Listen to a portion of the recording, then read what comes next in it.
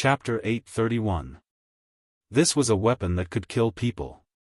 She casually carried a weapon that could kill people. Luo Ran looked like he had admitted defeat, but his mouth was still stubborn. He met Yi Qian's eyes and said in a trembling voice, "Yi Qian, I'm warning you. My dad is rich. If you're afraid of killing me, my dad won't let you off." Yes. His family was rich. Rich people were the boss. Even the school couldn't do anything about him, let alone Yi Qian. With that thought, Luo Ran's arrogance gradually returned. He tried to stand up and glared at Yi Qian. His voice grew fiercer and fiercer. "Let go of me if you know what's good for you. Otherwise, my dad will teach you a lesson tomorrow. If I can kill you, I naturally have the ability to prevent your dad from finding out that it was me. Luo Ran, you have to realize that your life is now in my hands, not your dad's." Yi Qian spoke calmly with a faint smile on his face. His words carried a hint of killing intent. It easily frightened Luo Ran. His face was full of horror. The silver thread in his hand tightened. Luo Ran, who had just escaped from suffocation, once again experienced death. Through his enlarged eyes, he saw Yi Qian's smile deepen. At the same time, his killing intent deepened. Do you know why beasts like to bite the neck? It's because the neck is the most vulnerable part. Biting off the cervical vertebrae will kill the prey. Biting off the aorta will also kill the prey. Biting off the windpipe will also kill the prey. Luo Ran, who was so scared that he broke out in a cold sweat, shook his head violently. He refused to listen to the bloodthirsty voice. "Yi Qian, you can't kill me. I'm a student, and you're a student too. You can't kill me. You can't." "Why can't I? Just now, you said you wanted to kill me. You, who can't kill, said you wanted to kill me. I have the ability to kill and can easily get rid of you. Why can't I kill you? Look around you." The first 7 hooligans who rushed out, which one of them didn't have a knife in their hand? Take a good look. Where are their hands now? Take a good look and you'll know if I have the ability to kill you or not. Yi Qian grabbed Luo Ran by the collar and dragged him to the front of a few thugs who were lying on the ground and whimpering. He lifted his leg and hooked the right arm of one of the thugs that was clasped behind his back. It was soft, as if it had no bones, and it was hooked out by Yi Qian's leg. The moment he did, Luo Ran saw the strangely twisted right arm. He saw a small knife piercing through the gangster's palm. It went in from the back of his palm and came out from the center of his palm. Blood was still flowing along the tip of the knife. The drops of blood caused Luo Ran to scream in horror. He wanted to retreat, but Yi Qian pressed him to his knees. He looked closely at his palm that had been pierced by the knife. No, I don't want to. I don't want to. Let go of me. Let go of me." He wanted to retreat, but Yi Qian wanted him to clearly understand that if he wanted to fight with her, the consequences would be very tragic. He even called the people of the underworld over. If he didn't bleed them and dye them with some color, then it would be a waste of Luo Ran's efforts. 7 people, 14 arms, 2 joints from the elbow to the shoulder. I unloaded one in a straight line and the other in a reverse direction. Then, I stabbed the knife into the right palm where they threatened me with the knife. Before I came out, I brought a small weapon with me. It was convenient to use, so I stabbed it into their left hand. Chapter 832. His voice was very soft, even fainter than the wind, but every word carried a thick stench of blood. Very heavy. So heavy that when Luo Ran saw the dart in the gangster's left hand, he was so scared that all the muscles in his body spasmed. A knife in the right hand and a dart in the left. TSK. It really hurts. But I don't want to hear them scream in pain, so I stuffed their mouths with their own clothes. The whole process didn't take much time. Yi Qian smiled as she spoke. Her expression was calm, but the words she said were hair-raising, making Luo Ran feel despair. I didn't even need much time to take care of 7 people. Taking care of you, I think. Her gaze fell on Luo Ran's neck, and her smile deepened. It will only take about 2 minutes. Don't you think so? Yes, she wasn't wrong at all. If Yi Qian wanted to kill him now, it would be a piece of cake. At this moment, Luo Ran regretted it so much that his intestines turned green. In the face of life and death, his past arrogance and smugness were nothing. They were just for show. They couldn't protect his life. I was wrong. Yi Qian, let me go. I was wrong. He begged for mercy. His throat was itching to cough, but his survival instinct kept him begging Yi Qian to let him go. Luo Ran, who used to be so arrogant that he didn't even look at the ground, who used money to solve every problem, fell hard this time. He fell so hard that it left him with a lifelong psychological shadow. He begged for mercy so quickly, but Yi Qian wouldn't let him go so easily. She raised her eyebrows slightly. Such a fatal place that needs to be protected is entangled by the treasure in my hand. I'll have to use my strength slowly. First, I'll break your throat, then your aorta, then your cervical vertebra, and then your entire head. Her voice was soft and gentle. As Yi Qian tightened the silver wire in her hand, Luo Ran, who had failed to beg for mercy, screamed, "Help, help, help." If he could even make a sound, then he would have to use a bit more strength. The silver thread in his hand tightened a little to ensure that he could breathe, but also to make him more afraid. Stop shouting. It's useless. No matter how rich your father is, he can't save your life immediately. By the time he finds out that he needs to save your life, it's a pity that you're already dead. Yi Qian spoke slowly. From his actions and words, he did not show any mercy to Luo Ran. She could easily take Luo Ran's life, but she could not really do it. Right now, Luo Ran was just a student who spoke arrogantly and acted arrogantly. However, he was not the enemy she wanted to deal with.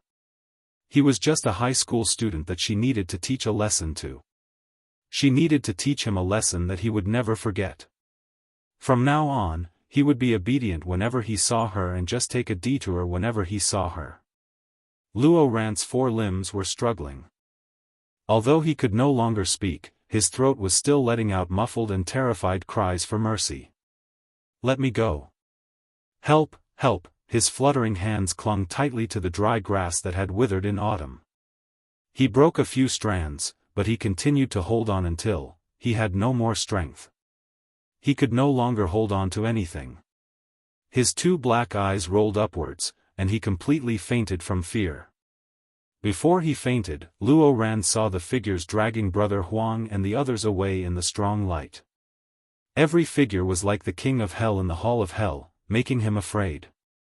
Brother Huang and the others, who were being dragged away with one leg, let out screams that made him feel like he was in the hall of hell. Screams filled the air. Chapter 833. Brother Huang and the other hooligans were dragged by Ho Zi and the others. Their backs and heads had been cut by the stones on the ground, and they were screaming in pain. As for Luo Ran, who had fainted, he was naturally picked up by Boss Luo himself. In the end, Yi Qian put away the silver wire. However, the frightened Luo Ran did not know that the reason he could not make a sound was because he was scared and not because he was unable to make a sound because of the silver wire in Yi Qian's hand. Fainting from fear was the result Yi Qian wanted. He wrapped the silver wire back into his arm bit by bit and looked at Luo Ran, who was lying on the ground like a dead fish. He sneered, "How dare you talk about killing people when you have so little courage? I really don't know where you get your confidence from. You can only blame yourself for being so easy to talk to and giving people the wrong impression that you're easy to bully." Xia Jinyuan rubbed his forehead gently when he saw that she had scared a boy unconscious. He said helplessly, "Usually, all you have to do is show a little bit of ruthlessness and you'll definitely be the #1 bully in school." Little Fox had always been an obedient girl in front of her classmates. She was easy to talk to, modest, and polite. This was why she gave people the wrong impression that she was easy to bully. Yi Qian blinked and shook his head. With a serious expression, he said, "That won't do. Special Forces soldiers need to know how to disguise themselves. My public image is that of a high school student. How can I do something that will ruin my own image in school? If he goes back to school and tells everyone about what happened tonight, it will also ruin your image as a good student." As Xia Jinyuan spoke, he waved one hand behind his back and the silent motorcycles all started moving. After the rumbling sound, the barren land returned to darkness and only the two of them existed. As for the unconscious Luo Ran, he pretended that he did not exist. The cool night breeze carried the sounds of the night insects. A minute ago, the scene was filled with murderous intent, but a minute later, it was quiet. As the night breeze blew, it was as if nothing had happened. Yi Qian walked towards the road step by step.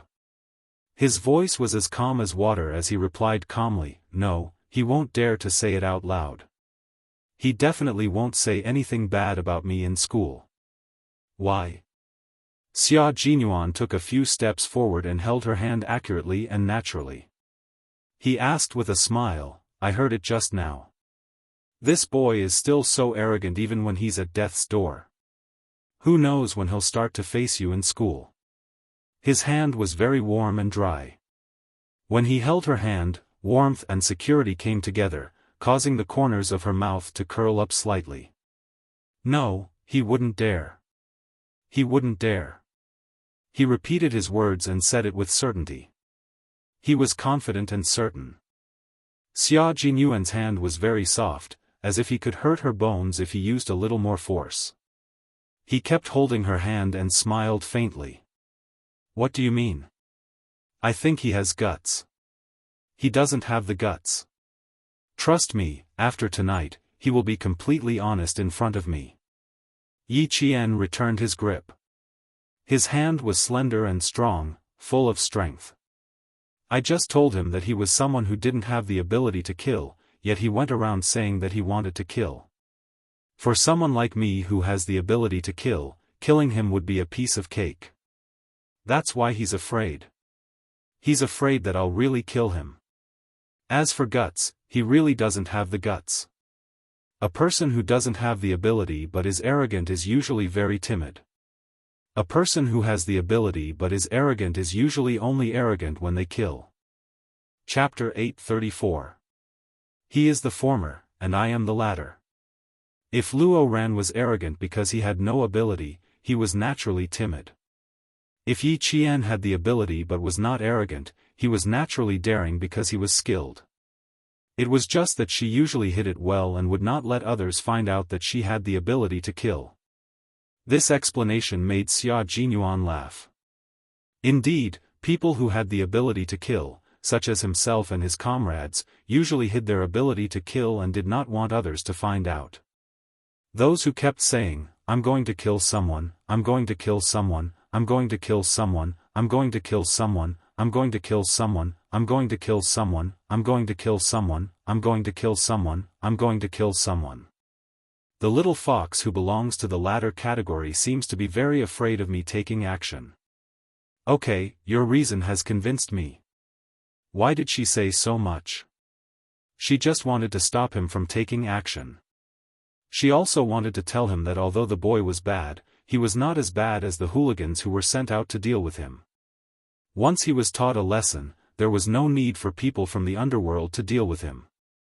There was another important reason why Yi Qian liked to talk to Xia Jinyuan. She did not need to say too much because he could always understand her. Brother Huang was from the underworld. Fighting, robbing, and bullying students were common occurrences. She would not stop him from letting people from the underworld teach him a lesson. However, Luo Ran was different. He was a high school student from the province. If Xia Jinyuan were to take action, it would not be appropriate. He was a soldier, while Luo Ran was a problematic student. There was a huge gap between their statuses. Regardless of whether Luo Ran was a problematic student or not, as long as Xia Jinyuan took action, if there were any mistakes in the future, it would become a criticism that could not be washed away. It was more appropriate for her, who was also a student, to take action. Moreover, the people who appeared tonight were all Ho Zi's people. She did not trust them. Stopping Xia Jinyuan from taking action was the only thought in her mind at that time. It did not take too long to walk from the wasteland to the main road. A few minutes later, the two of them were standing under the misty streetlights. Yi Qian pointed at the Venus Hotel across the road and said with a smile, "Captain Xia, you can't continue dragging me along. I have to go back to this hotel. Tonight is a senior brother's birthday party. Help me book a room in the Venus Hotel opposite the Caesar Hotel. I have to go there now." Xia Jinyuan raised his eyebrows. "No wonder I couldn't find you at school. Uncle Chen said he didn't see you either. So you came here to play. If you don't mind, can I accompany you?" "I don't mind, but I'm afraid that Captain Xia will mind." Yi Qian's smile had a hint of mockery, and even his gaze had a hint of meaning. "There are dozens of students playing inside. Xia Jinyuan is an adult, so I'm afraid you'll feel awkward if you come over to play with a bunch of students." What a little fox. She used another way to say that he was old and old. Captain Xia, who was not discouraged, straightened his clothes and smiled slightly. He said elegantly and reservedly, "Will my appearance steal the limelight of the host? I think so. After all, I was born with a handsome face that even a little fox would occasionally be entranced by. If I really went with you, I'm afraid the host tonight will be embarrassed." She had her normal social activities. As long as there was no danger, he had no right to interfere. No matter how much he liked her, he still needed to set her free. Especially when the little fox in front of him did not like to be restrained and only wanted to fly alone. Chapter 835. That's indeed possible, so all the more reason I can't take you there. Yi Qian raised her hand to let go of their tightly clasped hands. Standing in the dim light, she smiled gently and said, "Can you let go now? I have to go back to the hotel." Xia Jinyuan narrowed his deep eyes slightly. Not only did he not let go, he tightened his grip on her hand, and his thin, sexy lips curved into a faint smile. He chuckled softly and said, "We can't stay together tonight, but I think you won't mind if I walk you to the hotel entrance. This is what a gentleman should do. I can't let a girl walk alone in the middle of the night." Since he said so, there was no way she could refuse. "If I refuse a gentleman's request, it seems very impolite. Then, I'll have to trouble you, Captain Xia." It was difficult for her to refuse him. She didn't know when he returned to the southern province, but he came to look for her at school in the middle of the night. Did he go to school right after he got off the plane? Although the street lights were a little dim, Yi Qian could still see the tiredness between his eyebrows when she looked up. No matter how tired he was, he came to look for her at school. No matter how cold his heart was, a corner of it would melt. Xia Jinyuan was indeed very tired. This was a decapitation operation.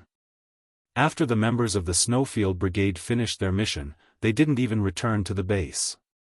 After they returned to the country, they immediately scattered and erased all traces of their departure. This was because the target of the decapitation operation had a special status and enjoyed an international reputation. However, his criminal activities had reached China and endangered the stability of China's borders. It was inevitable that China would take action. Xia Jinyuan, who hadn't slept for a few days, walked Yi Qian to the hotel entrance and took the initiative to let go of her hand. "I may not be able to come to you until around 11:00 tomorrow morning. I need to get a good night's sleep. Maybe you can come to me and go to the front desk to get my room card." He was too tired. If his brain didn't relax and rest well, his nerves would be in a long-term state of depression, and all his bodily functions would be affected. Although he wanted to be with her, he had to ensure that he had a healthy body first. Rest well. If you have anything to say, we can talk about it tomorrow.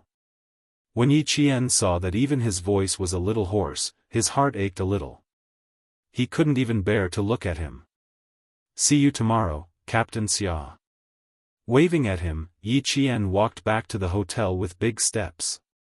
The sooner she got back to the hotel, the sooner he could leave and go back to rest. She left in a hurry. Xia Jinyuan's gaze was so gentle that it was as if there were ripples in his eyes. His gaze was so gentle that anyone who could receive his gaze would feel blessed. The hotel lobby was brightly lit.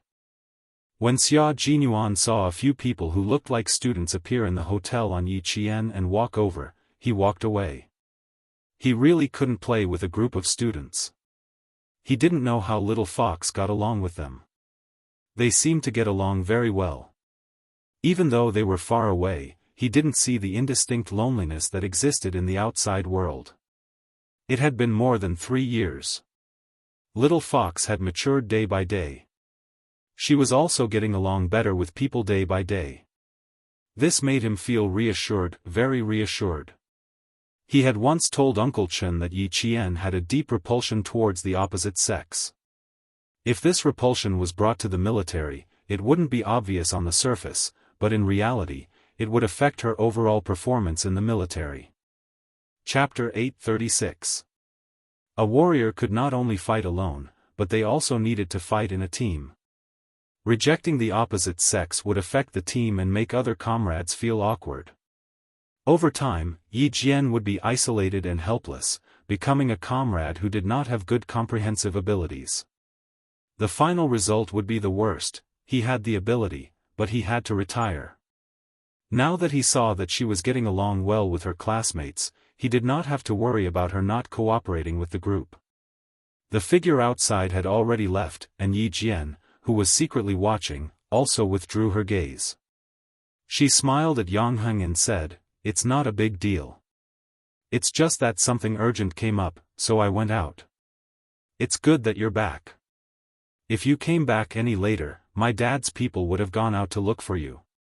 Yang Heng let out a long sigh of relief. It had only been half an hour since Yi Qian left.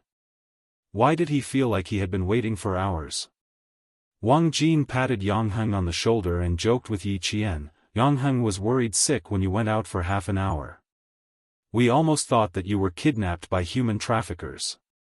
We were looking for you all over the hotel. He even said that if we couldn't find you, we would immediately tell his dad so that he could send people out to look for you." After that, he pretended to be shocked and added, "I was scared to death. I just found out that Yang Heng was the director's son. When I saw someone call him Director Yang, I was so scared that my knees went weak."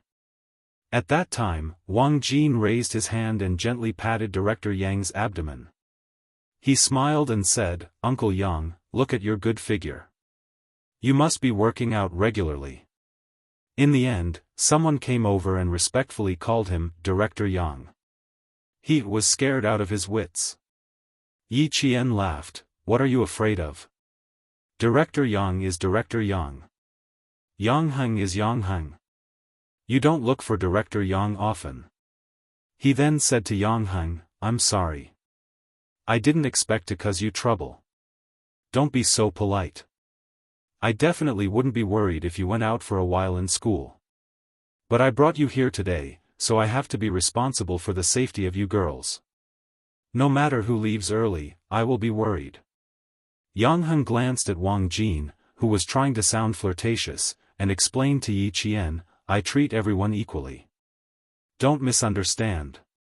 Wang Jin laughed out loud when he heard that.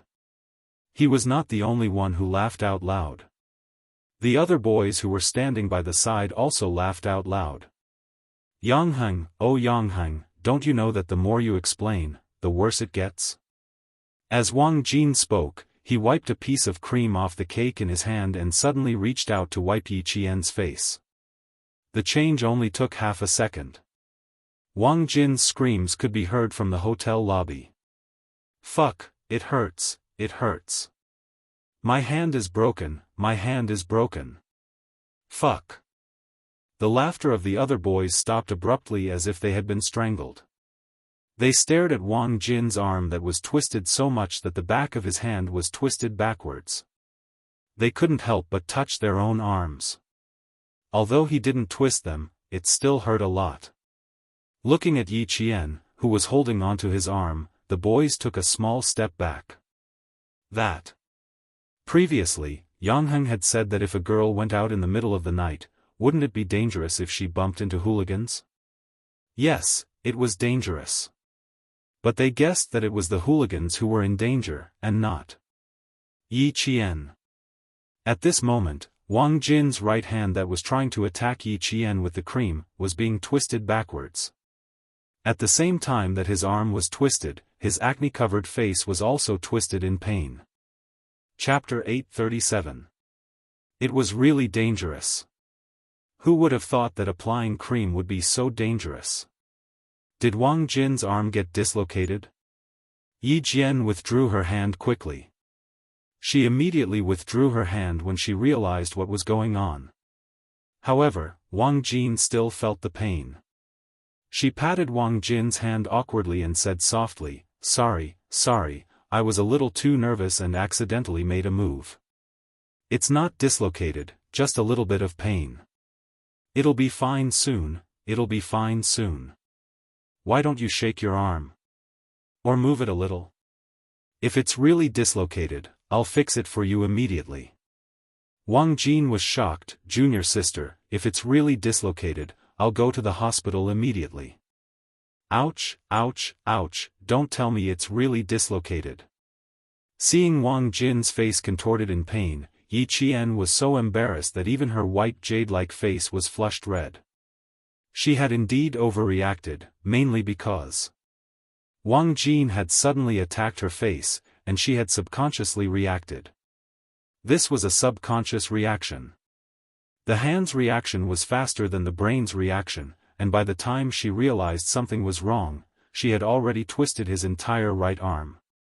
She had acted so quickly that even someone like Yang Heng, who had some martial arts skills, couldn't react in time, let alone Wang Jin.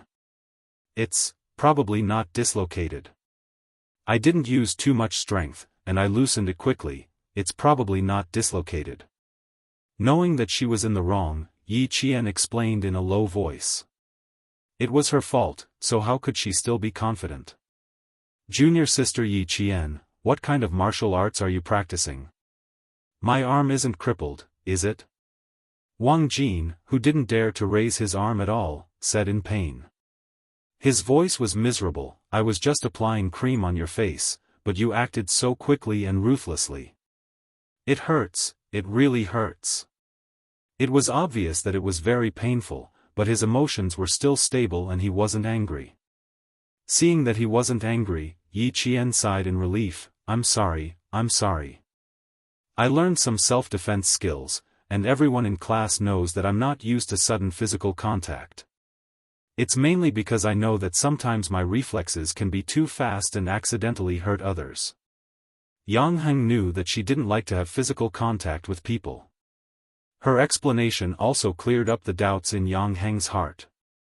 No wonder her reaction was a little cold when he wanted to pat her shoulder when they first met at the convenience store. It turned out that there was such a relationship. Women's self-defense? It should be to guard against wolves. I'm so unlucky.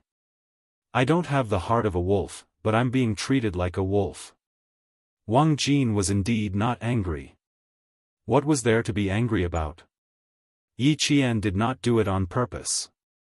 It did not matter if he did not apologize. The boys next to him patted their chests and put their palms together. They said to Wang Jin, who had sacrificed himself for everyone, "Brother, we will thank you. Otherwise, I don't know how many arms will hurt tonight. I can't thank you enough. If your arms really break, we'll feed you for breakfast, lunch, and dinner next week." So close, so close. Wang Jin had risked his life. They were just laughing and talking about how they had to put more cream on Yi Qian when they saw her later. Now, there was no need. They didn't dare. Yi Qian's awkwardness dissipated a lot when he joked about the pain. I've learned my lesson tonight. I'll be more careful next time. I definitely won't let you suffer like this again. I'll learn my lesson too. Next time, I'll only talk to you and won't touch you. Wang Jin didn't dare to move his arm. He said to Yang Heng, "Come on, brother, help me lift my arm." Chapter 838. Yang Heng gently touched Wang Jin's arm and carefully held his wrist. He used his eyes to ask Yi Jian if he could lift it up. Seeing Yi Jian nod, he slowly lifted Wang Jin's arm. As he did so, he asked softly, "How is it? Do you feel anything else? Is it painful? Is it bone pain? Or muscle pain? Don't move, don't move. Let me rest, let me rest." Wang Jin felt pain in his shoulder. He moved slightly and smiled. "My shoulder joint is not dislocated and my arm is fine. It's just pain. I think it's a muscle sprain. I've never had a muscle sprain before. Now I know what it feels like. It doesn't feel good, especially. We agreed to fight together, but I ended up fighting alone. You guys are too disloyal." Yao Jing walked out of the banquet hall and happened to hear Wang Jin's words. Her eyes lit up as she looked carefully at the boy who spoke. Seeing him holding his arm in pain and saying, "We agreed to fight together." Yao Jing raised her eyebrows slightly. She immediately scanned the hall and saw that Luo Ran and the others were not there. Only Yang Heng and a few other boys were surrounding Yi Qian. Yao Jing smiled coldly. It seemed that Luo Ran and Yi Qian had indeed fought tonight. Just as she thought about it, her heart skipped a beat and her expression changed. She jogged over and grabbed Yang Heng's arm, asking anxiously, "How are you? Are you hurt?" Yi Qian's gaze suddenly turned cold and landed on Yao Jing's face. She seemed to think that Yang Heng had gone to fight. His clear eyes narrowed slightly and he immediately took the initiative to speak. "Other than Wang Jin, everyone else is fine. Yang Heng's skills are good, so it's impossible for him to be hurt." "How do you know he's not hurt?" "Some injuries are more serious than external injuries." Yao Jing's voice suddenly became extremely sharp. She glanced at Yi Jian with a fierce gaze. "Don't act like you know everything all the time. If Yang Heng is hurt, I won't let you off." Wang Jin and the other boys were all confused. Why were they so confused when they heard that? Yang Heng, who could tell that something was wrong, said to Wang Jin and the others who didn't understand at all, "Go back to your room and take a shower first. Remember to come down and sing a song later. The fruit platter and other things are all ready, just waiting for you." Wang Jin helped the boys and said with a smile, "All right, you guys can chat first. We'll go upstairs and take a shower before coming down." "Hey, why are you leaving?" Yao Jing tried to persuade them to stay.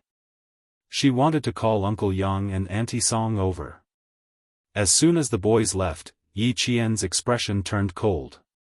He said coldly, "What does it have to do with you whether Yang Heng is hurt or not? It's not like I got hurt because of you. Among them, only Wang Jin's arm is injured. Yao Jing, I advise you to stay out of my business." He wanted to see if it was as he thought. If that was the case, Yao Jing would be another headache for him in school. "Yi Qian, you're so shameless. Do you want to see all the boys get hurt for you so badly? How can you be so shameless? Does it feel good to let the boys stand up for you? You provoked someone you shouldn't have and even pushed Yang Heng out. You're so disgusting." Under Yi Jian's deliberate lead, Yao Jing, who was prejudiced by first impressions, spoke more and more. Naturally, she revealed more and more information. Chapter 839. Yi Jian's eyes turned cold when she heard Yao Jing say, "Shameless." She stared at Yao Jing coldly. "You're so filthy that even your thoughts are dirty. Every word you say is not only nonsense, but also stinks. Yao Jing, if you have any sense of shame, you'll be ashamed of your actions." She couldn't tolerate Yi Qian's insults. She had tolerated enough in her previous life. How could she tolerate it again in this life? Being scolded in front of Yang made her so angry that her lungs were about to explode. Just as Yao Jing was about to retort, she saw Yang looking at her coldly from the corner of her eye. It was as if a basin of cold water had been poured over her, drenching her completely. He was angry with her. He was angry with her because of Yi Qian. He was angry with a friend whom he had known since childhood. Yao Jing, whose heart had turned cold, was fuming with rage. Yang, how could you do this to me? How could you do this to me? Yang handsome face was covered in dark clouds. He looked coldly at the girl who had said that she was thinking for him, but had slandered Yi Qian under the guise of caring for him. Not only was there coldness in his eyes, there was also deep disgust. Yao Jing wasn't an honest and upright person. Her behavior alone made him feel even more ashamed. I'm friends with Yi Qian. Since someone is making things difficult for him, what's wrong with me stepping in? He didn't know what Yao Jing knew, but judging from what Yi Qian had said, Yao Jing had done something very sinister tonight. As for what it was, he could only slowly tempt her to say it herself. Yao Jing, who had deep feelings for Yang and was exceptionally stubborn, was furious when she heard this. She glared at Yi Qian like a poisoned arrow. Yi Qian, you're too despicable. You even instigated Yang to stand up for you. Stand up for what? The people who spoke were none other than Director Yang and his wife, who were sending their family and friends back to their hotel rooms to rest, and Deputy Director Yao and his wife, who were preparing to go home. Director Yang first looked at Yi Qian. When he spoke, he did not put on any airs of an official. He said cordially, just now, you had some urgent matters to attend to, so you went out. I told you, you are a child with a sense of propriety. It is impossible for you to go out without a reason. Even if you went out, you must have some matters to attend to and will be back soon. Look, he came back in half an hour. Uncle Yang, Auntie Song, you came at the right time. Yi Qian got into trouble outside, and when I came out, I saw Yang fighting for her. There are also a few boys from their class who play darts. Yao Jing had been worrying about how to inform Chief Yang and his wife, so how could she let go of this opportunity? She quickly reported everything to them. Director Yang was clearly asking Yi Qian, but she beat him to it. Director Yang's expression turned a little cold. Little girl Jing is really much more active than before. She's also more impatient. Old Yao, girls shouldn't be like you. That's why I'm worried. The older she is, the livelier she is. But she said something about Yang fighting for her. I think this girl is anxious. She's afraid that Yang will get hurt. Deputy Director Yao, who was on his daughter's side, spoke even more eloquently. His daughter didn't follow the rules and interrupted others, so he made it sound like his daughter was worried about Yang and was impolite in the heat of the moment. In other words, she wouldn't usually act like this. She would only act impolitely when it came to Yang. Chapter 840. Director Yang, who still had a smile on his face, said coldly, "Come on, Jing, tell me what's going on." "Uncle, I don't know what happened. I only heard that it was because of Yi Qian. They fought for her. I saw that one of the boys' arms was injured. I was afraid that Yang would be injured, so I came to ask." Yao Jing was indeed smart. She didn't insist that Yi Qian asked Yang to fight. When she saw the adults, she always prefaced it with, "I saw it when I came out." This sentence meant, I saw it, but I don't know. She didn't know, which meant that she wasn't sure. If she was wrong, it was because she only saw it and didn't know. Yi Jian's lips curled into a smile. Yao Jing was such a scheming person. Whenever there was a problem, the first thing she would think of was to push the blame onto others so as to clear her own name. She also loved to talk with two sides.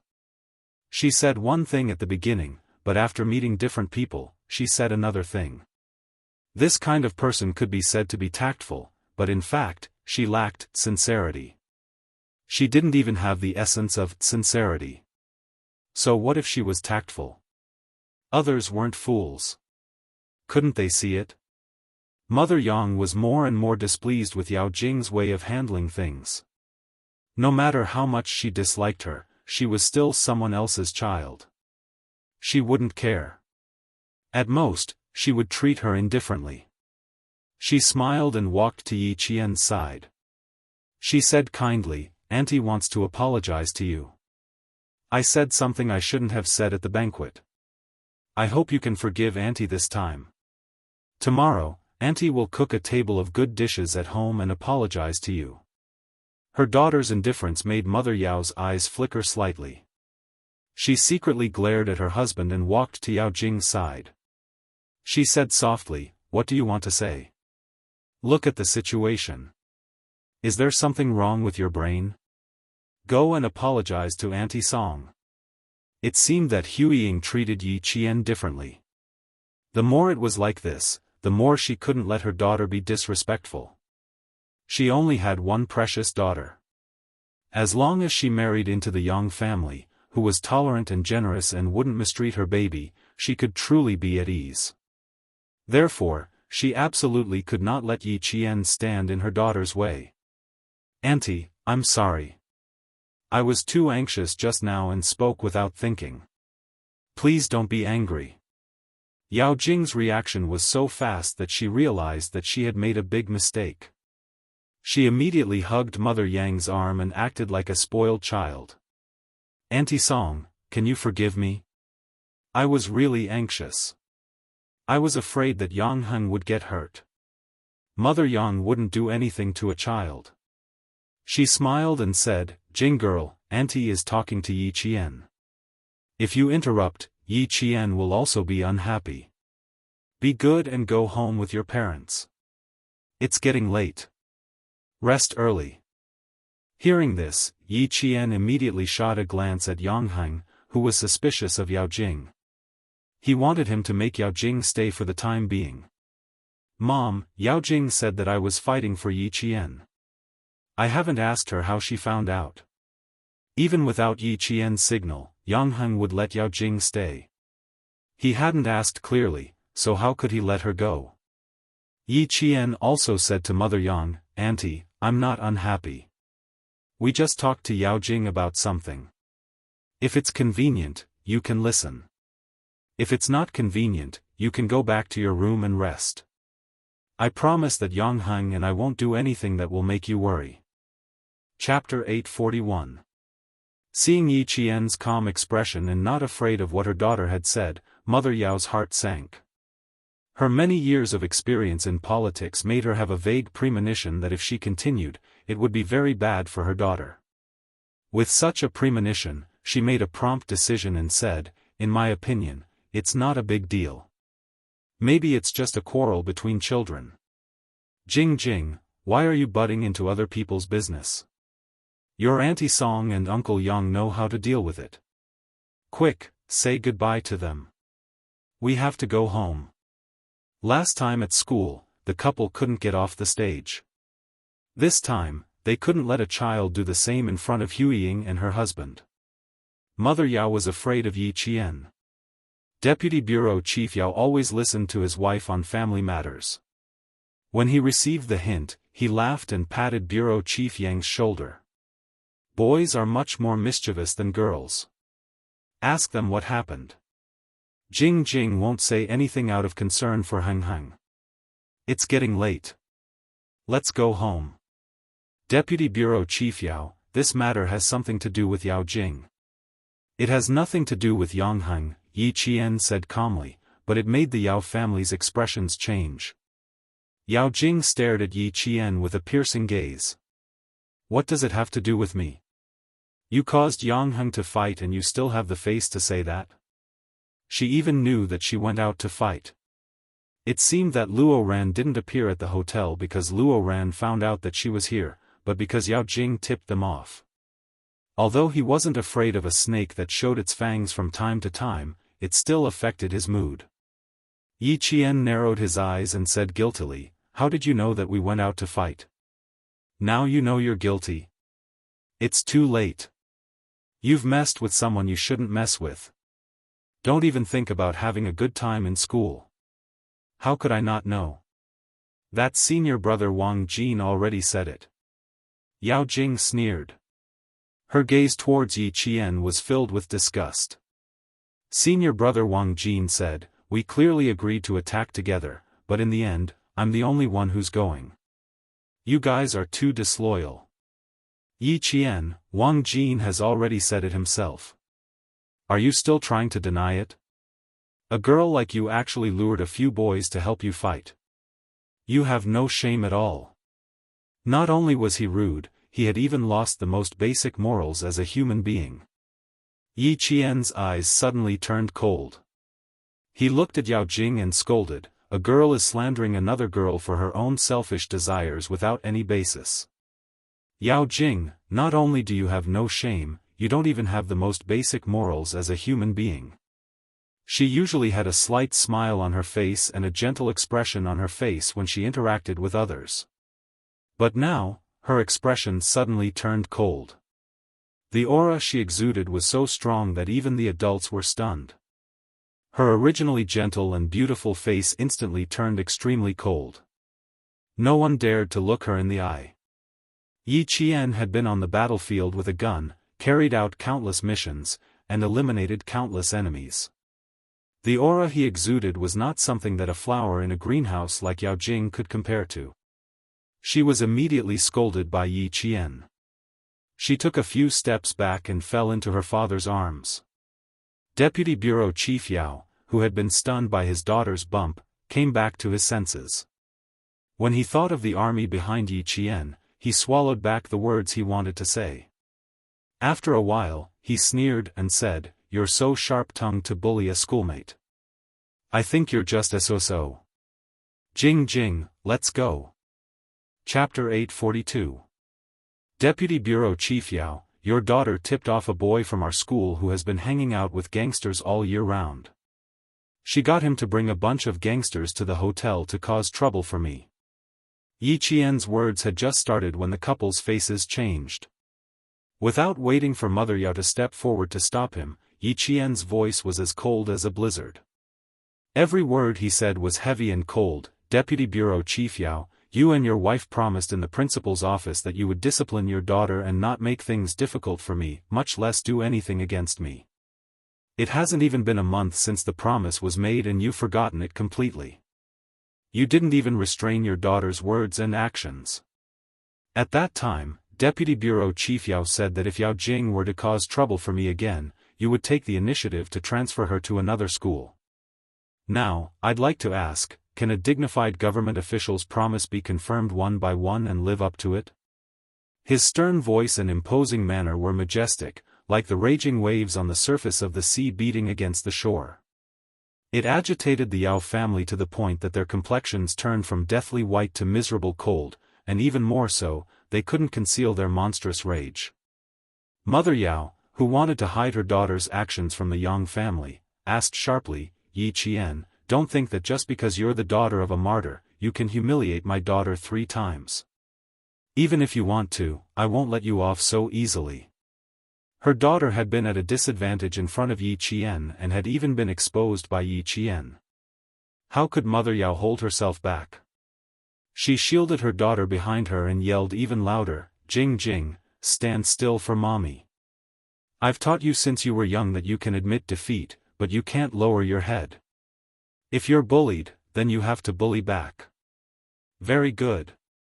Since you don't want to deal with the aftermath, then I'll have to file a report to the police. You want to pretend that you didn't scheme against me? Yao Jing, I'd like to see if you're smarter than the police." Facing Mother Yao, Yi Qian's expression didn't show any signs of fear. Every word he said made the hearts of those listening tremble. Call the police. What exactly happened? Why did they need to call the police? Bureau Chief Yang realized that this matter wasn't a small one, so he said in a deep voice, "Go to the tea room and explain what's going on." If it really escalates to the point of calling the police, old Yao, you're going to be tested soon. Don't embarrass yourself. Yi Qian's words made the Yao family tremble in fear. Then, Chief Yang's words made the Yao family calm down.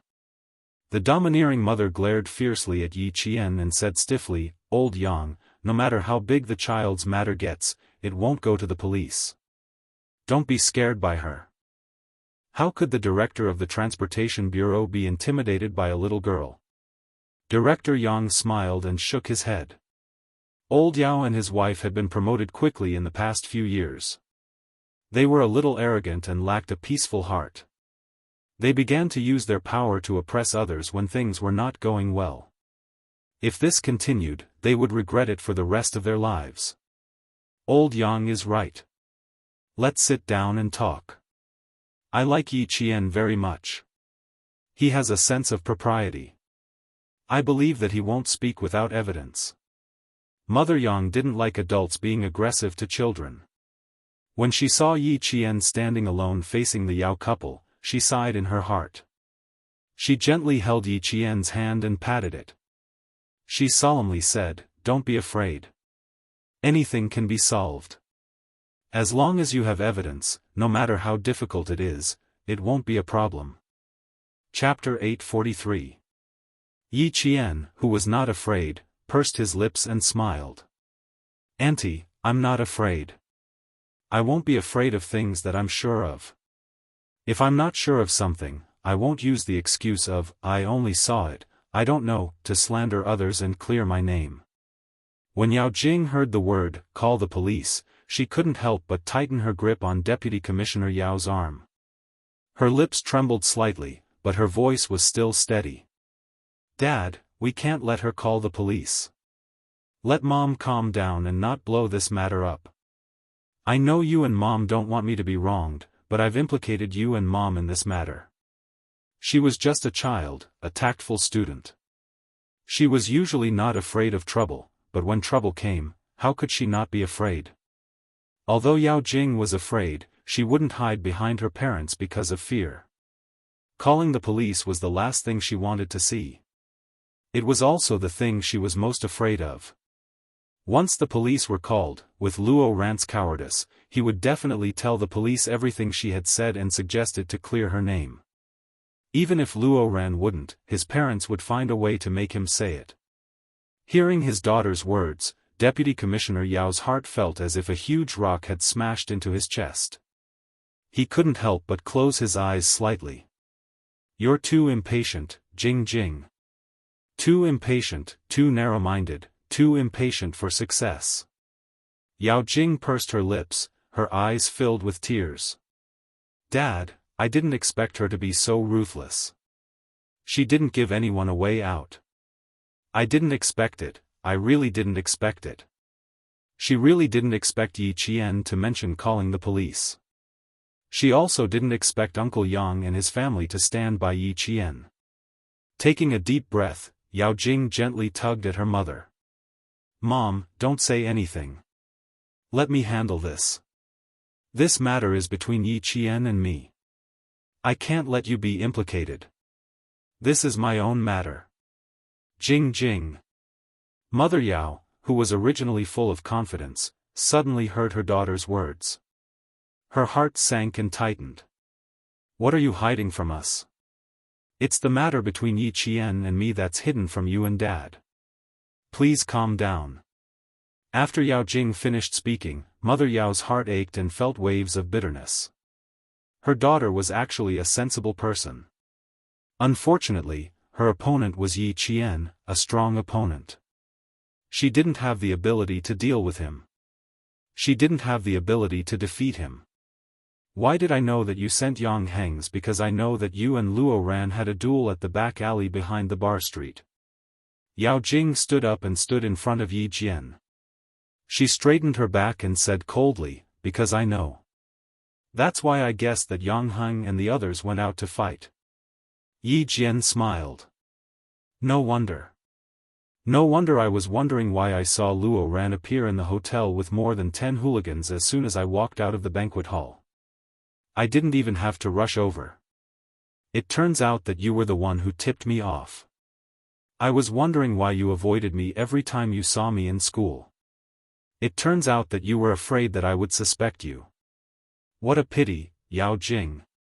You're so smart, but you still miscalculated. Yi Qian, don't try to quibble here. You dragged a group of boys out to fight. How shameless are you?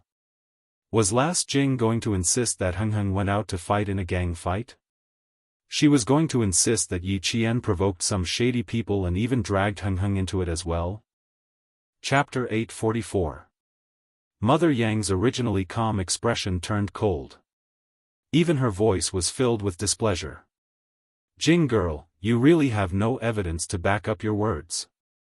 When you made a mistake in junior high school, I thought you were young and ignorant. Who would have thought that you're still in your second year of high school? Shu He, you know that I don't like adults interfering with children's matters. A few years ago, in order to let Jing girl study in peace, you pulled some strings to get the girl who hosted the program with Heng Heng kicked out of school. I didn't say anything, but that doesn't mean I didn't know.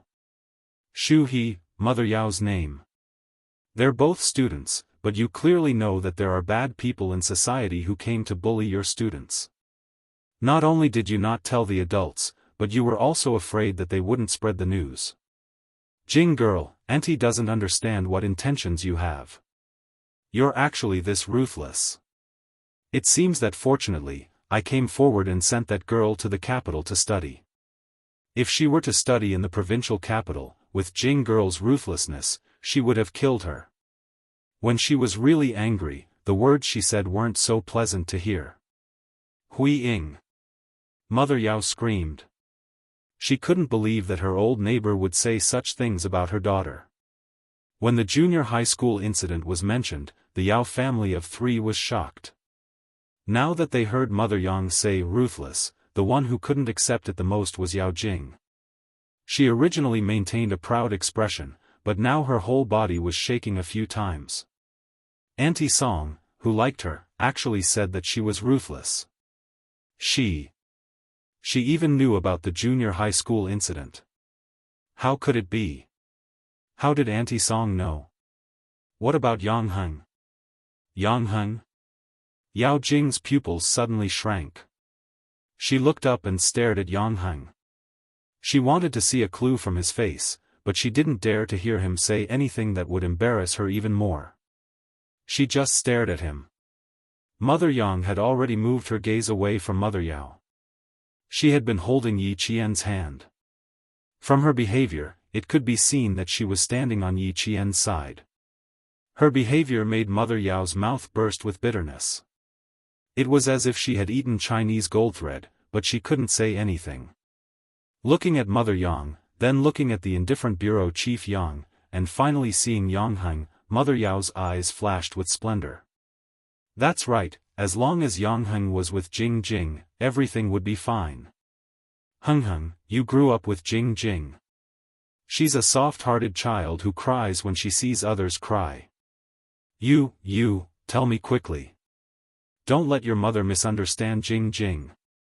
As long as Heng Heng showed up, no matter how deep Hui Ying's misunderstanding of Jing Jing was, it would definitely be resolved.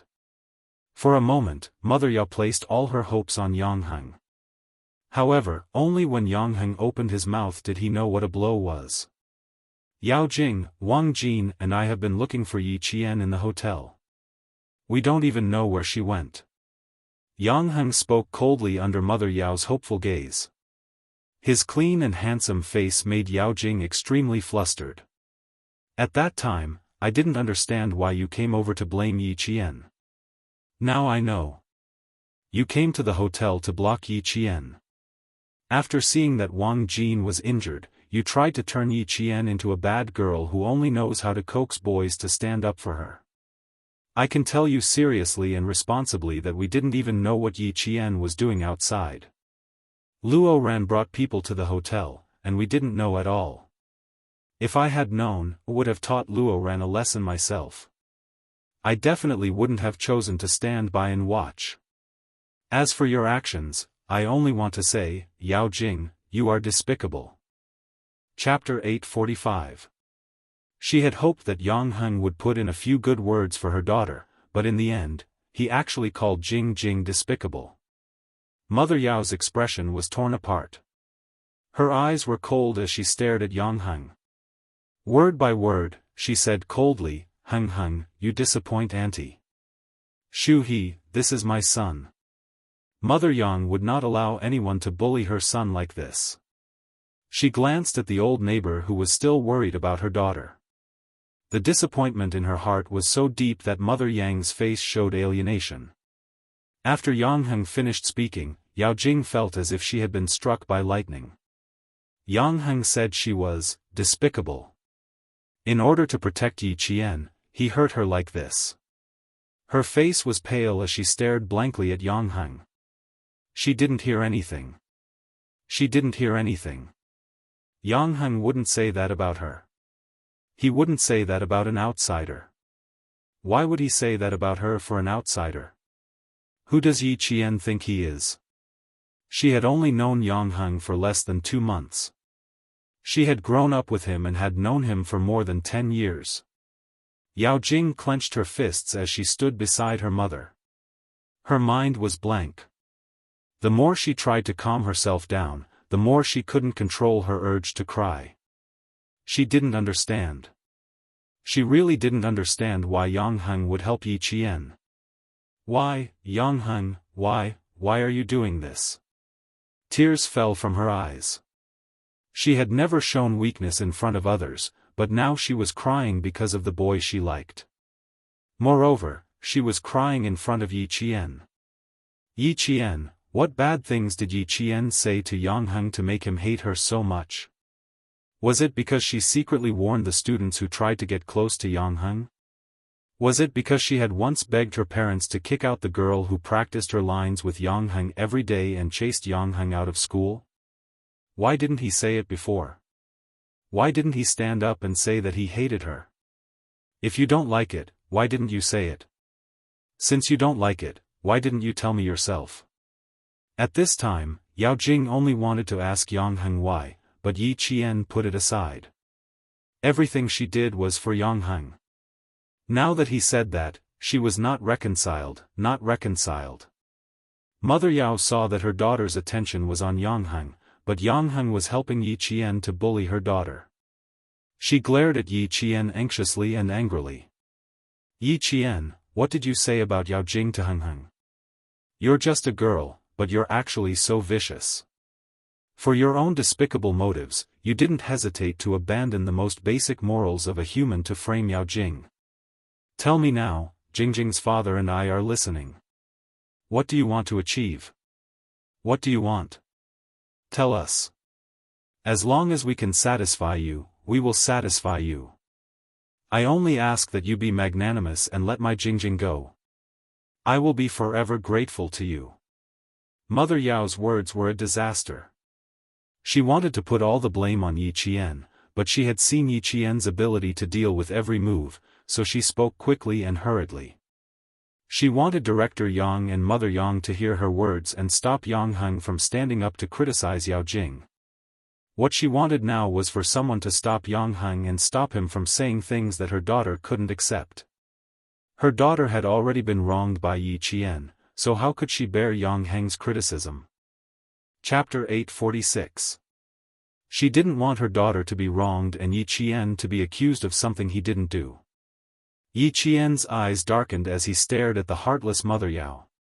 His tone was flat as he said, "Vicious people always judge others by their own standards. They always think that others will do the same bad things as them and live in fear. Once something really happens, they will immediately jump out and righteously accuse them of being the vicious ones." Facing Mother Yao's accusation, Yi Qian's expression was indifferent as if he was looking at an unreasonable scoundrel. He didn't care much about it, but he didn't let it go either. Although his tone was light, his words were sharp enough to make Mother Yao's heart wrench in pain. You. Mother Yao's heart wrenched in pain for a long time. Her face was ashen as Mother Yang frowned. She finally said, "Even an adult like me can't win against you. No wonder my daughter has suffered losses in your hands so many times. Deceitful and unreasonable.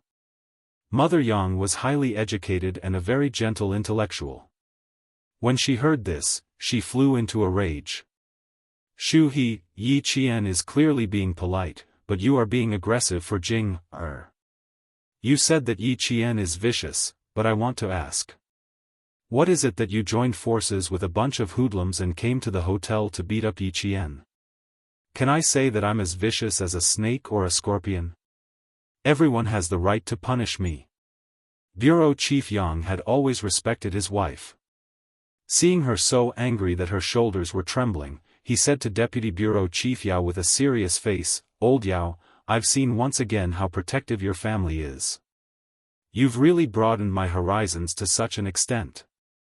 Using other people's children's dignity in exchange for your own children's laughter. Old Yao, your family really has a good upbringing."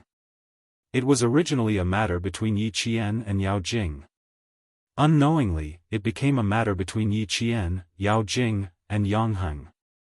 Then, with the addition of Deputy Bureau Chief Yao and his wife who were eager to protect their children, the whole matter escalated.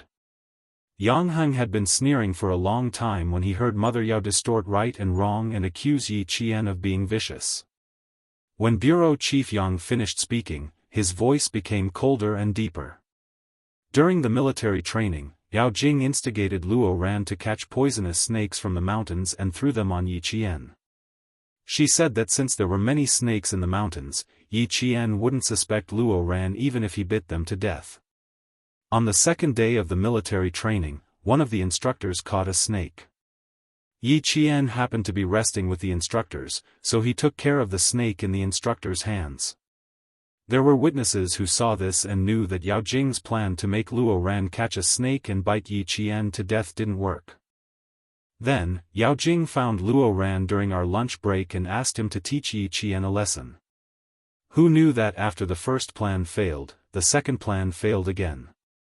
Luo Ran was suspected of causing trouble during the military training and was directly asked to return to school by the army.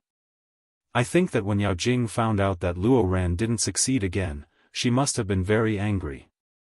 After all, she was the one who came up with the plan in the dark. It was clearly something that could have worked, but in the end, it didn't. Yang Heng never caused trouble outside of school, but he never caused trouble at home. The school was enough to prove his ability to handle things. At this moment, with every word he said, Yao Jing's face turned paler. Even her lips were gradually turning pale. How could it be? How did Yang Heng know? How did he know? That's right, Yang Heng knew everything. Yi Qian was looking at him. These things, she didn't know, so how did he know? Chapter 847. How do you know about this? Yi Qian, what did you say to Yang Heng? What did you say? Yi Qian and Yao Jing asked at the same time. It was such a coincidence that when Yao Jing heard Yi Qian ask the same question, she leaned into her mother's arms. She was a smart person. How could a smart person not know what kind of negative impact this coincidence would have on her? Yi Qian didn't know, which meant that she didn't know what Yao Jing did. Naturally, she wouldn't say bad things about her to Yang Heng.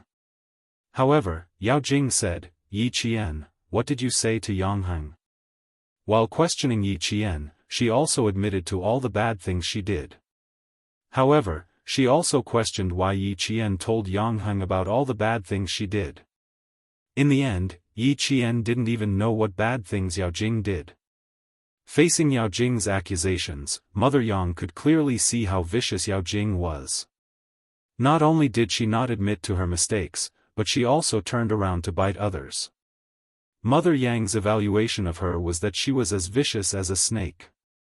An unexpected coincidence made the faces of the Yao family's 3 members change greatly. It also made them even more flustered because of the presence of Bureau Chief Yang and Mother Yang. Hearing this, Deputy Director Yao, who had always been calm, frowned. He stared at his daughter and asked calmly, in other words, what Heng Heng said is true. You did do these things, right? Seeing her daughter's face full of fear and helplessness, Mother Yao, who also wanted to question whether it was true or not, suddenly softened. She secretly glared at her husband. Whether Jing Jing did it or not, how could she let her daughter admit it again? Wouldn't it make the Yang family feel disgusted with Jing Jing again? Huiying didn't like girls who did things secretly. She turned to Yang Heng and said, Heng, Jing, is just naughty. She's usually really. She wanted to continue saying that her daughter was wrong because she was naughty and immature. She wasn't usually like this. Before she could finish, Mother Yao heard Yi Qian chuckle softly. She immediately glared at Yi Qian and reprimanded him coldly. Yi Qian, didn't anyone teach you not to interrupt people rudely? I'm sorry. Everyone taught me to be sincere, to have a pure heart, to be magnanimous at all times, and to do things with integrity. No one taught me that I can use mischievous and insensible as an excuse to avoid my mistakes. Yi Qian said calmly. He was not worried that he would be scolded by Mother Yao for no reason. He looked at Deputy Bureau Chief Yao with a cold smile. Deputy Bureau Chief Yao, I'm worried for you. Yao Jing is already 17 years old, but you're always treating her like a 3-year-old retarded child. I just didn't fall into Yao Jing's trap, and your wife said that I'm vicious. It can be seen that Deputy Bureau Chief Yao's way of educating his children is unique. No wonder Deputy Bureau Chief Yao was able to rise in his career. Just by relying on this unconventional way of education, it can be seen. Mother Yang, who was originally angry, couldn't help but smile. This Xiao Yi was indeed interesting. He hid a needle in the silk floss, and every needle pierced into the Yao family's heart. He wanted to let them know that they were not easy to bully. Deputy Bureau Chief Yao, who was embarrassed by Bureau Chief Yang and Yi Qian's words, could only sigh. If he participated in this matter again, the Yao family's face would be lost. Chapter 848. A dignified deputy bureau chief bickering with a student in the hotel lobby. If word of this spread to his unit, how would he have the face to control his subordinates? Mother Yao's hand clutched her chest. Pain, her heart was in so much pain right now. This Yi Qian was so eloquent that she, a dignified office director, couldn't do anything to him. Yao Jing saw that her parents were forced into silence. She fiercely wiped the tears from her eyes and said firmly, I'll take responsibility for my own actions. I admit to what I did. Don't make things difficult for my parents. I made things difficult for your parents? Yi Jian looked as if she had just heard the biggest joke in the world. Her cold gaze swept over them. Why don't we invite Director Yang, Auntie Song, and the staff who are still in the hotel lobby to testify and ask everyone if I was the one who made things difficult for your parents? Yao Jing immediately raised her eyes and looked around. After looking around, she retracted her gaze in panic. Someone was secretly looking at them, someone was looking at her family. No, she couldn't talk here. She had to find another place where others couldn't see her. How could she let others think that her family was bullying Yi Qian? It was clearly Yi Qian who was bullying her. Yang Heng. Yao Jing held back her tears and looked at Yang Heng pitifully. She didn't dare to beg Bureau Chief Yang and his wife anymore. Ever since Yang Heng revealed what she had done, she didn't dare to. She didn't even dare to look at Yang Heng's mother. Yang Heng's heart didn't waver at all when he saw her tears and her pitiful expression. He glanced at her face and turned to the embarrassed and angry mother. Auntie, you just said that Yi Qian humiliated Yao Jing and accused Yi Qian of being vicious for no reason. As a junior, I can't say that you don't know how to distinguish right from wrong, but there are some words that I have to say regardless of whether you are happy or angry. In your eyes, you only see Yao Jing's grievance. You don't know that the reason why she was wronged was because Yi Qian didn't jump into her trap. So, she felt wronged and failed. She felt that she couldn't even deal with a classmate who had no parents. She felt wronged, angry, and unhappy. You and Uncle Yao, on the other hand, think that it's someone else's fault that your daughter was wronged, angry, and unhappy. She instigated a boy to throw a poisonous snake at Yi Qian. Do you think this is kindness or evil? Letting a boy hit Yi Qian on the road, do you think this is kind or evil? Calling the hooligans of society to surround Yi Qian in the hotel, do you think this is kind or vicious? Yi Qian didn't do anything. He didn't even know what Yao Jing was doing in the dark, yet you're saying that she's vicious. Then, let me ask you, Yao Jing has done so many things, is her heart evil? Or kindness? Mother Yao, who was blushing from Yang Heng's words, was speechless for a long time. She clutched her chest and took deep breaths. This child really did not let go of her mistakes. After a long sigh, Mother Yao said earnestly, Heng, Jing is still young and doesn't know anything. As a parent, I can't bear for her to be wronged. Auntie believes that your parents are the same. So that's what Auntie thinks. You can't let your own child be wronged. It doesn't matter if someone else's child is wronged to the point that they have to transfer to another school. In any case, it's not your child, so you don't feel bad. After Yang Heng said so much, even Yi Qian retreated to the side. She wanted to say something, but Mother Yang pulled her and smiled. Let Yang Heng come forward. He knows how to deal with it. Chapter 849. Without his parents' support, Yang Heng wouldn't have been able to face the Yao family. Now that things had escalated to this point, if he didn't draw a clear line between himself and Yao Jing, he wouldn't be able to get rid of her in the future. Thus, he might as well tell them everything that was on his mind. The boy's voice was crisp and clear, indirectly slapping the Yao couple in the face. In your and Uncle Yao's eyes, your own children are treasures that you have to pamper. What about other people's children? They are born to be trampled on. Not only should you not be angry after being taught a lesson by Yao Jing, you should instead thank her for thinking so highly of you. You and Uncle Yao think that other people didn't jump into Yao Jing's trap because they didn't know what was good for them. They shouldn't have not jumped into Yao Jing's trap and made her unhappy. Sentence after sentence, Mother Yao, who was about to faint, couldn't stand steadily. Fortunately, Yao Jing, who was standing beside her, supported her and grabbed her daughter's arm. The corner of Mother Yao's mouth twitched, and she squeezed out a smile. Heng, isn't it because Jing? Yang Heng gently interrupted Mother Yao's words and smiled politely. What you want to say is that it's because she likes me, right? Just because she likes me, she can ask Uncle, and Auntie to come forward and kick that girl out of junior high school? Just because she likes me, she can attack Yi Qian as she pleases? Just because she likes me, she can secretly warn all the girls who have come into contact with me? Just because she likes me, she wants to catch a poisonous snake to bite Yi Qian when she sees Yi Qian walking close to me. She also wants to get some hooligans to beat up Yi Qian. Auntie, don't let her like me. I can't bear her terrifying love. I don't have the right to scold your daughter, but I can tell you that if she continues to use the excuse of liking me to make enemies for me and hurt my friends, I won't care how close you are to my family, and I won't give Yao Jing any face. Although he was laughing, the mockery in his laughter made Deputy Director Yao and his wife's ears turn red. They wished they could disappear immediately. Mother Yao was a woman, and as the director, she had real power. Usually, she was treated with respect, and no one dared to say anything to her.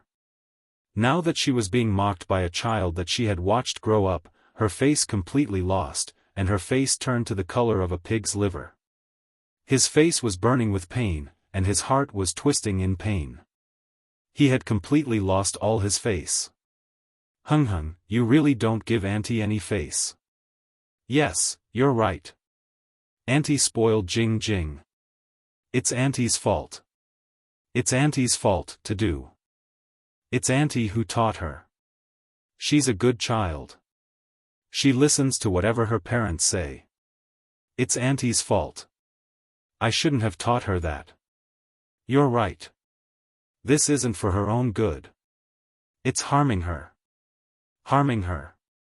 In order to protect Yao Jing's reputation, Mother Yao took all the blame. She just didn't want her future son-in-law to hate her daughter. Chapter 850. Yao Jing, who had been crying, hid behind Mother Yao, not daring to come out. She was so flustered that she didn't even have the courage to speak.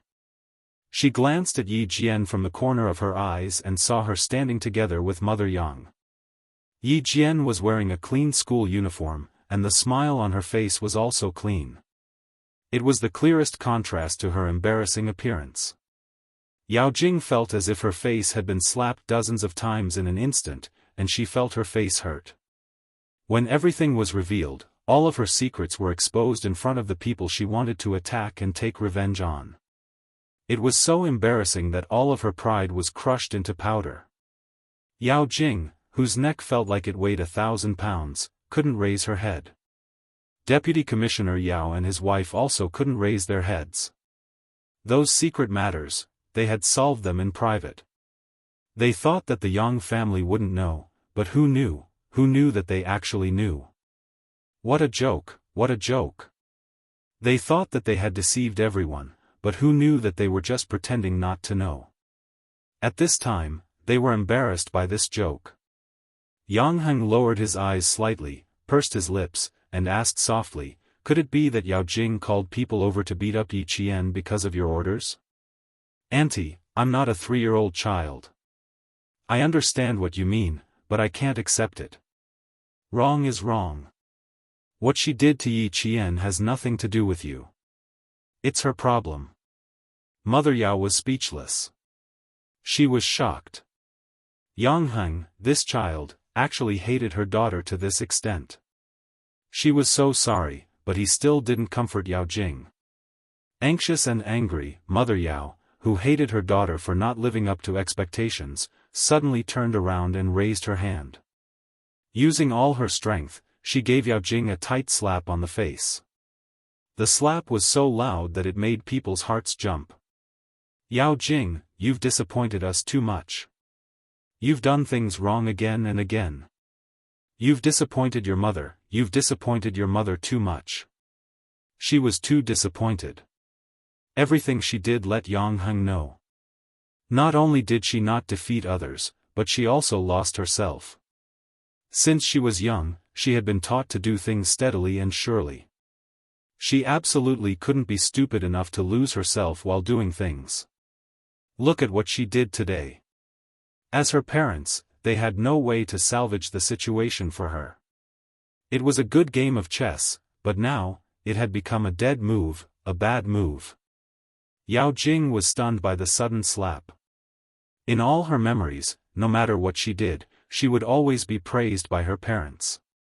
This time, she was actually slapped. Last time, Yi Qian had hit her. Even though she had apologized to Yi Qian, her parents still made it up to her when she got home so that she would feel better. This time, she actually hit her in front of Yi Qian. "Shuha, why don't you take Jing back home? I think she must have been frightened tonight." Mother Yang was kind. Although she didn't like Yao Jing's behavior, she didn't want to push her too far. "Go back and rest. Heng's meaning is clear. I don't want to force my son to accept someone he doesn't like. Jing, it's your business who you like. Auntie won't interfere. But if you want to be Yang Heng's girlfriend, let me tell you now, it's absolutely impossible." Huiying. Mother Yao was anxious. She pulled Mother Yang's sleeve and explained with a guilty face, "You know Jing, she's just a little immature." "I will." Chapter 851. Mother Yang, who was quite annoyed, didn't show it on her face. She just faintly looked at her old neighbor who had been with her for more than 10 years. "Yao Jing isn't young anymore. Little Yi is right. You always say that Yao Jing is young and insensible. Then what about Yi Qian, who you scolded for being vicious? Is she an adult? Is she older than Yao Jing? Must she be sensible? Must she give in to Yao Jing? Must she let your Yao Jing ruin her? You don't need to say more or quibble. We've been neighbors for 10 years. I don't want our relationship to be like enemies. Little Jing isn't young anymore. I can't accept what she has done. Vicious, unsympathetic, and irresponsible. Such a child is insensible in your eyes, but in my eyes, I'm sorry. I will never accept such a daughter-in-law.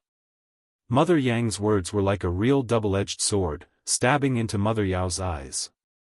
Huiying, people aren't saints. How can you, from 4 years ago until now? Shuha, if you continue to speak, the relationship between our two families will really be broken.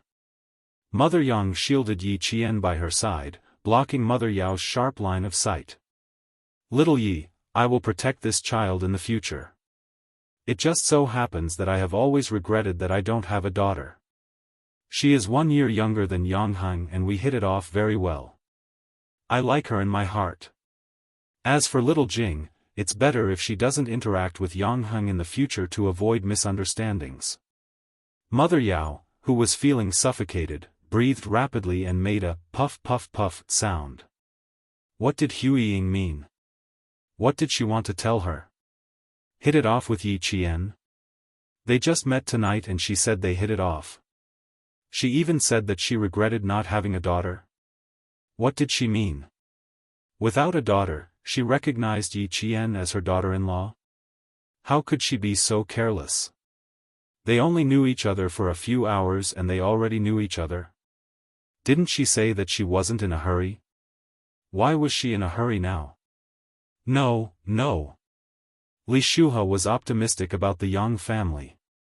She knew them well. They were all good-tempered.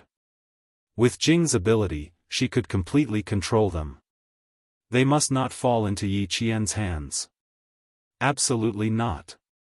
Mother Yang's words completely stepped on Mother Yao's taut nerves. She winked at her husband, wiped her tears, and whispered, Huiying, I made you so angry that you became muddle-headed. You even said such hasty words. Okay. It's my fault. I'll apologize to you. You. Deputy Director Yao, who was afraid that Yang Heng would expose what Yao Jing had done, signaled him to quickly think of a way to stabilize the Yang family. Deputy Bureau Chief Yao didn't speak again because he was a dignified Deputy Bureau Chief. How could he go against the children of his old friend? If his wife and daughter came forward, at least he could preserve some dignity in front of Bureau Chief Yang. Not only did he have to save some face, but he also had to ask old Yang to calm things down tonight. No matter what his daughter did, it was disgraceful and she would be criticized and looked down upon. Receiving his wife's signal, he looked at his daughter who had a few red finger marks on her face. He pointed to the sofa in the lobby and sighed, Old Yang, let's talk in private. Alas, this matter, I really regret not taking good care of little Jing. It was no longer a matter of bickering. It was a matter of helping his daughter get out of trouble and making Yi Qian give face to the Yang family and not pursue his daughter's mistakes. This was the most important matter. Chapter 852. Director Yang acted as the peacemaker. It was not wise for him to cut off all ties with the Yao family for the sake of his daughter's affairs. As an official, he could be at odds with his colleagues because of work, but he would be too narrow-minded if he drifted apart because of his family's affairs. Okay, let's talk somewhere else. I'm worried about you now. This matter is obviously easy to solve. Look at you. He walked towards the sofa in the lobby, and his voice gradually disappeared from Yi Qian's ears. Yang Heng, who had been standing to Yi Qian's right, saw this and said softly, My dad has stepped in. This matter might have to be put to rest tonight. Yao Jing can't drop out of school like Yi Ying. I'm afraid my dad will ruin it. How do you know that I want Yao Jing to leave school? Yi Qian pursed his lips and smiled. His eyes were as clear as water, without a trace of gloominess. Yang Heng did not understand what he meant. Yi Qian glanced at Yao Jing, who was pretending to be a quail and trying to calm herself down. He smiled coldly and said, Yao Jing is not Yi Ying. We can't use the same method on her. Yao Jing can endure and will not jump out at the slightest provocation. Yi Ying likes to jump out, so I need to get her out of school as soon as possible. You mean to say that Yao Jing is safer in school? That's right. school is an invisible restraint for her. With her pride, she will be afraid if things get out of hand. She is afraid that people will look down on her and say that she is two-faced. After this incident, she will at least be more honest in school. After she finished speaking, Yang secretly gave her a thumbs up. Good, good. I've known Yao Jing for so many years, and I've always had a headache dealing with her. You've only known her for a month and you've already found her weakness. Yi Qian, you're amazing. The boy's smile was clean, like the sunlight reflected on the surface of the water in summer. It was so refreshing that people couldn't help but smile along with him. Yang was capable, clean, and resourceful. He was also disdainful of using underhanded means. It was indeed a good choice to be friends with such a man. Yao Jing, who was hiding behind Mother Yao, looked at the two of them whispering to each other. Her eyes were filled with layers of darkness, and there was no light in them at all. It was a darkness that seemed to have broken her core. This kind of person was terrifying. He had a certain level of strength and a flexible brain. He liked to scheme against them in the dark. He was like a poisonous snake hiding in the dark. Just thinking about it made people tremble in fear. Mother Yao and Mother Yang kept apologizing to each other. Deputy Bureau Chief Yao, who was sitting on the sofa, sat down and sighed with a frown. Old Yang, I've made a fool of myself. I'm ashamed. Deputy Bureau Chief Yao raised his hand and lightly thumped his forehead, complaining about his difficulties. Jing Jing is my only daughter, how could I bear to let her be wronged? Today, Heng's words reminded me that if my own child is a treasure, other people's child is also a treasure. Director Yang had never interfered with these family matters and left it all to his wife to deal with. When he heard this, he only smiled and said, "That's a separate matter. You know that I don't care about the children's matters and don't interfere. It's even more impossible for me to show up for the matters between my children. Old Yao, you and your wife both came out of the education system. I still remember how righteous you were when you criticized a child for stealing. But when it comes to your own daughter. Sigh, let's not talk about it." Chapter 853. If he didn't want to talk about it, it meant that he didn't want to talk about it. If he didn't even want to talk about it, then there wasn't much to talk about the relationship between the two families. Deputy Bureau Chief Yao's expression changed again and again. He didn't want to give up and said, "Let the two children handle it. As adults, we don't care anymore. We don't care anymore. Yes, we don't care anymore. Heng is already 18 years old and has his own judgment. I didn't care about his matters in the past, and I won't care about it in the future. Let him handle it himself." This old Yao was a wily old fox. He was trying to see if there was any possibility of them becoming in-laws in front of him.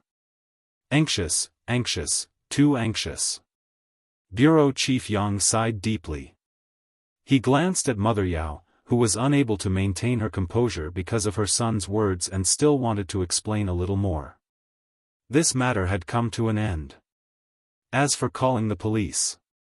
He looked at Xiao Yi, who had a calm and indifferent expression from the beginning to the end, and did not take it seriously. An interesting little girl who could control the situation. She had the air of a general. Sigh, it's our fault. We can't raise the children like this. Deputy Bureau Chief Yao sighed. He sighed because his family had made a wrong move. Now, it was difficult to make the two children happy. Old Yang, you have to help me. Little Jing made a mistake. I will definitely teach her a lesson when we get home. But Yi Qian said to call the police.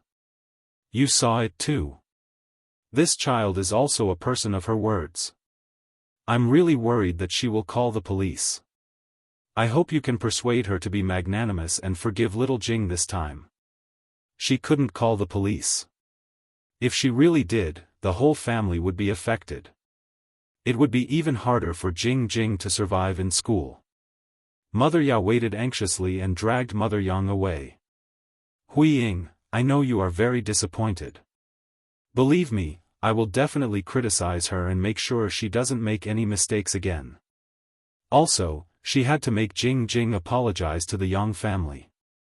She couldn't let the Yang family think that Jing didn't even know the most basic manners. Yes, she also had to apologize to Yi Qian. She had to ask him to forgive Jing and not pursue the matter. Just now, he had also made a mistake. He was anxious that his daughter had been wronged, so he had recklessly stood up for her. Not only did he not protect his daughter, but he had also made things more complicated.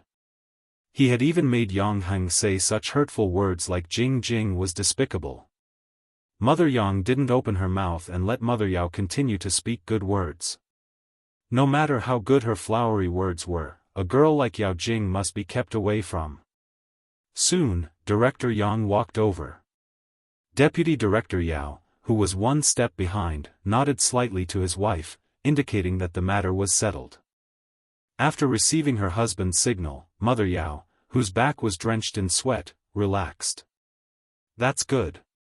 As long as old Yang stepped in, everything would be fine. My dad is here. He's here to be the peacemaker. Yang Heng's teasing made Yi Qian tilt his head and smile. It was late, so it was time to leave. Director Yang walked directly to Yi Qian's side and did not beat around the bush. He sighed and went straight to the point. Xiao Yi, can you let this matter go today for the sake of your uncle? Uncle knows that you have been wronged, but who in this world can have a smooth sailing life? Sometimes, being wronged is also part of your growth experience. Calling the police was just Yi Qian's plan to trick Yao Jing. He wanted her to know if she had leaked information to Luo Ran. Now that the truth was out, how could she go to the police? He had injured 7 hoodlums and scared Luo Ran until he fainted. Thus, he slightly curved his lips and smiled. I will listen to your arrangements. Whatever you say, I will listen. Chapter 854. All right. Then I'll make the decision. Director Yang nodded approvingly at Yi Qian. This child was like a deep pool of water. Deep water was good. Deep water was the best. Deep water was the best. Deep water was quiet, but shallow water was noisy. To achieve great things, one had to be able to pick up and let go. With him stepping in today, no matter how upset Yao Jing was, she had to suppress it. And the Yao family couldn't do anything to Yi Qian. For the sake of the Yang family, they wouldn't dare. Yi Qian also thought of this point. It was inappropriate for the army to step in and suppress the Yao family. It would only make the Yao family more cautious and restrain themselves. Now that Director Yang stepped in, it wasn't just a matter of restraint. They had to restrain themselves. Yao Jing was upset. She had to be. He didn't have to step in to make her accept. It was the Yao family who had to make her accept. Yao Jing, Dad will settle this for you. Mom's slap will calm your Auntie Song's anger and let Yi Qian know our attitude as adults. Now, apologize to Yi Qian. Remember, you have to apologize. Otherwise, she will tell the school what you did. You're finished. Your reputation will be ruined. Mother Yao warned and lectured in secret. Yao Jing, who was stunned by the slap, had no choice but to accept the fact that she had to apologize to Yi Qian again. Remember, what we're doing now is for your own good. Yao Jing, whose tears had almost dried up, lowered her head and listened obediently. However, the viciousness in her eyes was even more obvious. She calmed down a little and nodded. I know, Mom. That's good. That's good. I know that my Jing is a good girl. She won't disappoint us. Mother Yao stroked her daughter's hair. Seeing the handprint she left on her daughter's delicate face, she regretted that she had slapped her too hard in a fit of anger. She should have just put on an act. Why did she really hit her? Yao Jing was furious, and so was Deputy Director Yao. But so what? He still had to apologize to Yi Qian again and again. I didn't expect my insensible daughter to get into trouble again. I still don't know what kind of trouble she got into. What kind of trouble did I get into that you, a student with a heart smaller than a needle, would not let go? It's not a big deal. Your daughter said it very clearly just now, and I also explained it very clearly. If Deputy Director Yao still doesn't know, you can simply understand it like this. Your daughter is in contact with the gangsters in the society, and they want to teach me a lesson. Yi Qian understood what he was implying. His calm eyes even had a hint of a smile. Deputy Director Yao, you should understand what I'm saying. If you still don't understand, why don't you ask your daughter why she knows those gangsters? Deputy Director Yao, who was still able to maintain his composure, sighed. When I get back, I'll definitely ask her properly. I thought she was young and insensible, but now it seems that I neglected to discipline her. Xiao Yi, I'm really sorry.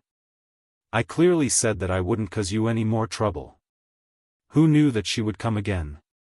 He spoke bitterly and with deep helplessness. When he saw that his daughter didn't even have the courage to raise her head after hearing Yang Heng's words, he didn't feel any better. Alright, we've let Yang Heng down tonight. We made his birthday unhappy. How about this, old Yang? When you're free, our family will come and apologize again. Tonight, we'll go back first. Sigh, I'm worried now. Children are their parents' debts. Sigh. Chapter 855. He was indeed worried about his daughter, but he didn't think that his daughter had made a grave mistake. There was definitely a mistake, but it wasn't entirely his daughter's fault. His daughter had made a grave mistake by going up against Yi Qian. How could Bureau Chief Yang allow the Yao family to visit him? He patted his old neighbor's shoulder and said with a smile, "My family's matter is a small matter. We're old neighbors. Our children can't play together, but we adults can't have a knot in our hearts. However, I want to remind you that little Jing has to apologize to classmate little Yi. I'll make the decision to let bygones be bygones. Don't take it to heart. After all, you're classmates from the same school." Apologizing to Yi Qian was a small matter. Even if it was embarrassing, she still had to apologize to him under such circumstances. She gritted her teeth and walked out with a few red finger marks on her face. Standing in front of Yi Qian, she lowered her head and said word by word, "I'm sorry, Yi Qian. I shouldn't have informed Luo Ran and the others to come over. I shouldn't have chosen to stand by and watch. If I see this again, I'll definitely tell the teacher first and let him handle it." That's right, that's right. If you had thought of this earlier, there wouldn't have been any of this. His wife was so embarrassed that she didn't want to speak. Only Deputy Bureau Chief Yao could clean up the mess. Seeing his daughter's voice trembling, Deputy Bureau Chief Yao's heart ached for her and he took the initiative to criticize her again. He said to Yi Qian, "She can't be forgiven so easily. I'll definitely give her a good lecture when we get home." Yi Qian sneered. Saying, "I'm sorry," immediately after making a mistake might seem polite, but if she only apologized and didn't improve, her "I'm sorry" was really cheap.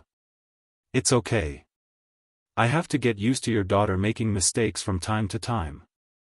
Once I get used to it, I don't think I'll need your daughter to apologize to me the next time. Her reply made Deputy Bureau Chief Yao's smile stiffen. Yao Jing, who had finally lowered her head and bowed, glanced fiercely at Yi Qian. He was so aggressive that he didn't leave her any face. "Yi Qian, you're the real vicious one."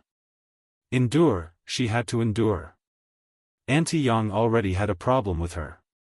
If she couldn't tolerate it anymore and went along with it, it would be difficult for her to get close to Yang Heng. She secretly took a deep breath and walked in front of Mother Yang. Even if she secretly mocked herself for only knowing how to apologize and not being able to correct her mistakes, she still had to apologize to Auntie Song. "Auntie, I'm sorry. I just. She sniffled before she could finish her sentence. She sobbed and said intermittently, "I was jealous of Yi Jian. That's why I didn't inform the Lord immediately. please don't hate me. I was just being impulsive. Auntie, please forgive me.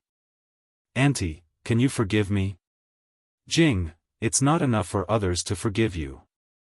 I'm not used to your apology, so I can't accept it now. Mother Yang sighed and removed Yao Jing's hand from her arm.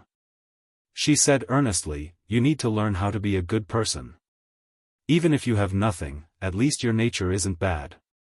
If her nature was bad, would she continue to forgive her in the future even if she forgave her today? After Mother Yang finished speaking, she said to Yi Jian, Xiao Yi, accompany me back to my room. Your uncle Yang will make the decision to let bygones be bygones. Nothing will happen in the future, and the things that happened to Yang Heng in junior high will not happen again. Auntie can promise you that you will finish high school smoothly. Chapter 856. Although this child was aggressive just now, she knew when to stop. She said one thing and two things. Her words were sharp, but she had evidence. Even if such a child came from a poor family, she had learned how to be a person. This was a lifetime of wealth, and Yao Jing would never be able to compare to her. The current situation was actually an unexpected gain for Yi Qian. He didn't expect that even Yang Heng's parents would come forward to protect her, which made the Yao family afraid. Hearing this, the smile on his face was brighter than the morning breeze. I also didn't think of mentioning these things in the future. It's not a good thing. Let bygones be bygones. Yang Heng's mother took her hand and turned to walk into the hotel. Seeing this, Yao Jing was so anxious that she wanted to rush over and pull on Yang Heng's mother's sleeve. Auntie, I was wrong. I was wrong. Please don't, Yao Jing, my mother's health is not good. I don't want you to make a fuss in front of her. Yang Heng stood up and directly blocked Yao Jing's path.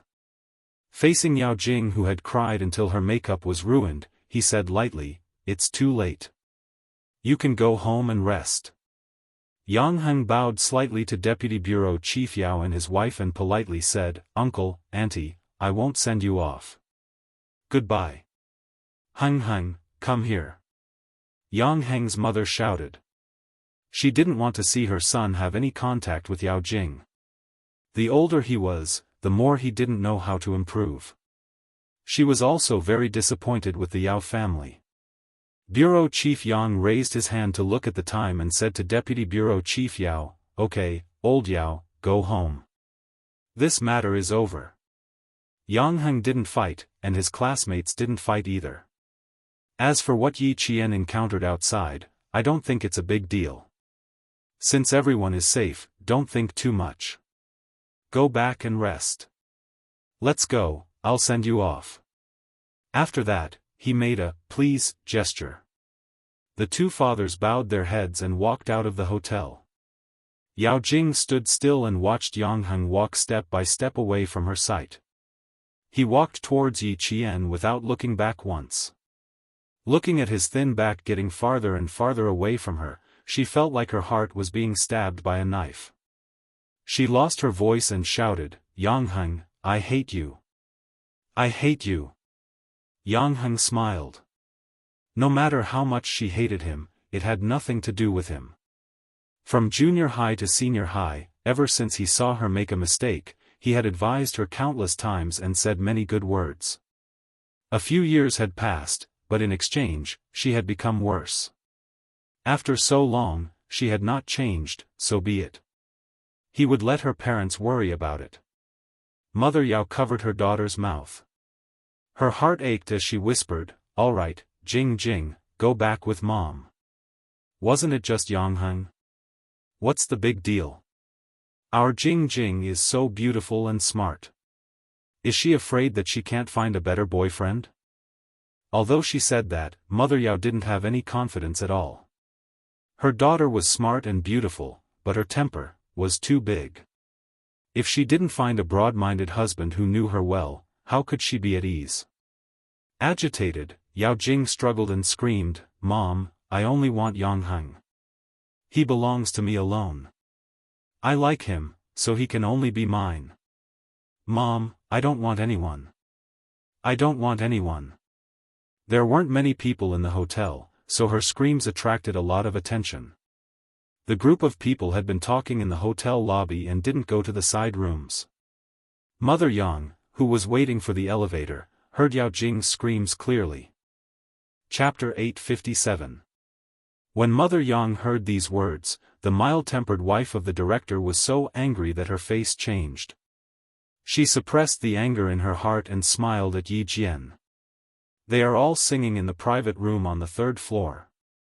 Go and relax with them. Don't be shy. Yang Heng will come down to play with you later. She had something to say to Yang Heng. Yi Qian understood and smiled. Auntie, you are too polite. If Yi Qian was really with Mother Yang, she would feel very uncomfortable. It was better to go and play with her senior brothers and sisters. When the elevator reached the 3rd floor, Yi Qian walked out and waited for the elevator door to close before leaving. Although it was called a private room, it was actually a bar in the hotel. It could accommodate more than 100 people. The flashing lights were colorful and the songs were all Hong Kong and Taiwan songs. Even the senior brothers who were singing now had a different tune, making the students below the stage laugh. Here, there was nothing to be unhappy about. Sitting here, Yi Qian did not think about what happened just now. Yi Qian, who had beaten up the 7 delinquents, returned to the group of students. She was once again an excellent student in the eyes of the students. She was easy to get along with, had a good temper, and was a strong and beautiful girl. Come, come, come. Drink juice. Other than juice, there is also mineral water.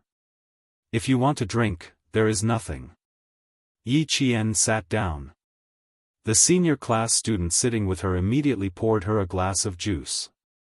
They were much more familiar with each other and there was less of a sense of distance between them. After a night of fun, Yi Jian's polite attitude won their favor. Compared to Yao Jing, who made her own decisions, Yi Jian's peaceful and polite attitude won them over. Yi Qian smiled and clinked glasses with them. They sat together on the high bar and felt the atmosphere of the students. She had not experienced it in her previous life, but in this life, she felt a sense of novelty everywhere. The senior class was a very tense semester. It was rare to come out and relax. Even the relatively quiet girls in the class were sitting in the bar. They did not have to worry about the class teacher being angry. Before coming, Director Yang had informed the class teacher and promised that he would take care of every student. This could be seen from the dozen or so hotel staff standing around the bar. Some boys and girls were playing a game of finger guessing, each louder than the other. It could be seen that everyone was playing happily. When she saw Wang Jin sitting in the corner and arm wrestling with a few boys, Yi Jian, who felt sorry for him, walked over with a glass of juice. She didn't know if his arm hurt. She had to be more careful with her classmates next time so that she wouldn't accidentally hurt them again. My arm is fine. Why are you still thinking about it? Ha ha ha, it's fine, it's fine. It's fine. Seeing that she was still feeling guilty, Wang Jin swung his right arm high and laughed out loud. I won the arm wrestle just now. It's okay now. Where is Yang Heng? Why didn't he come with you? Did he go look for Yao Jing? Wang Jin had long forgotten about the pain in his arm. Seeing that Yang Heng was not accompanying Yi Jian, he immediately changed the topic. He blinked ambiguously and said with a smile, Junior sister Yi Jian, you have to work hard. Yao Jing is a formidable opponent. Yi Qian smiled. If it was because of Yang Heng, he wouldn't be a strong opponent. If it wasn't because of Yang Heng, she could be a strong opponent. Wang Jin was confused. After a moment of silence, he sighed, a future junior from a top university. Although there is only a one-word difference between a genius and a fool, there is a gap between the two. I don't understand what you are saying, I don't understand at all. Chapter 858. You can ask Yang Heng. He knows. Yi Qian yawned and tears welled up in his eyes. I'm sleepy. I have to go back to my room and sleep. I have to wake up early tomorrow. His meaning was simple. If Yi Qian really wanted to snatch Yangheng from Yao Jing would have no chance of winning with such a strong opponent. If it weren't for Yangheng, Yao Jing would be a strong opponent in Yi Qian's life. A strong opponent that could not be defeated so easily. Wang Jin pointed at the clock hanging on the bar counter and joked, "One look and I can tell that you are a good student. You never stay up late. It's not even midnight yet. I'm also staying up late, but I have something to do tomorrow. Have fun. Goodbye. I'll go find Captain Xia early tomorrow. Since I didn't reject his love letter, should take the initiative occasionally. I don't know how long he can stay in Nan province. I feel bad making him run around all the time. If Commander-in-Chief Xia finds out." Fine. She was not afraid of Xia Jinyuan saying that she was heartless. She was afraid that Commander-in-Chief Xia would say that she tormented his son. Behind him, a boy put his arm around Wang Jin's shoulder and laughed. "If you are not a good student, how can you get such good grades? Why did Yi Qian ask if your arm is okay? What's wrong? Did something happen?" Wang Jin shook his right arm and laughed. "I sprained it. It's fine. It's fine. Let's go and sing a song." There was a lot of noise and laughter behind her. Yi Jian, who was smiling slightly, closed the door of the private room that had a good soundproof effect and left with light footsteps. It was already late into the night, and there were fewer cars outside the hotel at 11 o'clock. Yao Jing was screaming like a madwoman in the car, kicking and punching. The little princess crown on her head had already fallen somewhere. Her hair was disheveled, and she was venting her grievances and anger like a madwoman. Let her cry for a while.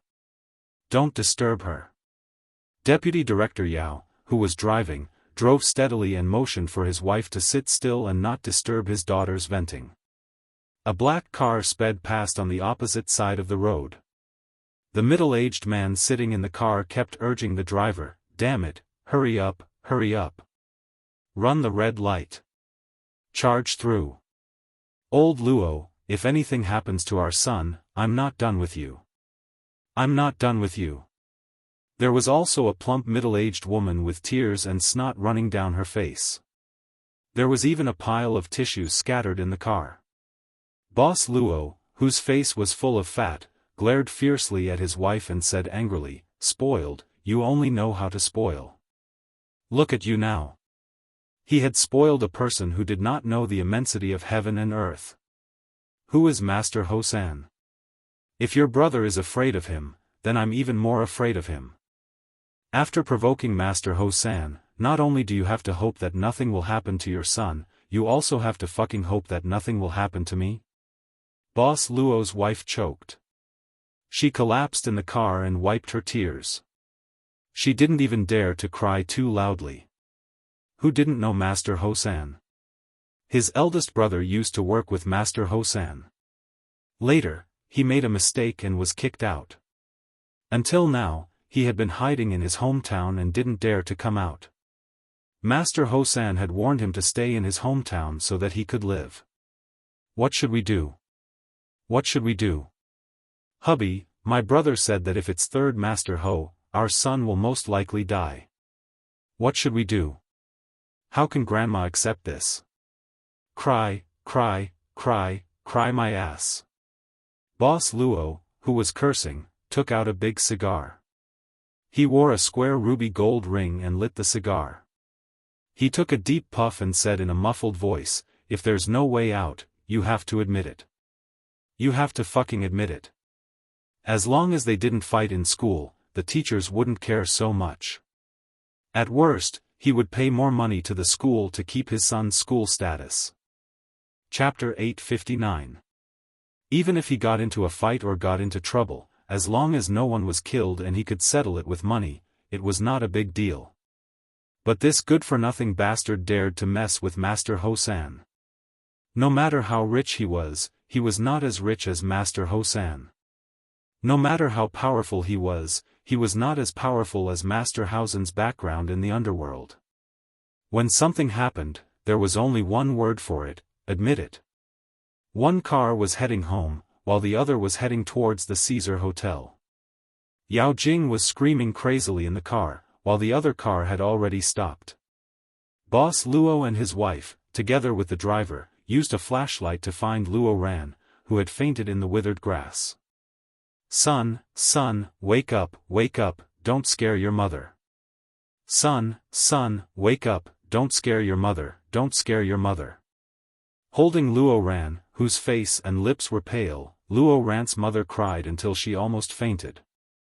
The driver carefully touched Luo Ran's nose and whispered to his boss, whose fat was trembling, "Boss, he's still breathing. I think he just fainted. Let's put him in the car first." "He's still breathing?"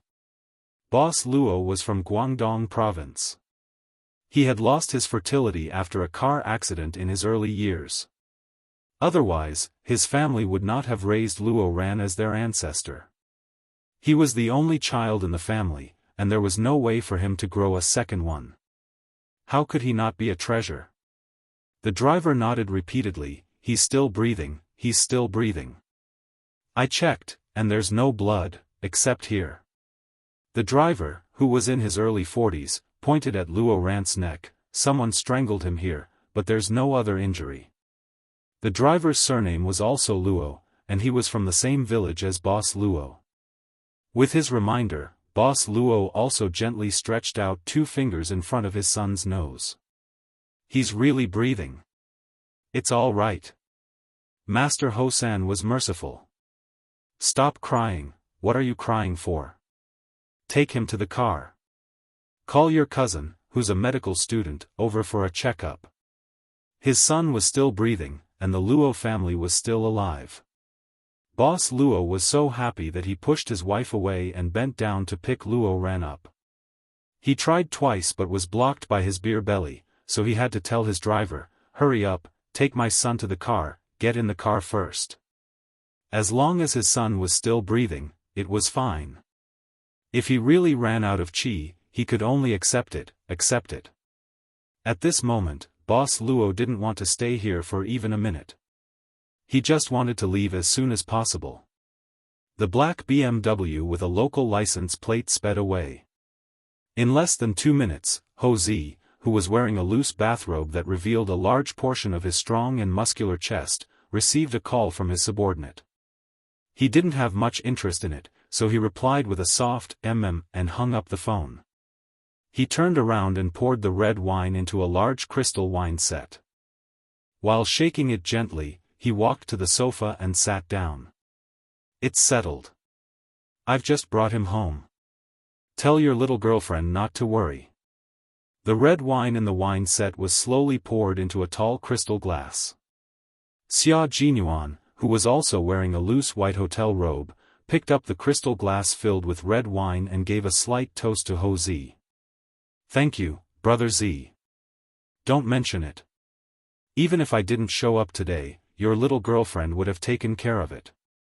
Ho Zi was no longer drunk. He sat on the dark-colored sofa with his slender legs crossed and sighed with a smile.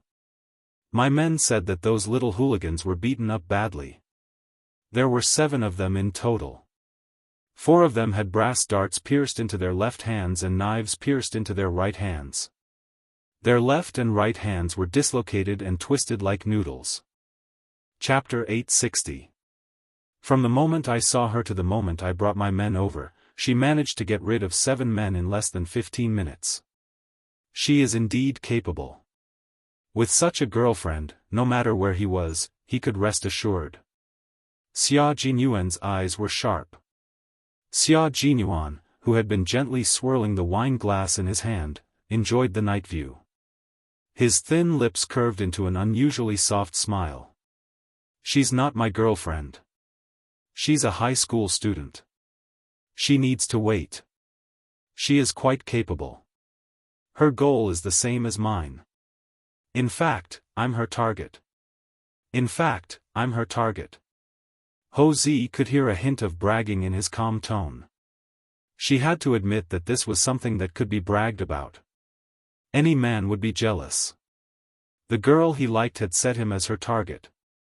How could he not be envious? Ho Zi, who had just been broken up with, suddenly lost interest in talking to Xia Jinyuan about Yi Qian. She didn't want to hear a man who was so proud of his success to show off in front of her, who was about to fall out of love. She calmly changed the topic. The scenery is good, right? Do you feel like the mountains are small? The Caesar Hotel had 23 floors. Naturally, it was impossible for every floor to be a hotel. The hotel was divided into two main entrances. From the first floor to the 14th floor, there were hotels. From the 14th to the 20th floor, there were offices. On the 23rd floor, there were 2 bedrooms and 1 living room. For example, Xia Yiwei and Xia Jinyuan. The sofa faced the large floor-to-ceiling windows. Even if one were to sit on the sofa, they could have a bird's-eye view of the southern province. Xia Jinyuan clinked glasses with Ho Zi. After taking a sip, he slowly said, "It's lonely at the top." He wanted to sleep, so he forced himself to wake up. Do you want to hear nice words?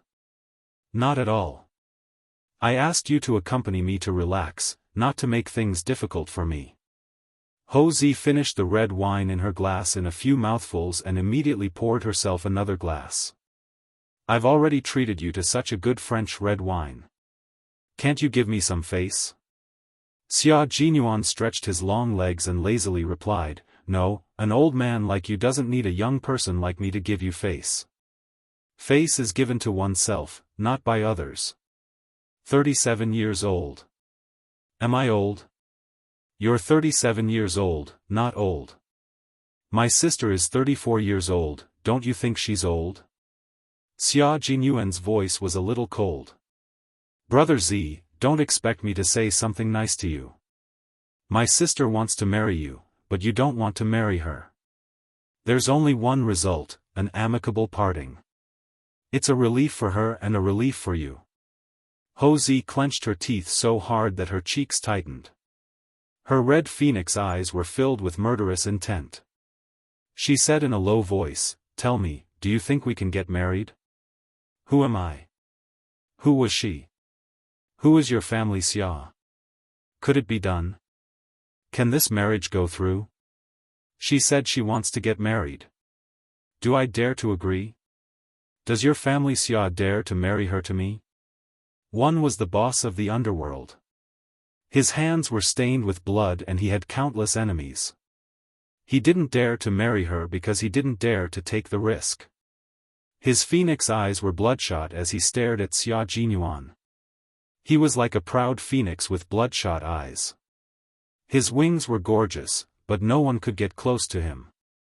Sixth brother, you're a man. Think about it if you were in my position. Would you dare? Dare? Why wouldn't I dare? The person I love and the person who loves me is by my side. Why wouldn't I dare? I would even dare to die. Not to mention enemies and enemies. Chapter 861. The scenery on the 23rd floor is indeed not bad. I should be able to watch the sunrise, but it's not good to be lonely at such a high place. I need someone to accompany me. Xia Jinyuan, who was thinking in his heart, raised his eyebrows slightly. He smiled confidently and said, "I dare, Brother Zi. I won't let the person I love live without anyone to depend on. I will try my best to keep her safe and let her feel at ease when she is in a relationship. The world is big and there are many places with beautiful scenery. It's far away from the hustle and bustle of the world. Brother Zi, it's actually not difficult to hold the hand of the person you love and take a stroll on a sparsely populated rural road. What's difficult is that you can't give up the status, power, and wealth you have today. So, you don't dare to give it up for Xia Yiwei." Ho Zi fell silent. Xia Jinyuan may be young, but his words were sharp and experienced. It was as if he had dug out Ho Zi's heart and revealed all his misgivings.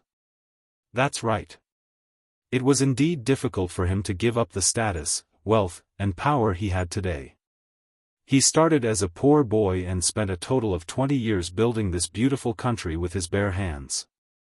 How could he give up 20 years of hard work? If he left, what would happen to his brothers? How could they continue to play this game of chess? Once he left, what would he use to protect himself and his woman if his enemies came looking for him? He had been gambling for the past 20 years.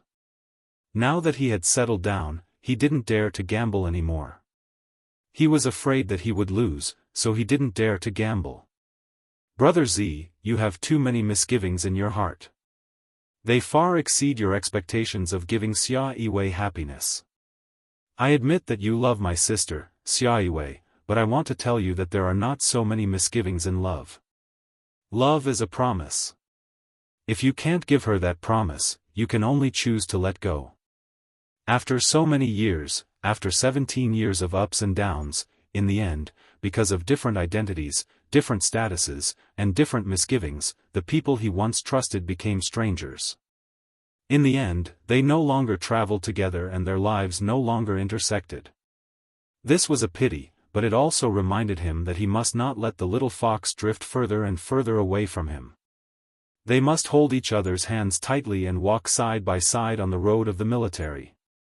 They had the same goal, the same duty, the same military uniform, the same military cap, the same steel gun for the country. They would never leave each other in the flames of war. Only then could they continue to walk together and love each other. Ho Zi's red eyes seemed to sparkle with tears, but they quickly disappeared. He asked Xia Jinyuan, "Do you mean that my breakup with your sister is inevitable and there's no turning back? I'm not a part of your relationship. I have no way of knowing what's going on in your hearts, nor do I know how important this relationship is to you. Therefore, I can't give you an answer. I have no way of knowing what the outcome of your relationship is." Xia Jinyuan had finished the red wine in his glass. He gently placed the glass on the coffee table and rubbed his tired eyes. He stood up and said, "I still have to chase after my future girlfriend tomorrow. Good night, Brother Z." Only the two of them understood their relationship. No matter how clear others saw it, they could not tell what the outcome of their relationship would be. There were only two outcomes, break up or stay together. There were also only two choices, break up or stay together. It all depended on which outcome they chose. Ho Zi did not ask him to stay any longer. With a thoughtful expression, he softly said, "Goodbye." Then he sipped his red wine and quietly thought about it. He needed to think about it carefully. Chapter 862. His lover of 17 years, the only woman he loved in his life, was it possible for him to watch her marry another man? Xia Jinyuan walked to the door and unlocked it. He turned around and saw a lonely figure sitting on the sofa. His elegant and handsome face was solemn, and there was a dark look in his eyes. This was all he could do to help. If Ho Zi couldn't bear to give up his current position, Xia Yiwei wouldn't have a problem marrying his first love. After all, the two of them broke up because of a misunderstanding. One of them was still single, waiting for Iran, while the other was at an age where she had to get married because her relationship wasn't going well. If you fell in love, you shouldn't worry too much. If you really had so many worries, why did you get together in the first place? If you hesitated, you would end up as a loser. If you kept thinking about waiting until little Fox went to college, you'd end up letting those little boys make the first move. The biggest mistake you can't make for someone you love is to be self-righteous. If you don't regret making a move, and if you fall in love, you don't regret it. What's so difficult about dealing with the things around you that might interfere with your relationship? What's really difficult is your own heart. You can't make up your mind, you can't decide what to do, and you have too many worries. He wouldn't have so many worries about his own feelings. No matter how difficult the situation was, it wouldn't stop him from making a move. After pausing at the door for a while, Xia Jinyuan suddenly said, "Brother Z, my return this time might bring you a certain amount of danger. But the only person I can think of is you. I, Ho Zi, have been walking on the edge of a knife for so many years.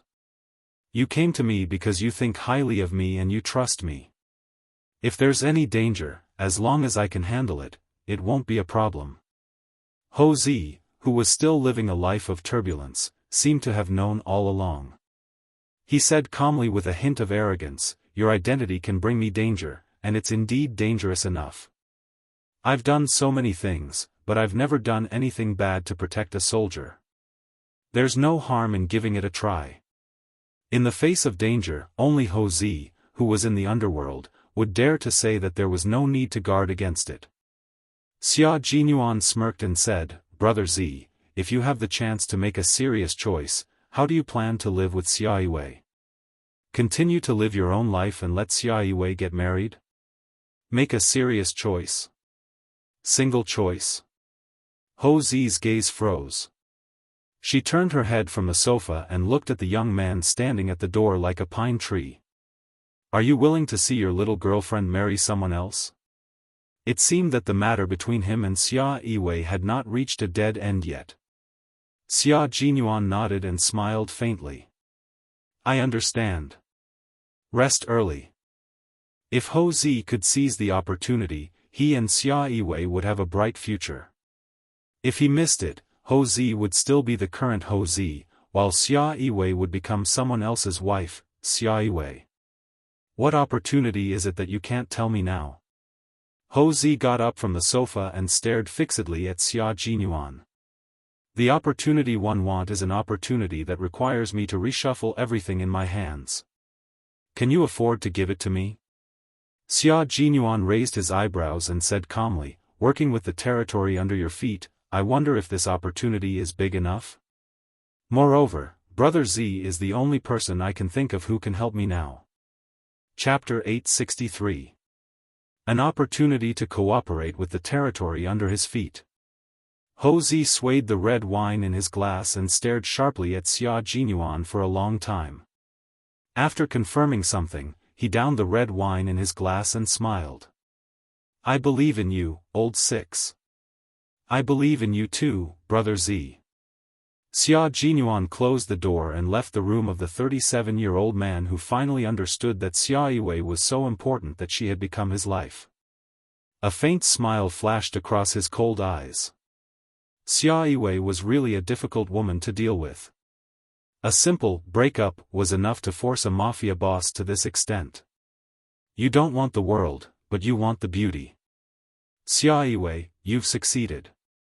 Standing by the corridor on the 23rd floor, Xia Jinyuan looked through the glass and his deep eyes flickered slightly. Someone's wish came true, but he didn't know if he would be able to achieve it. The night was not bad. There were no stars or moon, and there was a little wind. It was a night very suitable for Yi Yu. If his wish came true tonight, he would be able to fight side by side with Little Fox and also have a Yi Yu, a night rendezvous. Watch the sunrise. Sit on the sofa in the room on the 23rd floor and watch the sunrise together. He felt that it was not bad. Then, he would wait for the military to call.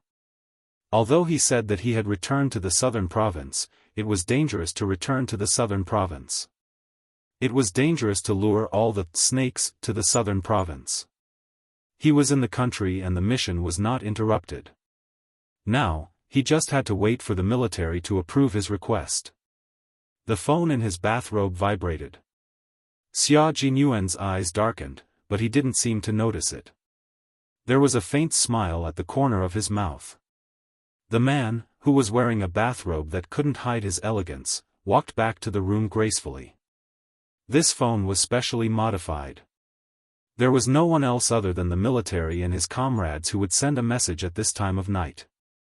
He originally wanted to find Little Fox and drag her to watch the sunrise together, but it seemed that it would be a little later. "I'm Q King. Q King, someone from abroad has sneaked into the country to carry out the second plan of the storm mission. The mission of luring the snakes out of their holes has begun." Xia Jinyuan opened the curtains in the room and sat on the same sofa as Ho Zi's room. He looked down at the city from above. "Roger that. We've already contacted Ho Zi, the leader of the underworld in southern province. Our identities have been covered. We're ready for action. The phone was silent for a few seconds, but it felt like the entire night was about to pass. Your decision is very dangerous. Whether it's letting Ho Zi get involved or asking Yi Qian for help, it's all very risky. The military department opposes it out of caution, but Commander-in-Chief Xia supports it. Q King, your current identity is too special. We can trust Yi Qian, but Ho Zi, once she finds out and reveals your whereabouts, you should know what kind of trouble you'll be in. The voice on the other side of the phone was low and cold. It was the leader of all the members of the Snowfield Brigade, a major general in the army. Xia Jinyuan met him in Yi Qian in Pakistan. Xia Jinyuan said calmly, I'm sure Ho Zi's file is already on the military department's conference table. Although he's a member of the underworld, he's very principled. There have been people from abroad who have contacted him many times and tried to instigate him by offering him many favorable conditions. All the people sent were secretly dealt with by Ho Zi, and the foreign organizations didn't dare to retaliate. Just based on this, I believe Ho Zi won't reveal my identity. Chapter 864. Why did he come to Southern Province to look for Ho Zi? It was not only because Ho Zi was capable, but also because he trusted her character. Ho Zi was the only person in the country who dared to kill someone sent by an overseas organization. If it weren't for this, the military wouldn't have allowed you to contact Ho Zi, the Major General said solemnly. Although it's great that I'm willing to die in exchange for your life, and your decision is admirable, I don't want to see anything happen to any of you. The military has agreed to all your requests. Yi Qian is approved to join the operation as your second shield. She will be our hidden sword in Southern Province. If a snake comes out of its hole, the hidden sword will be unsheathed and kill without mercy. Xia Jinyuan's eyes flickered and the corners of his mouth curved slightly in the dark room. Since he had come to Southern Province, how could he not have Little Fox to fight alongside him? If Little Fox wanted actual combat experience, he would give it to her. As long as there was a chance, he would definitely give her actual combat experience. This was because he had promised that he would hold Yi Qian's hand tightly and grow with her. A gentleman's promise could not be bought with money. He had always kept his promise in his heart. At this moment, his wish came true. We still need to see her reaction.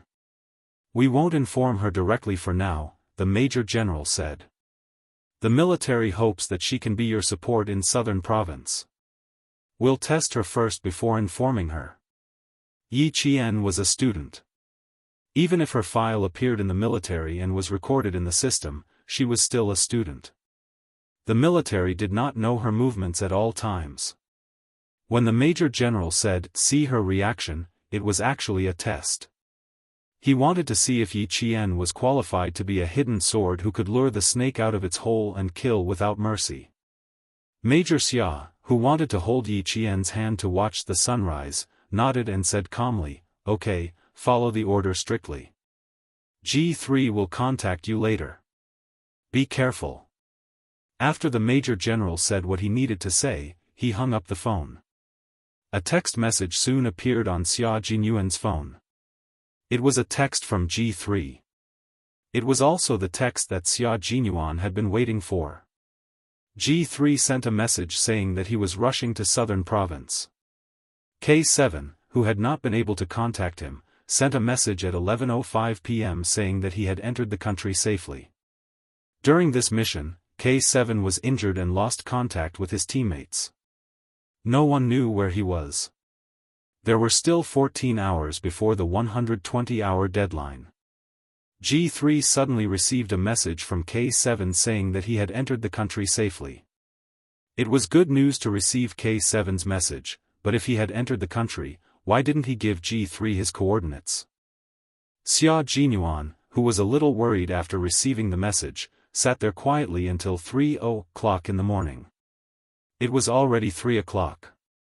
Xia Jinyuan looked out of the window and smiled. It seemed like he could bring Little Fox here to watch the sunrise together. At this time, Yi Qian had already fallen asleep. She had no idea that she would soon be fighting alongside Xia Jinyuan as a student. She was sleeping soundly and maintained her sleeping position. Even when she was sleeping, Yi Qian was very disciplined. When she opened her eyes again, there was a cold glint in her eyes. She pulled out a pillow with her right hand and threw it at the shadow standing beside her bed. She then rolled to the side of the bed and half-squatted to hide. Someone had snuck into her room and she did not notice immediately. She had not trained for half a month and her vigilance had dropped so low. The moment she threw the pillow, she suddenly chuckled. "It's me." Chapter 865. It's me, Xia Jinyuan. It's him, the man she saw tonight, the man she had agreed to meet tomorrow. The man who came to see her immediately after completing a mission. Yi Qian, who had already picked up silver wire, heaved a sigh of relief. He sat down on the carpet and said impatiently, "Major Xia, why aren't you sleeping in the middle of the night? Are you on a mission?" "Yes, I'm on a very important mission." Xia Jinyuan, who had sneaked into the room in the middle of the night, put the pillow back on the bed. He smiled calmly and said, "I'm carrying out orders. In order to ensure Xia Jinyuan's physical and mental health, I have to arrest a little fox to prevent him from going crazy." Yi Qian was speechless. "You win, Major Xia. Also, it's really dangerous to have a special forces soldier as a boyfriend. You have to be wary of him sneaking into your room in the middle of the night to ambush you." Yi Qian, who was rubbing his temples, climbed back onto the bed. He looked at the man who had suddenly appeared in the room and was already standing by the bed. Yi Qian was both angry and amused. He said, "I was still in shock when you went crazy. Captain Xia, don't you feel the slightest bit embarrassed about doing such sneaky things when you're on the battlefield?" "No, I'm very glad that I'm a special forces soldier who can leap onto roofs and vault over walls. And I'm proud of it." Major Xia had always been thick-skinned, especially in front of Yi Qian. It was at least 10 centimeters thick and invulnerable. Other people's boyfriends can only be anxious when they think about their girlfriends in the middle of the night. But for me, I think about them whenever I think about them.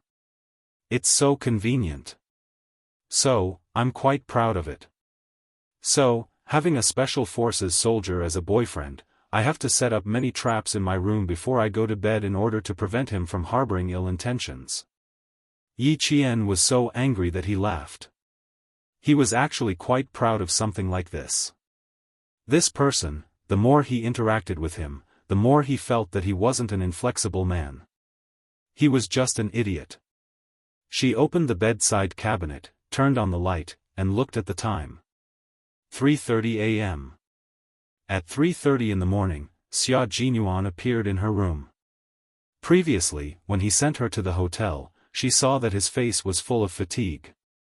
Now, when it was time to sleep, he appeared in the guest room of the Venus Hotel. What were the hotel staff and security personnel doing? It was not their fault. How could they have discovered the infiltration of a top special forces soldier? 3:30. You went back to the hotel to take a nap. Are you feeling energetic now? Yi Qian sat on the bed and stared at the man who was smiling elegantly. Then, his eyes widened slightly. You came in a hotel bathrobe? From Caesar Hotel to Venus Hotel? Xia Jinyuan, you. Even if you want to do something naughty in the middle of the night, why don't you change your clothes? Clothes, he had thought of changing, but he really didn't have any clothes to change into. The set of clothes that he had brought back tonight had already been burned to ashes. His tall body leaned over and then he lay down on the bed. Then, he turned to face Yi Qian and supported his chin with one hand. His lazy posture had a casual air of nobility. Even his mischievous smile had an indescribable elegance to it. Little Fox was also someone who could fall asleep anywhere. When he broke into the room and heard her breathing, he knew that she was sleeping soundly. It was the first time he had done something like this. It was actually more stimulating than carrying out a mission. When he opened the door and found that there was no movement in the room, he was quite excited. Picking locks and picking doors was a small part of their training. Even if there was an anti-theft bolt inside a hotel, it was just a decoration to them. Chapter 866. After entering the room, he gently closed the door behind him. He walked into the room, where even the air was filled with her faint fragrance. He felt as if his organs had been cleansed, and all his fatigue and dust had disappeared. At this moment, Xia Jinyuan was completely relaxed.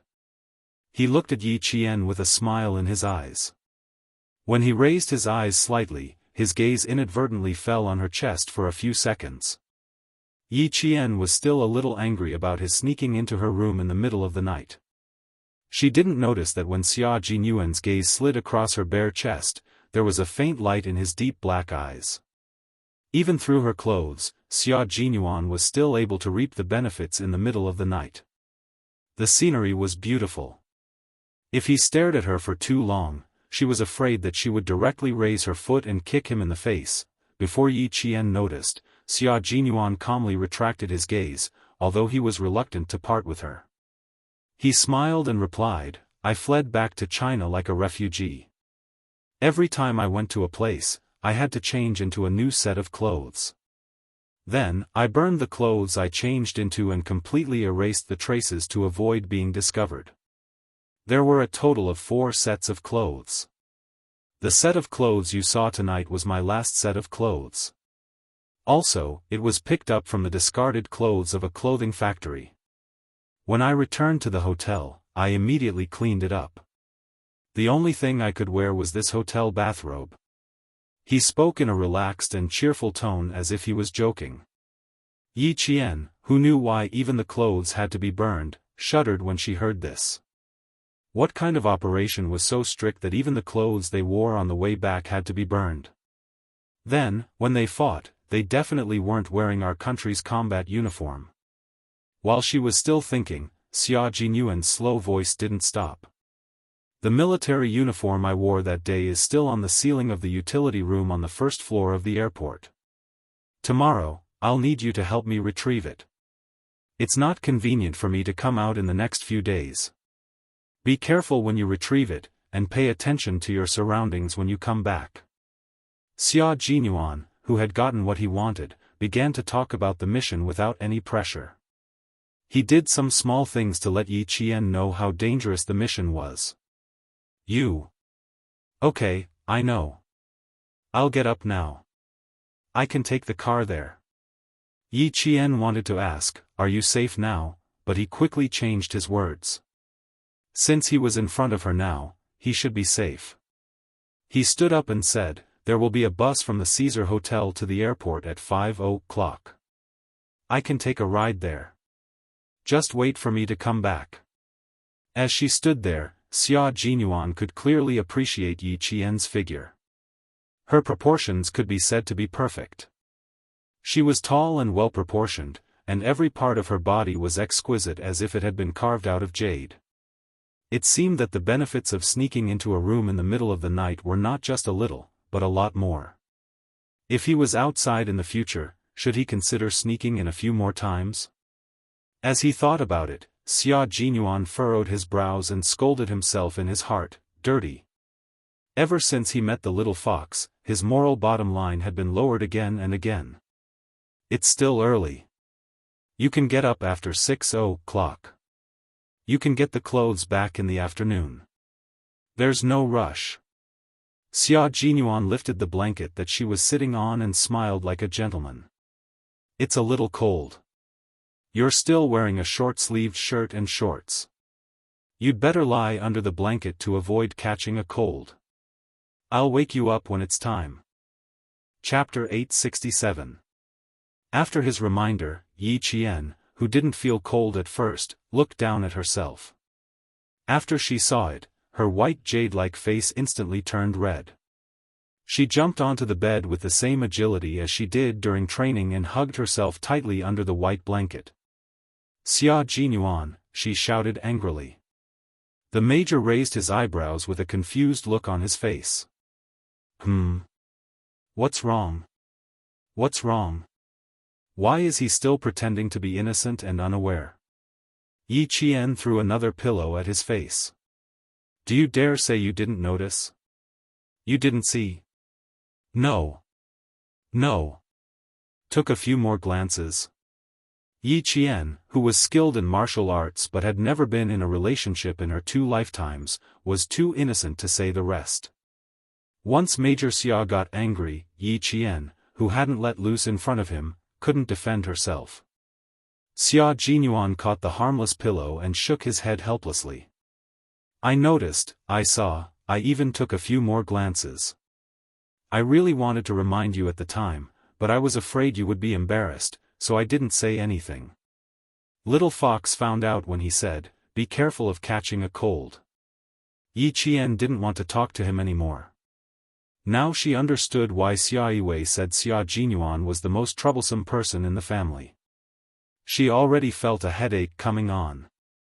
This man always made her mad, but she couldn't find a reason to be mad at him. In the end, she just had to hold it in. She was holding it in until she hid under the blanket and didn't want to come out. When it came to these things, Yi Qian was as pure as a piece of paper. It was obvious that she was confused when it came to relationships and didn't know how to get along well with a man. Fortunately, Major Xia was also a blank piece of paper. He had a high EQ, but he had never been in a relationship before.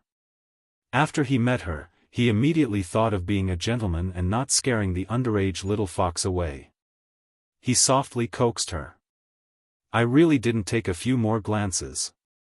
I'm still a boyfriend, so how would I dare to take a few more glances? I was looking into your eyes and thinking about something else. Don't be cooped up in the blanket. Be careful not to suffocate yourself. If you really don't want to sleep, we can chat. Or you can pack up and we'll go back to the Caesar Hotel. I booked a room on the 23rd floor. We can sit on the sofa and watch the sunrise together. When he coaxed Yi Qian, his expression, voice, and eyes could all be seen and heard. Yi Qian could feel his gentleness and warmth close to her heart. Yi Qian gradually walked out of the awkwardness. She poked her head out of the quilt and looked at Xia Jinyuan, who was leaning against the bed and talking to her with his eyes closed. She frowned and said, "How long has it been since you had a good sleep?" There were dark circles under his eyes, which were the result of severe lack of sleep. 4 days and 4 nights. I haven't slept for that long. Xia Jinyuan's fierce expression disappeared when he heard her question. He took a deep breath of her sweet scent and said, "When I came back last night, Ho Zi chatted with me. Time passed by before I knew it." Yi Qian saw his frown and said softly, "Lie down and sleep for a while." Yi Qian understood how difficult and dangerous their missions were. She couldn't bear to see him like this. It was because she understood that she was especially gentle with this muddle-headed major. Chapter 868. No, I'm not sleepy yet. Although Xia Jinyuan's eyes were closed, his brain did not rest. Talk to me. Maybe I can fall asleep while listening to your voice. Yi Qian pursed his lips. Now that we're back in the country, why do you still look so worried? Did you encounter any difficulties? There was an accident during Operation Decapitation. Xia Jinyuan calmly explained the mission they were carrying out this time. He spoke without any pressure because he had received approval from the military, but Yi Qian, who did not know the situation, was shocked. Li Yan coldly reprimanded, "Xia Jinyuan, open your eyes. How could he reveal the mission so easily? Didn't he know who he was?" The top 10 confidentiality rules of the military. Look at what you're saying now. First, do not reveal secrets that should not be revealed. Second, do not ask about secrets that should not be asked. Third, do not look at secrets that should not be seen. Fourth, do not bring secrets that should not be brought up. Fifth, do not mention secrets in private letters. Sixth, do not record secrets in unclassified books. Seventh, do not use ordinary mail to transmit secrets. 8th, do not read or discuss secrets in unclassified places. 9th, do not privately copy, preserve, or destroy secrets. 10th, do not bring secret carriers to travel or visit relatives and friends. You know all these. Seeing how anxious she was, Xia Jinyuan could not help but laugh. He raised his eyes and said, Operation Decapitation is just these 2 words. You have no way of knowing what kind of operation it is. This operation was called Operation Decapitation. The operation team did not encounter any problems. An electrical engineer in the embassy said that the Chinese side was sending people to repair the aging circuit, and his words alerted the enemy. The security level of the deployment made them squat in a sewer for 48 hours. When they came out, they could not feel their hands and feet. This was also the first time in several years that a comrade in the Snowfield Brigade had gone missing after an operation and had not returned to their positions. Yes, Operation Decapitation was just these 2 words, but what was decapitation? It was to destroy the enemy's leader and their organization. His mission this time was to go abroad and behead someone with a very big background. Yi Qian only thought about it, but his heart trembled.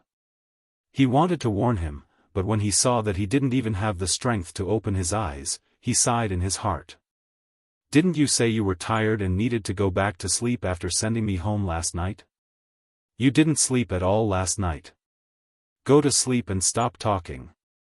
I don't want to listen to it anymore. Yi Qian forcefully pulled on his arm, wanting him to lie down and sleep comfortably.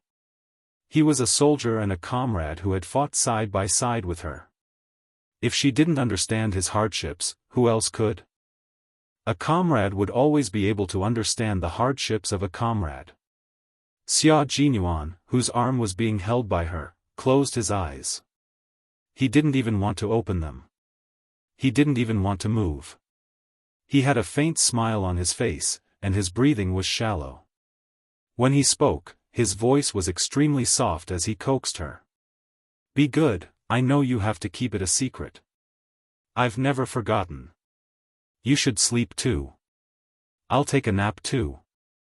Previously, when I went back to the hotel, I was caught by Brother Z and talked for more than 2 hours. When I went back to my room, I had other things to do. Before I came to your place, I actually didn't sleep at all. Thinking about K7 and reading the message sent by G3, he sat there in deep thought. When he came back to his senses, it was already 3 in the morning. Then, he came to look for her. Chapter 869. With the approval of the military, he could openly look for her when he was on a mission.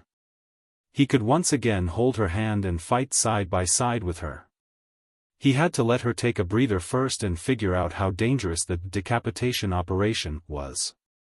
Then, he could judge whether she could handle the danger. Listening to her clear voice and smelling her scent in the air, Xia Jinyuan gradually felt tired. He couldn't even open his eyes now. Xia Jinyuan didn't speak again. He just wanted to have a good sleep. Major Xia coaxed himself to sleep. Xia Jinyuan fell into a deep sleep with his back against the headboard, his head upright, and his hands crossed in front of his lower abdomen. Yi Qian couldn't let him sleep like this. She lifted the blanket and gently knelt on the bed. She hugged his shoulders with both hands and held her breath. Little by little, she laid him down on his side. Yangheng had reserved a double room for Xia Jinyuan, who was 186 meters tall, on the 188 meters wide bed. The space instantly became much smaller. His feet were still outside, so he had no choice but to lie on his side. The bed was only so wide. The blanket gently covered him. Yi Qian, who was no longer sleepy, quietly looked at the young major who was sleeping. He couldn't sleep well, and his expression was still as sharp as a sword. Yi Qian sighed softly in the room. The decapitation operation was the most dangerous operation. No wonder he felt tired. Look, he was so tired that he was frowning even when he was sleeping. Sleep well. Since you're back in China, sleep well. Yi Qian reached out and stroked his eyebrows. She focused on him until she smoothed his eyebrows. Then, she gently got up from the bed. She had to rush to the airport to get his military uniform. When she left that day, the uniform was still wet. It had been left in the airport's utility room for more than half a month. She didn't know if it had gotten moldy. The sooner she got it back, the sooner she could wash it and iron it. When he woke up, he could wear it. Yi Jian got up and changed her clothes. When she was about to go out after brushing her teeth and washing her face, she saw Xia Jinyuan, who was frowning in his sleep, moving his body uncomfortably. From his expression, she could tell that he was in a deep sleep and had no intention of waking up. She guessed that he wanted to sleep in a more comfortable position. Looking at his frown, Yi Jian's eyes flashed with a trace of pity. She walked to the bedside and wanted to pick up the short-sleeved shirt and shorts she had just thrown on the bedside, folded them, and put them aside. Who knew that just as she was about to make a move, she saw his long arms wrap around her clothes and blanket, directly covering his face. She even heard an extremely soft, yet exceptionally deep, comfortable sound. At that moment, Yi Qian almost ran. He covered his face with her clothes, and by the sound of it, all the way to the hotel lobby, Yi Qian's face was still hot. Her eyes were so hot that they were like pools of spring water, revealing a touch of seduction. "Hey, aren't you Yang Heng's classmate?" Someone asked softly from behind, followed by the thump-thump of high heels. "What's the matter? Are you not used to sleeping here?" The person who spoke was Yang Heng's aunt, the boss of Venus. One of the hotel staff who was working next to her saw this and said softly, "President Song, I'll drive over now. Please wait for a moment." President Song recognized Yi Qian at a glance because he had a deep impression of Yi Qian. A clean and beautiful girl would leave a deep impression wherever she went. Chapter 870. Is the room not good? If it's not good, Auntie will change it for you immediately. She walked directly to Yi Qian and smiled kindly. "You are all guests, we have to make sure you sleep comfortably in the hotel." She was a capable woman. Yi Qian quickly composed himself and politely said, No, I have to go to the airport. That's why I woke up early. I slept very well and didn't feel uncomfortable at all. She could fall asleep anywhere. It was just that the hotel's security personnel had sent a special forces soldier over. She was startled awake at 3:30 in the morning. Going to Jianghu? That's great, I also need to go to the airport to pick someone up. Take my car. Manager Song, with her exquisite makeup, laughed heartily. She must have just woken up, as her eyes were still bloodshot. The staff helped me get the car. Let's go and wait outside. She turned to the front desk and said, Xiaofang, prepare 2 sets of breakfast for me. 1 set with coffee and the other with fresh milk. Yi Qian's indifferent face lit up with joy. He quickly thanked her. Thank you, Manager Song. I won't stand on ceremony then. This way, she wouldn't have to wait until 5 o'clock to take a ride from Caesar Hotel. She could pick up her military uniform earlier. Child, you can just call me Auntie. Why are you calling me Manager Song? Manager Song, who still had a stern expression, couldn't help but laugh. This child was really polite. Don't blame me for making the decision alone. Let's go, the car is here. Yang Heng's Auntie Song was a divorced woman. They divorced 8 years ago, and her daughter was awarded to her husband. Now, she was going to pick up her daughter from France, whom she hadn't seen for more than 2 years. The car drove over. Yi Qian's gaze fell on the 1997 red Ferrari. He saw that Auntie Song was yawning several times. Yi Qian, who originally wanted to say that she could drive to the airport, silently shut his mouth. Auntie, did you not rest well last night? Yi Qian sat in the front passenger seat and couldn't help but ask. When she was training with the motorists, the most common thing the instructor said was, don't drive when you're tired. Looking at Auntie Song, who looked rather tired and yawned non-stop, Yi Qian was still a little worried. It was not good to drive while tired. President Song smiled as he started the car and slowly drove into the entrance of the lobby. You didn't sleep the whole night. Are you worried that I can't drive well? Don't worry, I still have the skills. I used to be able to drive steadily even if I didn't sleep for several nights in a row. Throughout the journey, Manager Song's driving skills were indeed not bad, but every time she yawned deeply, Yi Qian felt a chill run down his spine. When the motor vehicle soldiers were assigned to night training, if they were really tired, they would eat morning peppers to refresh themselves and apply cooling ointment to resist fatigue. They would use all kinds of hard methods to keep their minds clear all the way. However, Director Song and the others were different. It was impossible for them to use such a ruthless method to refresh themselves. If they were so tired all the way, there would definitely be problems driving. Yi Qian didn't care about the value of the car anymore. He simply smiled and said, Auntie Song, let me drive. It will take an hour to get to the airport. I'll drive. Why don't you sit and rest for a while? Just as Yi Qian finished speaking, a strong light suddenly shone from the opposite side. This was not the strong light of a small car, but the strong light of a large truck rushing towards them. President Song, who hadn't had a good rest, couldn't help but squint when the strong light shone on her. She didn't even realize what was happening in front of her. Chapter 871. Yi Qian, who had been paying attention, didn't even have time to say, "Be careful." He released his seatbelt in a second and leaned toward the driver's seat. His hands gripped the steering wheel and turned it quickly. As the bright light rushed toward them, Yi Qian said calmly, "Step on the accelerator. Quick." In that second, Director Song's brain still reacted. She stepped on the accelerator as low as possible, and the entire car was like an arrow released from a bow. Under Yi Qian's control, the car made a beautiful drift on the road. The rubber wheels rubbed against the ground, making a sharp squeaking sound.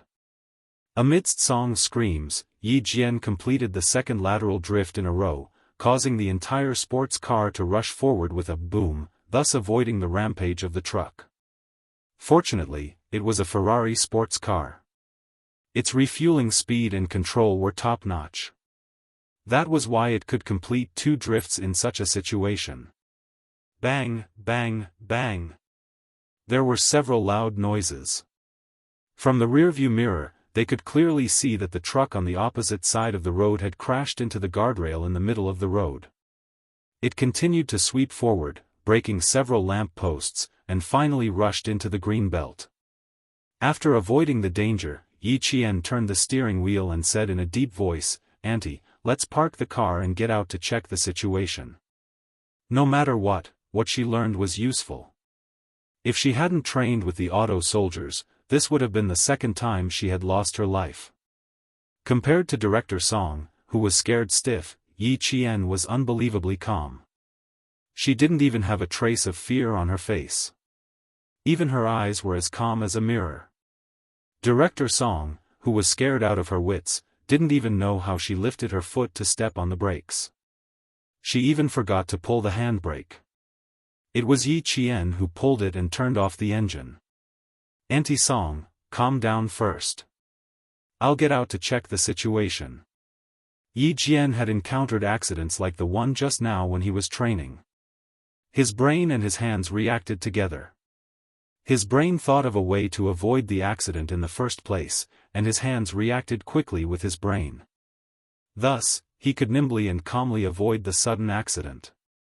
In the car, Manager Song was still in a daze. When Yi Qian spoke to her, she turned her neck stiffly and looked at Yi Qian in a daze. Although he said he was looking, his pupils were dilated. His gaze was not focused on Yi Qian, which meant that his brain could not keep up. He did not know what Yi Qian had said, nor did he know what he was doing. After getting out of the car, Yi Qian saw that the front of the truck that had rushed over from the opposite side of the road was twisted out of shape. Car parts were scattered all over the road, and the long truck compartment was overturned in the middle of the horses, blocking the road to the airport. Yi Qian's first reaction was to look across the road to see if any cars had been hit. A gust of wind blew past, bringing with it the smell of gasoline and paint. These were all very pungent smells. Yi Qian, who was sensitive to smells, wrinkled his nose uncomfortably. Something happened. Something's wrong. Quick, call the police, call the police. On the opposite side of the road, the two private cars that had picked up people from the airport stopped one after another. Those with cell phones quickly called the police, while others called the ambulance. Then, another car sped into the city without stopping on the opposite side of the road.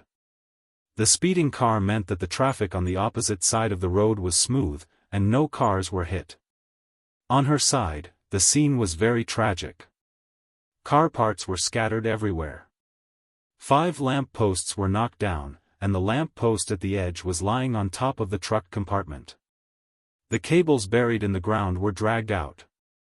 Yi Qian looked at the cables carefully. He did not see any signs of wires being torn. Chapter 872.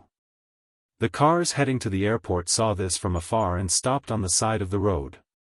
The large truck in the middle of the road blocked their path. Yi Qian had already run to the front of the deformed truck and realized that the front tire was missing. The pungent smell of gasoline wafted from the front of the truck. The engine of the truck had shut down after the collision, and the entire engine had stopped working. The truck was too high, so Yi Qian jumped on the road and shouted, "Can you hear me? Can you hear me? Can you tell me how many people are in the truck?" The smell of blood mixed with the smell of gasoline and gradually drifted into her ears. It started faintly and grew stronger. Yi Qian, who did not hear a reply, took a deep breath. She needed to climb onto the truck to see what was going on inside. When she saw that the fuel tank was intact, she did not hesitate to climb onto the side of the humongous truck. Using the dim street lights in front of her, she looked through the broken windows and saw that there were 3 people in the truck. The driver was the most seriously injured. The lower half of his body was stuck in the deformed front of the truck. Blood flowed from his head down his face to his neck. In addition to the bleeding from his head, the driver's lower body was more seriously injured. However, there was no way to save him in a short time. Yi Qian pulled on the door with a heavy gaze. In fact, the door was already deformed, but she did not give up and wanted to try. She pulled a few times, but the door did not move at all. Yi Qian could only give up trying to open the other door. "Yi Qian, get down." Manager Song, who had calmed down, came over with weak legs. When she saw Yi Qian standing beside the deformed truck, she was so scared that her heart almost jumped out of her throat. "Get down, get down. The gasoline is so heavy. Be careful of the explosion." Just now, it was this young lady who saved her life. She really saved her life. If she hadn't suddenly leaned over and agilely turned the steering wheel to make 2 drifts, the car she was driving would have been completely deformed by the head-on collision. If she had not met her tonight, her life would have been over. Completely over. Seeing her climb onto the big truck that had already been scrapped despite the danger, her knees went weak. She yelled at the top of her lungs, "Get off now. It's dangerous. Get down. Quick." She used too much force and choked on the wind. Manager Song, who had always paid attention to her image and was now coughing in a sorry state. "It's okay. The fuel tank is not damaged. The engine turned off automatically and there is no flame. There's no danger of an explosion for now." Yi Qian, who had jumped of the truck, frowned and said to Manager Song, "The driver's life may be in danger. There are 2 people in the front passenger seat." Yi Qian did not dare to rush to the rescue. She was afraid that if she acted rashly, it would worsen the injury of the injured. She had to observe carefully first. "Director Song, please call 120 and the fire department. Someone needs to come over for the repair of the power supply." People had already surrounded the truck. They all stood about 2 meters away from the truck. No one dared to come up. When they saw a young lady like Yi Qian jump out, they thought she had come out of the truck. Someone shouted, "Young lady, what's the situation with the truck?" Chapter 873. It's not good. There are 3 people in the car. The lower half of the driver's body is stuck, and the front of the car is deformed. The injured person sitting at the side of the front passenger seat should have lighter injuries. Yi Qian gave them a simple answer. She climbed to the front passenger seat and tried to open the door. The car was locked from the inside, so there was no way to open it. She took off her school uniform jacket and wrapped it around her right hand. She grabbed the broken glass and quickly pulled off one piece after another. She needed to reach into the car to unlock the door. Yi Qian pulled off the sharp glass piece by piece until she found the small lever to unlock the door. She pulled it, and with a click, the locked front passenger door opened. "Does anyone have a flashlight? Can you lend it to me?" When the door was pulled open, Yi Qian turned around and said to the pedestrians who were blocking the road, "I need a flashlight to check the injuries of the trapped people." The onlookers realized that the girl was not from the truck, but a passerby. 2 drivers did not hesitate and immediately ran back to their cars to take out flashlights. Some hesitated and chose to stand aside to watch. Chief Song was on the phone with his brother-in-law, Chief Yang. He said anxiously, "Brother-in-law, there was a car accident at the intersection of Zhongjian Road near the airport. A truck came from the opposite side of the road, and the front of the car was deformed. Yi Qian, this brave girl, is rescuing people by herself. Get someone here." Chief Yang was the chief of the Transportation Bureau. The traffic accident happened to be the Traffic Police Department's responsibility.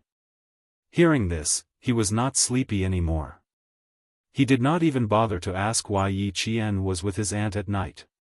He got out of bed and said, "Have you called the police? What's the situation? Give the phone to Yi Qian." "I called the police, I called the police. I also told the fire department." "Wait a moment, I'll give the phone to Yi Qian." Chief Song walked around the back of the car with the phone and saw a few people shining flashlights into the car.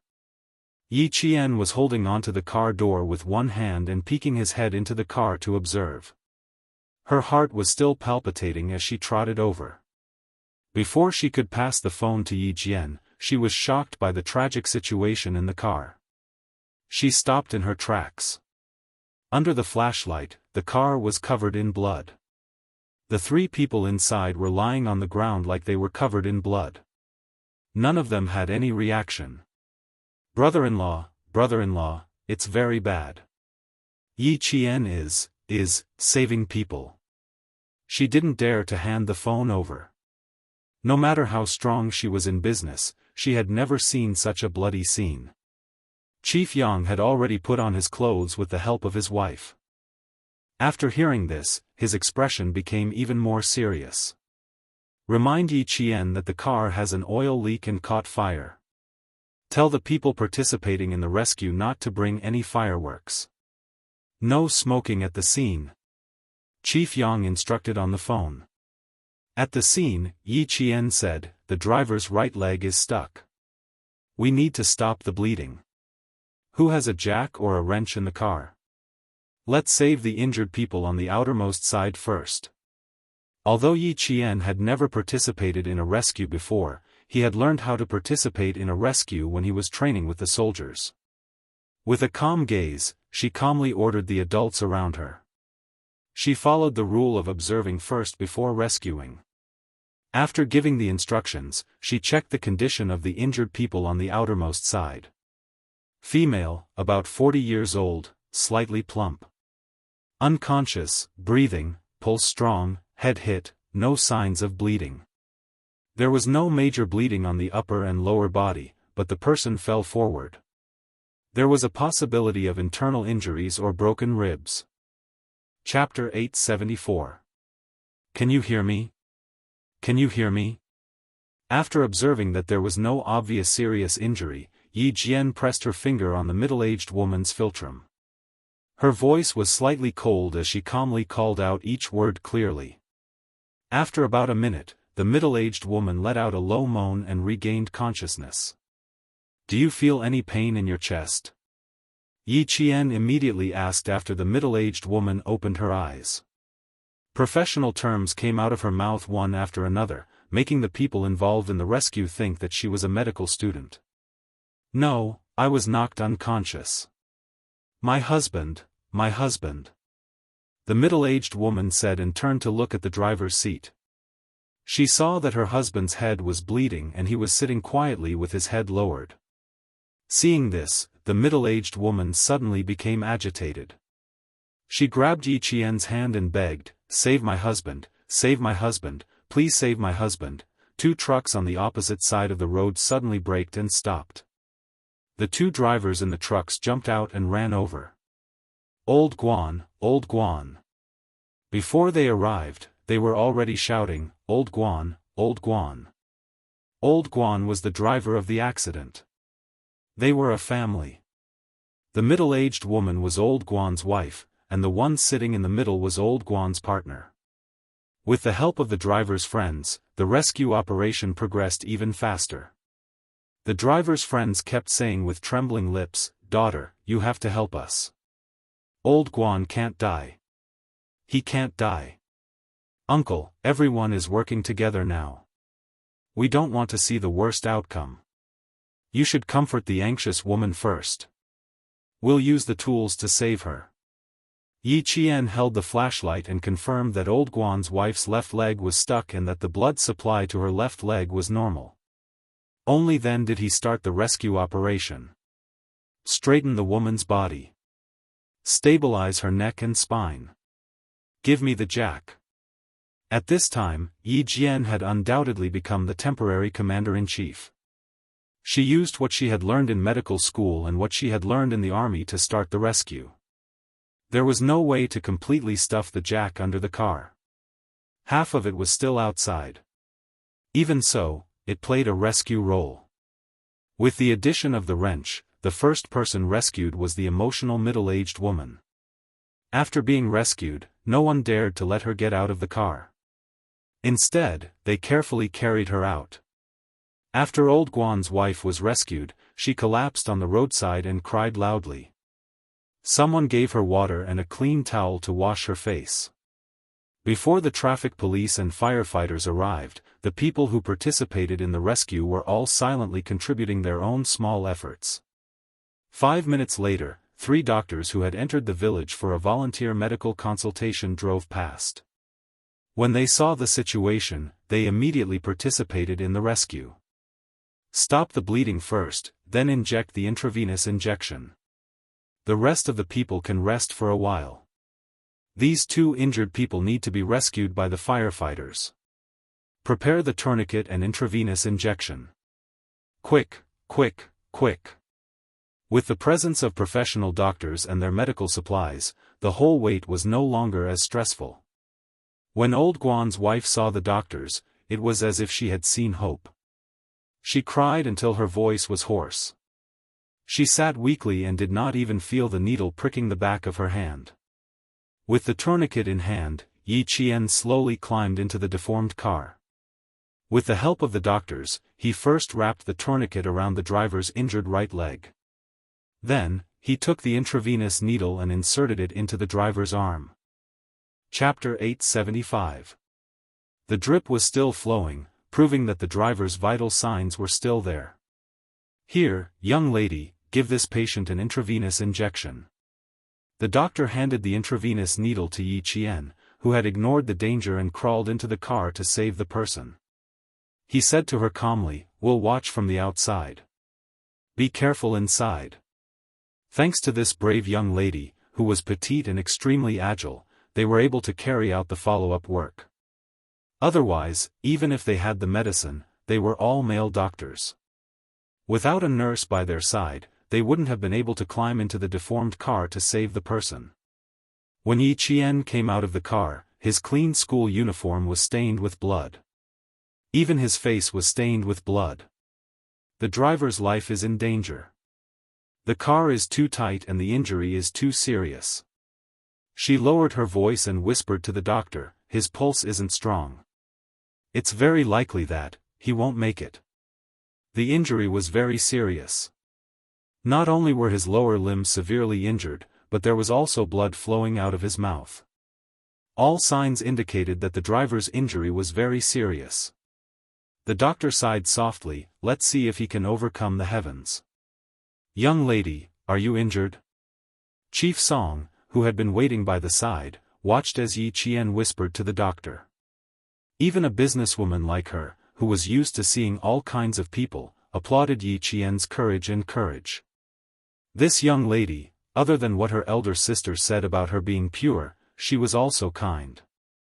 If she hadn't been the first to stand out and participate, she dared to say that the onlookers would have done the same thing as her. A terrible car accident and unknown danger. Everyone had an instinctive fear in the face of such things. This fear was self-protection.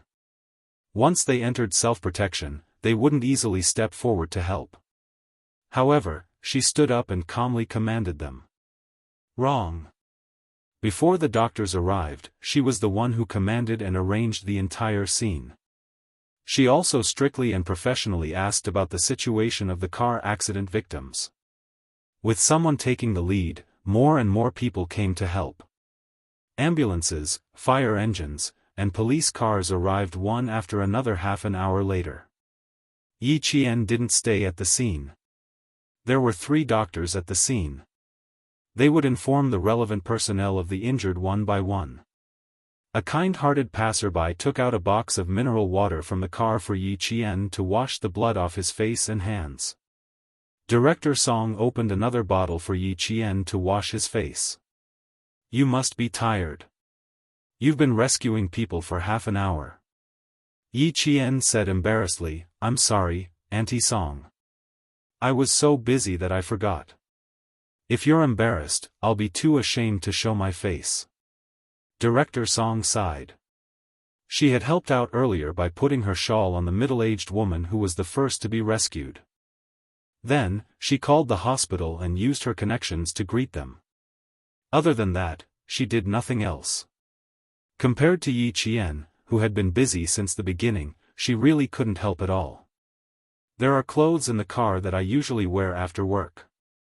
If you don't mind, you can change into them in the car.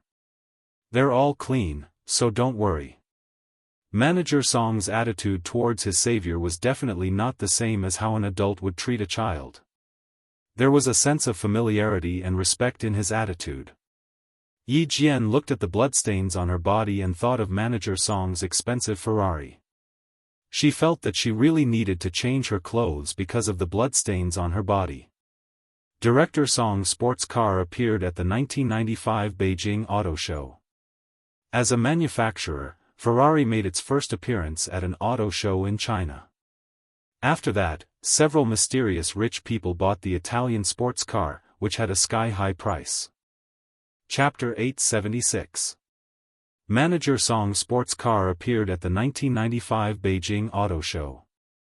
As a manufacturer, Ferrari made its first appearance in China's auto show. After that, several mysterious rich people bought the Italian sports car, which was sold at sky-high prices. Manager Song was one of the mysterious rich people. She took out 6 paper bags from the back of the car. They were all branded with the logos of luxury brands. She searched through the bags and said, "This one won't do. The color doesn't suit you. It's too old. This one won't do either. It's an evening gown. This one seems okay. Oh, no, it's an A-line dress set. It's not suitable for students." Manager Song nodded in satisfaction after searching through the 5th bag. "This one will do. This one will do. The long-sleeve dress is perfect for this time of year. You won't feel cold." She took out a custom-made, lake green linen long-sleeve dress. It had ethnic elements. Peony flowers were embroidered with colorful silk threads. It was refreshing and enchanting. The style were rarely seen in the market. Just by looking at it, one could tell that it was expensive. After searching through several bags, she was satisfied with this dress. Manager Song didn't feel bad at all. She directly stuffed the dress into Yi Qian's hands and said firmly, "Don't be polite with Auntie. You saved Auntie's life. Not to mention one dress, I'll give you hundreds of dresses. Go change in the car. I'll keep a lookout for you." She didn't give Yi Qian a chance to be polite. She said, "Auntie isn't afraid that you'll dirty the car. Think about it. When we arrive at the airport, why would the airport staff let you in when you're covered in blood?" Indeed, there was no reason to refuse. If she entered the airport with a bloody uniform, it would scare others and the airport staff. Manager Song was slightly shorter than Yi Qian. When Yi Qian put on the ethnic autumn cotton dress, her facial features were beautiful. She was tall and slim, so the dress came alive. It was a combination of innocence and enchanting. Large peony flowers bloomed alluringly from the side of the skirt to the waist and then to the chest. A few branches with vines curled up and then delicately extended to the neckline. A clear and seductive temperament assaulted one's senses. She was an obedient female student in her school uniform. Once she changed her clothes, her temperament changed so much that even Mr. Song was amazed. "Beautiful, beautiful, so beautiful. My friend said he's going to Hong Kong and Taiwan to hire a model. He doesn't need one, he can just ask you." Yi Qian couldn't see the effect of the dress, but he could only see President Song praising it. He couldn't help but smile and say, "Auntie Song, it's your dress that's beautiful. No matter how beautiful a dress is, someone has to wear it. The person who wears it has to have a temperament to make the dress beautiful." CEO Song's complexion had yet to recover, and his voice was still a little hoarse. He had shouted Yi Qian so loudly just now that his throat was filled with blood. He took out 2 bottles of mineral water from the car and handed one bottle to Yi Qian. Instead of driving immediately, he raised his head and took a big gulp of water. After a while, he smiled bitterly and said, "Xiao Yi, you drive. My legs are still a little weak.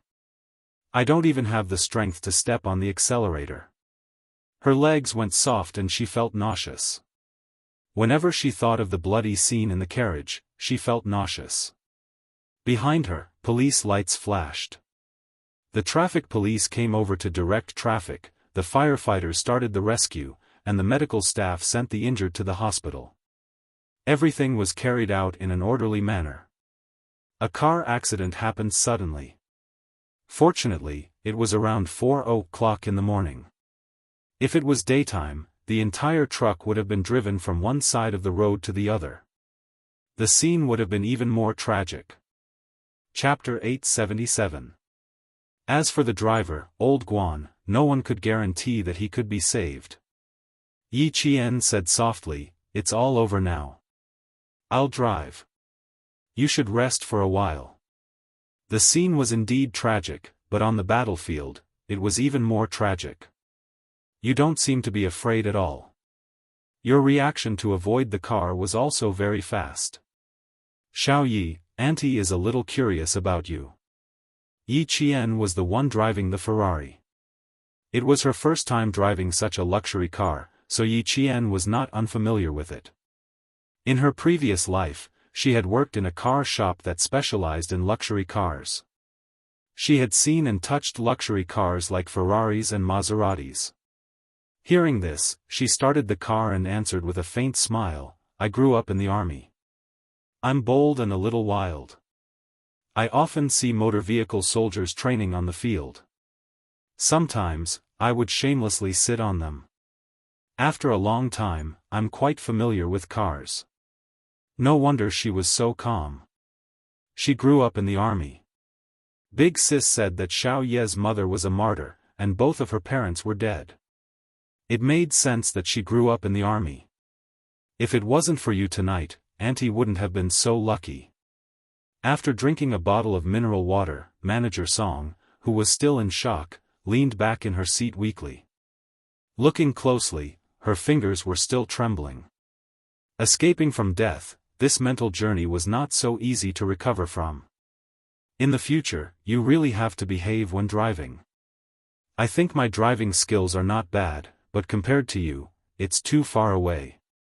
Manager Song said half jokingly, half seriously, Xiaoyi, are you interested in driving Auntie's car or something?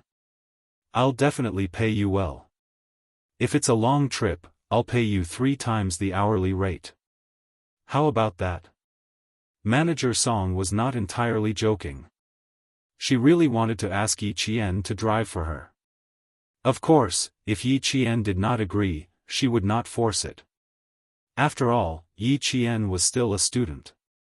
However, her years of successful business experience told her that some things had to be tried. Only after trying would she know if it was possible. Yi Qian laughed. Even though she had just walked out of the car accident, her expression was still calm. The bloody scene did not cast any shadow on her. She smiled and said, your suggestion is indeed very tempting, but I'm still a student. I don't even have a driver's license. But don't worry. Although I don't have a driver's license, I'll drive very seriously so that both of us can arrive at the airport safely. Her words were calm and composed, with a hint of teasing and a hint of playfulness. When he spoke, his voice was very steady. It sounded like spring water flowing gently from the mountains. It had a mysterious power that calmed people's hearts. Director Song was already laughing out loud. She was a strong career woman. She was never stingy with her praise for the people and things she admired. Yes, it's a pity that you're still a student. People like you, in our words, are hard to come by. No wonder her sister was so relaxed about Heng making friends outside. Even though Heng sometimes went to the internet cafes outside and occasionally got into fights outside, her sister and brother-in-law never cared. It turned out that they trusted Heng's judgment and his ability to make friends. To have a friend like Yi Qian, even if she was the only friend in her life, was a lifetime of fortune. As they chatted and laughed, the car accident scene got further and further away. Under Yi Qian's clear voice, the fear on Director Song's face gradually dissipated. The fear in her heart also gradually disappeared. Soon, this strong career woman in the business world gradually calmed down. Chapter 878. The car drove into the parking lot of the airport. Yi Qian parked the car and handed the car keys to President Song. Auntie Song, I might have to leave in a bit. I have to rush back to the hotel for something, so I can't wait for you. Be careful on your way back. If there's really no other way, you can ask a friend or the hotel's driver to pick you up. President Song's daughter arrived at the airport at 7:45 p.m., and it was only 5 p.m. Yi Qian didn't want to keep Xia Jinyuan waiting for too long. She wanted to send the military uniform back as soon as possible. He had to have something to wear. Also, he was in her room. What if a classmate from grade 12 came over and saw a grown man in a bathrobe in her room? What would they think? After considering everything, the military uniform had to be sent to him immediately. She looked down at the long dress she was wearing. It was expensive. She had to wear it. Forget it, she could only wear it first. After saying, thank you, again, Yi Qian headed to the first floor of the airport. Yi Qian walked very quickly and disappeared from President Song's sight in the blink of an eye. Watching the slender and delicate figure disappear before her eyes, President Song of Southern Province's second-largest hotel, Venus Hotel, sighed softly. This little girl was extraordinarily capable. She was so capable that even an adult like her felt a little inferior. Her phone vibrated. President Song looked at the caller ID and answered, hello, brother-in-law. Me? I'm at the airport with Yi Qian. Yes, we're fine. No, I should say that if it weren't for Yi Qian, you might have seen me and my wrecked car at the scene of the accident. President Yang rushed to the scene of the accident. He heard people saying, if it weren't for the little girl in the school uniform, the 3 people in the car might not have survived. They were all talking about the little girl in the school uniform. Even the 3 doctors who participated in the rescue said that it was all thanks to the girl in the school uniform. Otherwise, they wouldn't have been able to climb into the car. President Yang was deeply moved. Needless to say, the little girl in the school uniform they were talking about was Yi Qian. Yi Qian, who was full of courage, had a strong sense of righteousness about her. She was clear about good and evil, and she was flexible. Huiying said that she wanted to take her as her goddaughter. This was a good decision. Yang Heng had a younger sister, and Xiao Yi had an older brother. Both of them were sentimental people, so it was best for them to be brother and sister. It was a good thing to go back and ask his wife to settle the matter. He supported it wholeheartedly. Why is Yi Qian at the airport so early in the morning? Why are you two together? Feeling emotional, Director Yang asked his wife's sister, I'm at the scene now. There are 2 traces left by drifting cars. Did you drive? Mr. Song let out a long sigh. He still had some lingering fear when he mentioned the incident. No, Yi Qian was the first to notice the abnormal situation on the opposite side of the road. She reacted quickly and snatched the steering wheel from me. She drifted twice to avoid the truck that was rushing towards us. Yi Qian grabbed the steering wheel and drove his sister-in-law Song Tinglan's car, quickly avoiding the oncoming cars. Even Chief Yang found it unbelievable. He asked, Are you two really okay? President Song rolled down the car window and rubbed his forehead with one hand. We're fine. We're really fine. Yi Qian came to the airport to do something. I didn't ask what it was about. Now that she's gone, I'm still waiting for my daughter to come back. As long as they were fine, as long as they were fine. Director Yang didn't ask any more questions. He said, okay, and hung up. Chapter 879. Chief Song wanted to talk about how scary the car accident was, but her fingers were still rubbing her temples when the phone beeped. Her brother-in-law would never take the initiative to wait for someone to hang up. She threw the phone aside and closed her eyes to calm her mind. The driver had not been rescued yet, and the road to the airport was blocked.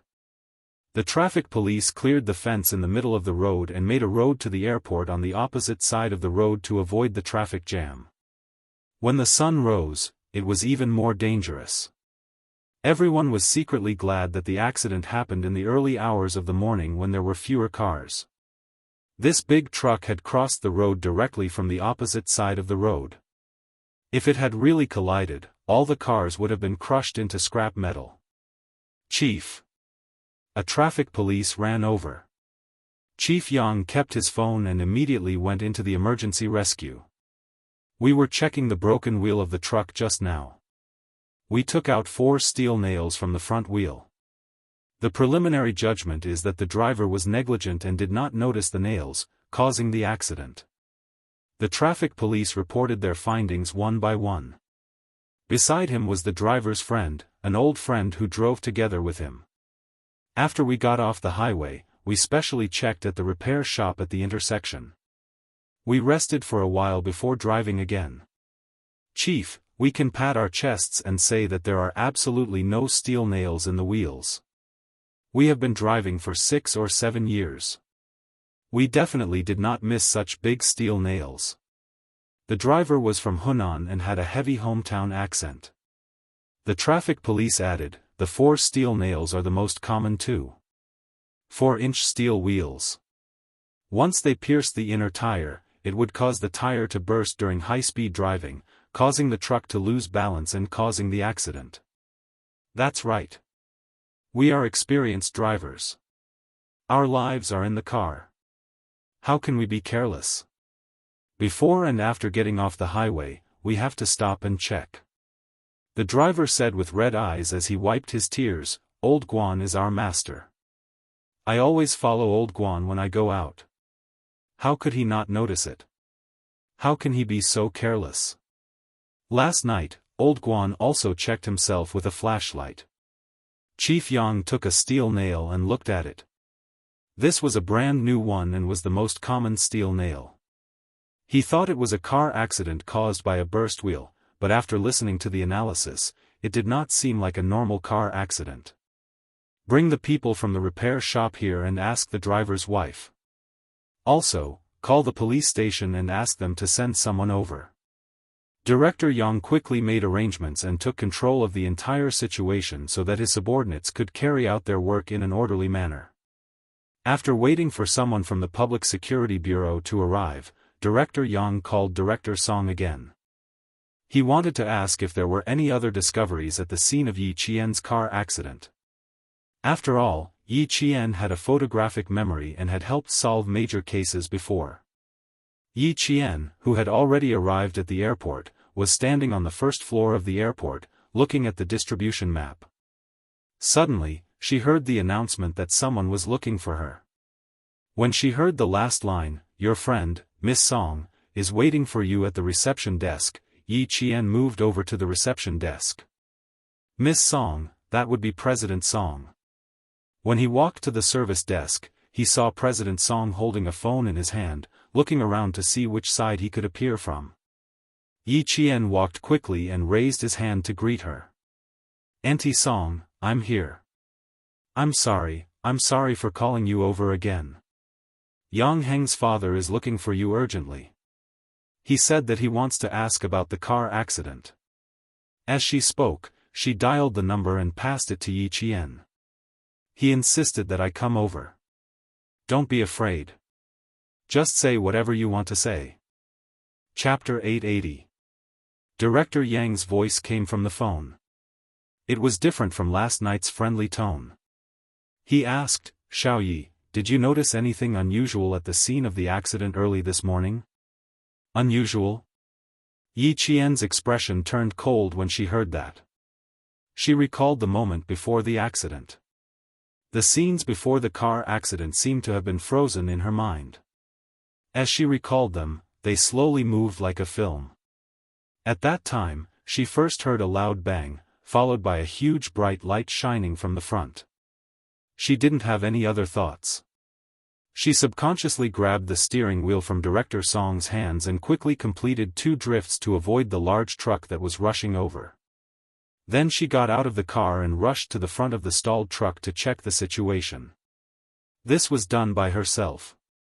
As for the other side of the road, if there was anything unusual. Yi Qian closed her eyes and once again fixed the scene of her getting out of the car. Her gaze swept across the road. In her mind, she saw a car driving across the road. Because it was early in the morning, there were very few cars. There were only 2 cars in total, and both of them stopped at the same time. Wait, there was another car coming from behind. As she ran to the truck to check the situation, another car also drove across the road but didn't stop. After she finished recalling, Yi Qian said to Director Yang, who was waiting for her to speak, "At that time, there were 3 cars across the road. 2 of them stopped, but the other gray car didn't stop. I'm not sure about the license plate number. You can check the nearby electronic cameras and see if you can find the car that appeared at this time and what the license plate number is." After such a big accident, logically speaking, the car would stop to take a look. Even if it didn't stop, it would slow down before driving over. However, in Yi Qian's memory, the gray car kept speeding by without stopping. Therefore, this was the strange thing about this car. Since Director Yang asked her this, it meant that there was something different about this accident. What exactly was different? Yi Qian pursed her lips and asked again, "Can I ask if there was something wrong with the scene of the accident?" Bureau Chief Yang paused for a moment, then nodded and said, "There are 4 steel nails in the front wheel of the truck.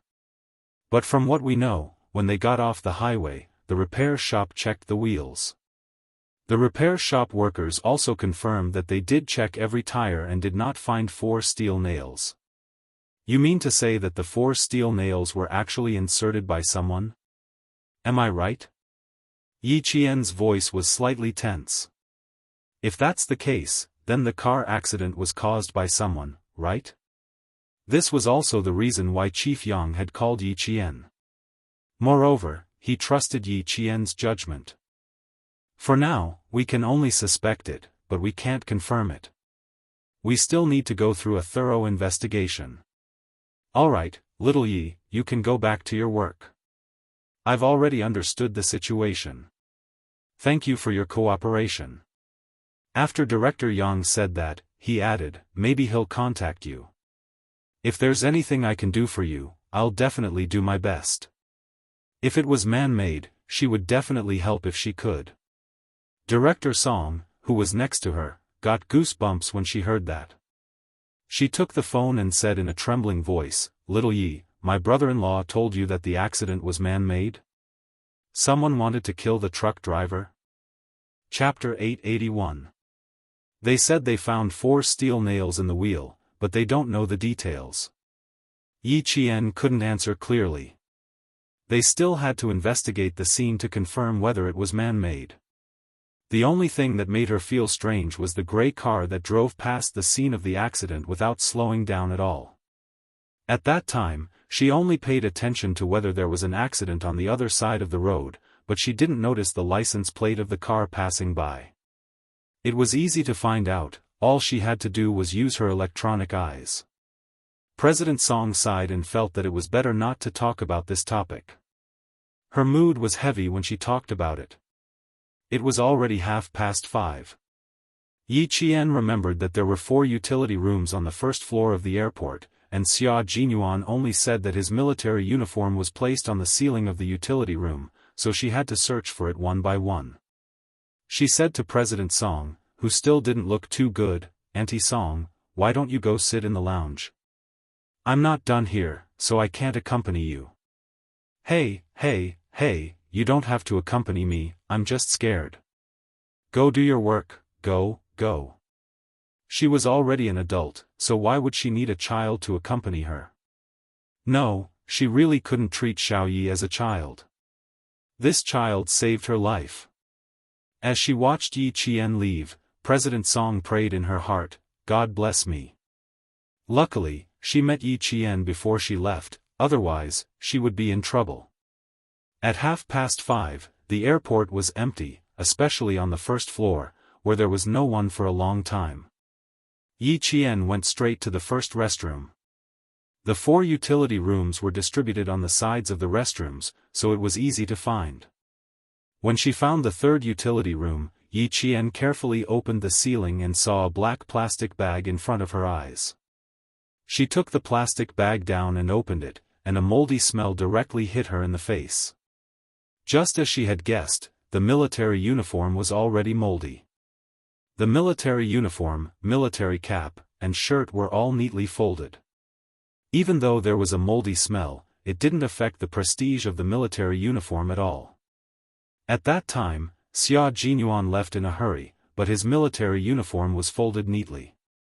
From this, it could be seen how much a soldier cherished his military uniform, which represented the dignity of the country. Yi Qian gently stroked the national emblem on her military cap and smiled. In less than 2 years, she would also be able to own such an impressive military uniform. It's time for the next shift. Team leader, I'm off work. A woman's voice came from outside.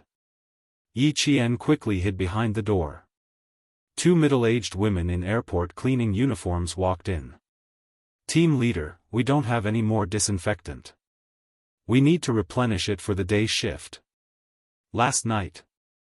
The night shift staff handed over their work. When the 2 of them walked to the counter, Yi Qian quickly left the storeroom without alerting them. At 5:00 in the morning, buses had already started coming in and out of the airport. Yi Qian didn't stay for even a minute. She took the 5:40 bus to the city and returned to the Venus Hotel around 7:00 in the morning. As soon as she stepped into the hotel lobby, Yi Qian bumped into a few seniors from Class 3 who were preparing to go home. Yi Qian, who was originally fine, suddenly tightened her grip on the bag in her hand. She inexplicably felt guilty. Luckily, she was wearing the dress that Director Song lent her and not her school uniform. Lowering her head, Yi Jian, who felt inexplicably guilty, slightly avoided them and quickly walked to the elevator door before they noticed her. Chapter 882. After entering the elevator, Yi Qian breathed a sigh of relief. Fortunately, she didn't run into any other students. Otherwise, she wouldn't know how to explain herself. Actually, it didn't matter if she didn't explain. Who would ask her where she went? Guilty. Yi Qian didn't know why she felt guilty. In short, when she saw someone familiar, she would think of Xia Jinyuan's military uniform in her hand, and that there was an adult man hiding in her room. She would. Ding. When the elevator opened, she wouldn't stop thinking. Yi Qian was so shocked that she looked up abruptly. She watched the elevator slowly open and saw a few boys from class 3 walking in, talking and laughing. "Hey, Yi Qian, you're up so early." The boys didn't come in immediately. Instead, they reached out to block the elevator door. "The breakfast is good. It's much better than the one in school. The pastry chef from Harbor City is really good. The baked cakes are delicious." They didn't notice that the elevator was going up from the bottom. They thought that Yi Qian had gotten up early for breakfast, so they enthusiastically introduced the food. "There's a type of crystal dumpling that's not bad. It's transparent on the outside, but we don't know what's inside. We're a little embarrassed to eat it again. Roast pork buns are also good. You can try it." Yi Qian, who didn't plan to come out but was scared, came out of the elevator. She smiled at her seniors and said, "Thank you. I'll try them all later." It was only 7:14 a.m. The grade 3 students did get up early. They had already finished breakfast. Yi Qian walked faster with a smile on her face. Guilty. She felt guilty even when she was holding a military uniform. She felt guilty when she thought of Xia Jinyuan sleeping in her room. A student woke up. What if he went to her room and knocked on her door? What if Xia Jinyuan opened the door in a bathrobe? What if? Thinking of this, Yi Qian, who had always been calm, felt her breathing quicken. She walked faster and faster. If Xia Jinyuan opened the door in a bathrobe, she didn't know how to deal with it. She still had to take some breakfast back. She wanted to eat, and so did Xia Jinyuan. The cake was fine, but not the crystal dumplings. The skin would harden if it got cold. The rice cake was not bad. It was easy to absorb. Give me a bowl of porridge as well. Plain porridge can be eaten even when it's cold. After all, they were all soldiers. If they were hungry, they could even eat raw snake meat. Yi Qian, who was carrying breakfast for two, stood by the elevator. She prayed that she would not bump into any more students so that she could return to her room safely. In the elevator, Mother Yang was talking to her relatives. "You don't have to eat out for lunch. Come to my house." Ting Lan picked Anqi up at the airport and asked her to come to my house directly. "I haven't seen Anqi for a few years. Let's have breakfast first. If we wait any longer, Heng's classmates will have woken up. Let's eat first so that these children won't feel uncomfortable when they see us adults." As the elevator next door opened, Yi Qian looked at Mother Yang, who was the first to walk out. His eyes twitched.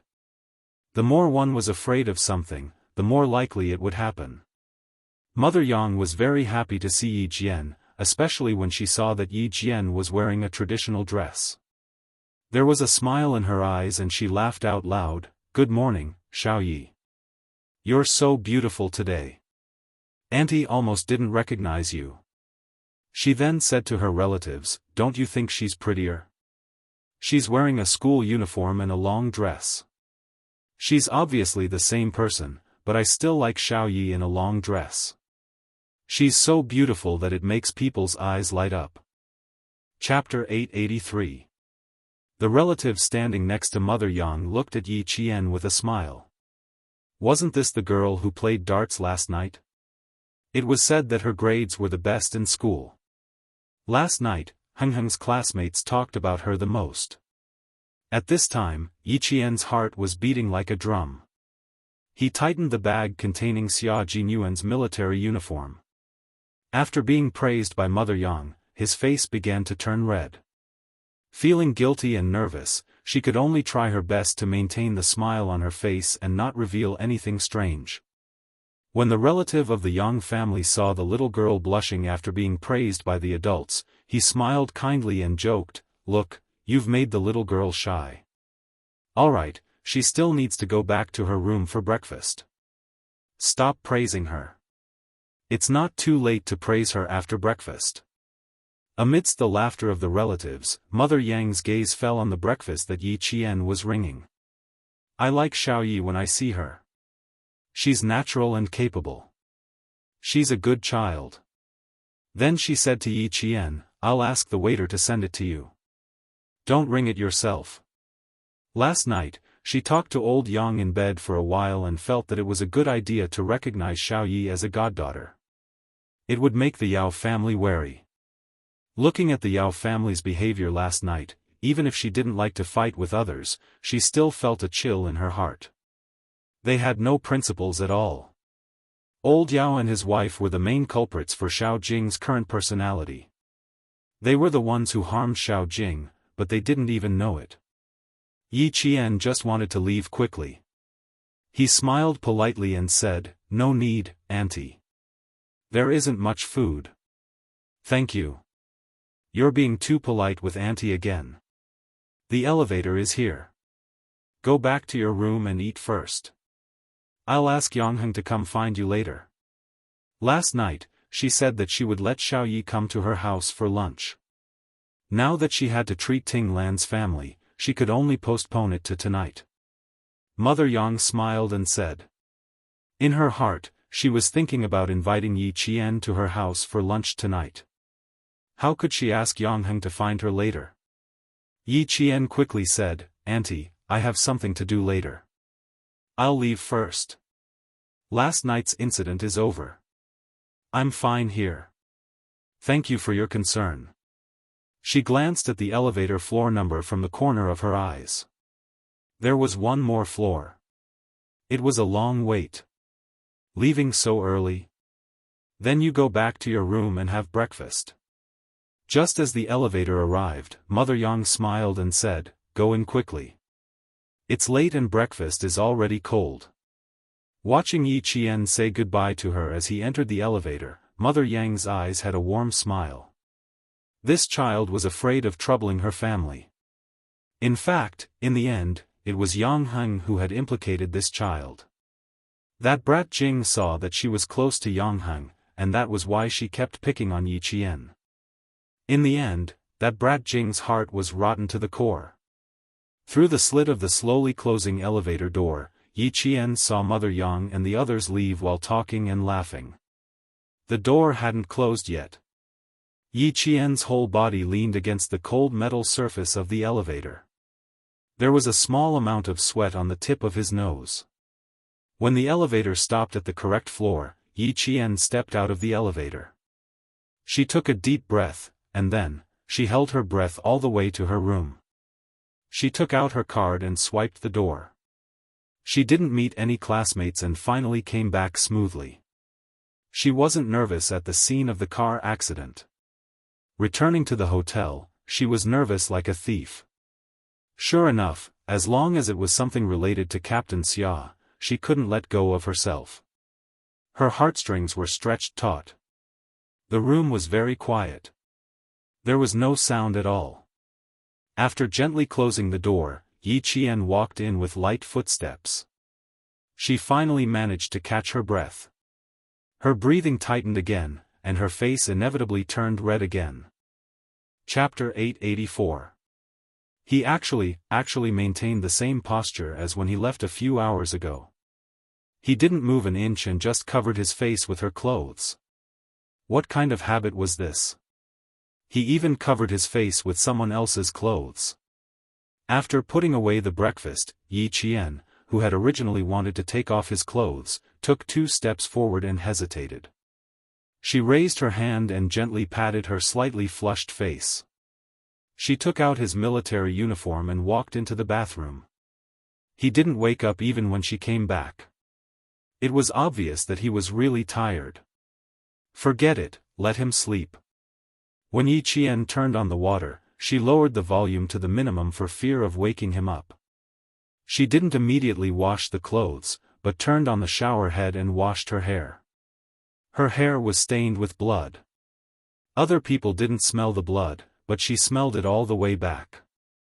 The water flowed out gently, making a slight splash sound. After washing her hair, Yi Qian started washing the hat.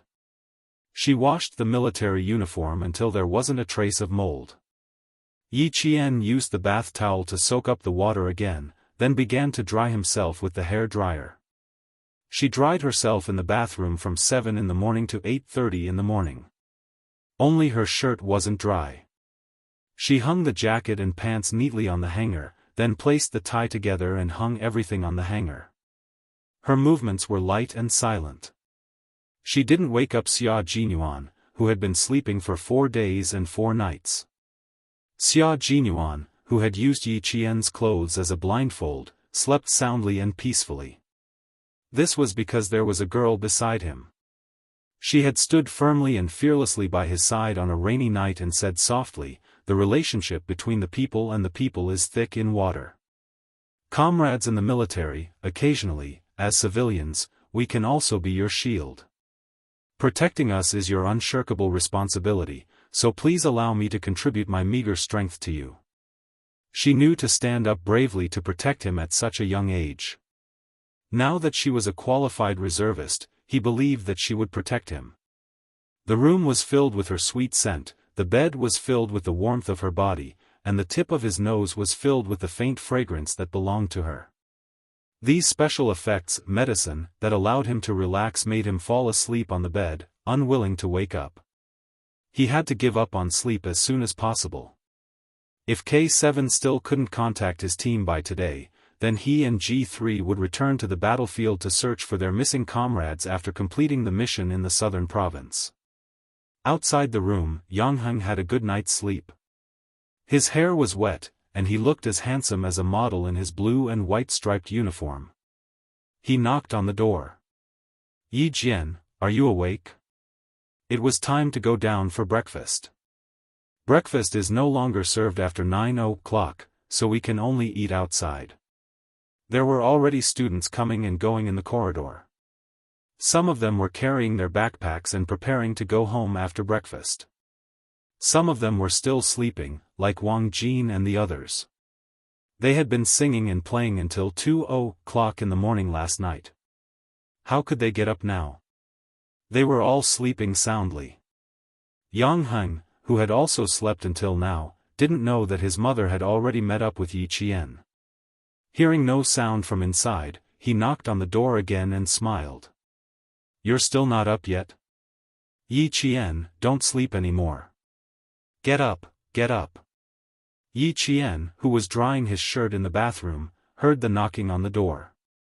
The second knock made Xia Jinyuan, who was sleeping soundly on the bed, frown slightly. On the fourth knock, he opened his eyes. Chapter 885.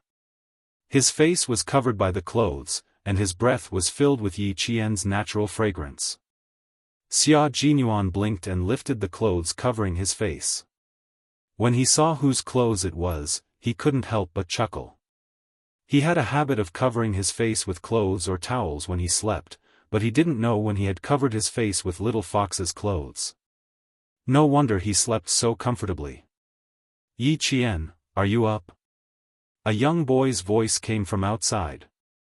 His voice had gone through puberty, but it still had the cleanness of a teenager and the deepness of a young man. From his voice, he felt that the boy outside was quite good-looking. Xia Jinyuan didn't want to move, and he didn't dare to either. He was afraid that Yi Qian would open the door and step out. This was a huge misunderstanding. "Yi Qian isn't up either," a classmate asked Yang Heng as he passed by. Xia Jinyuan heard the boy who knocked on the door laugh and say, "No, I asked her to have breakfast. You don't have to wait for us. Go down and eat first." The bathroom door opened, and Yi Qian walked out with a dry shirt in his hand. When he was hanging it up, he unconsciously leaned into the room to see if he had woken up the man in bed. Just then, he saw Xia Jinyuan lift the blanket and get out of bed. Yi Qian hurriedly hung up the shirt and said softly, "Did I wake you up?" He slept for less than 6 hours. If it was deep sleep, it was enough for a high-intensity special forces soldier. Xia Jinyuan didn't say anything. The moment he opened his eyes, he felt refreshed. His eyes were clear and there wasn't a trace of drowsiness in them.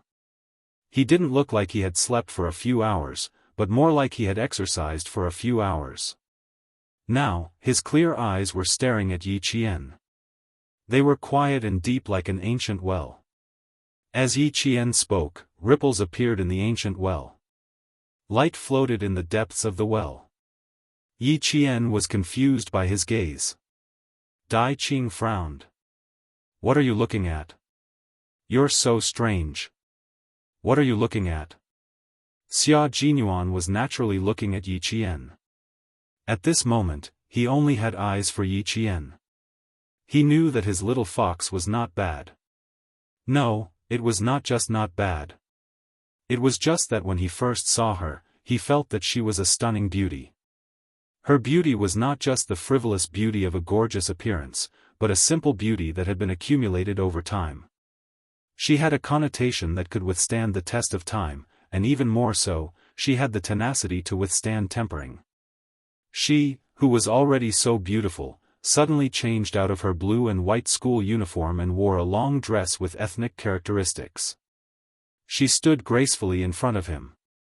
The peony embroidered on the edge of the dress was originally exquisite, but now it only served to set off her beauty. It made her look like a girl who had walked out of a world of purple and brilliant red.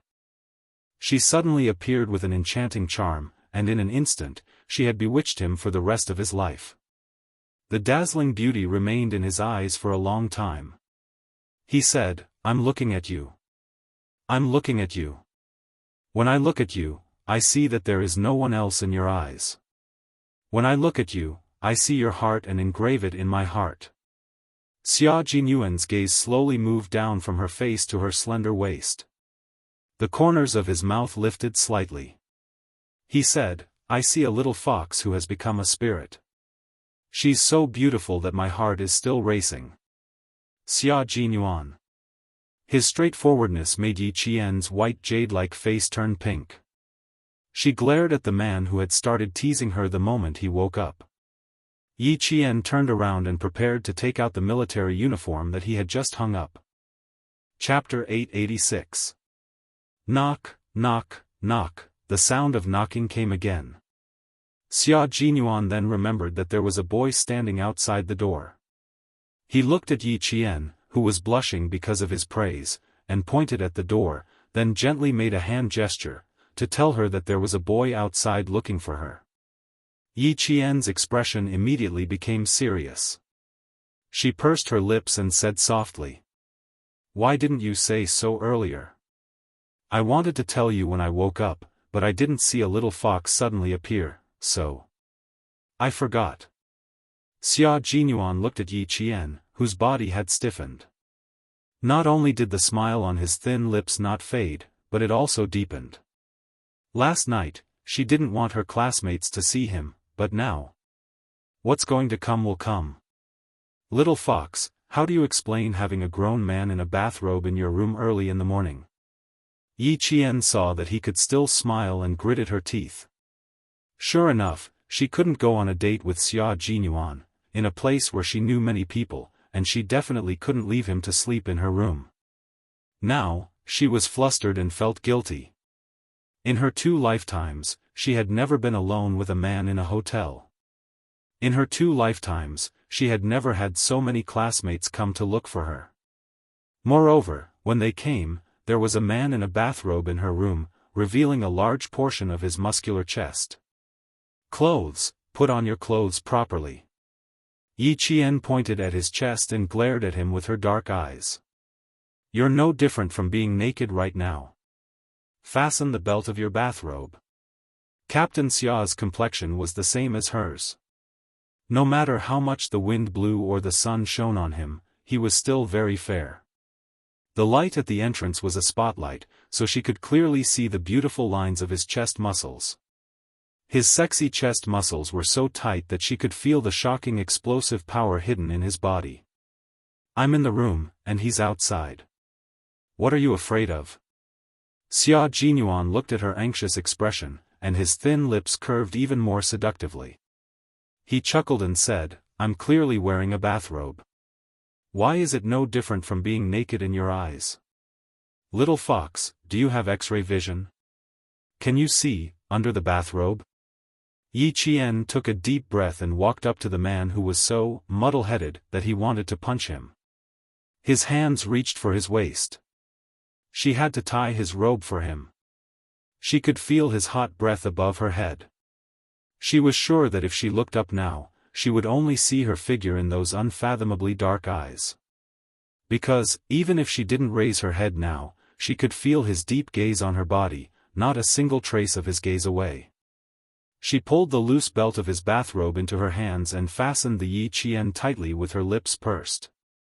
Then she pulled the lapel tightly to cover his chest. X-ray vision. Even without X-ray vision, I can still see it clearly. Xia Jinyuan lowered his head and looked at her slender hands tidying his robe.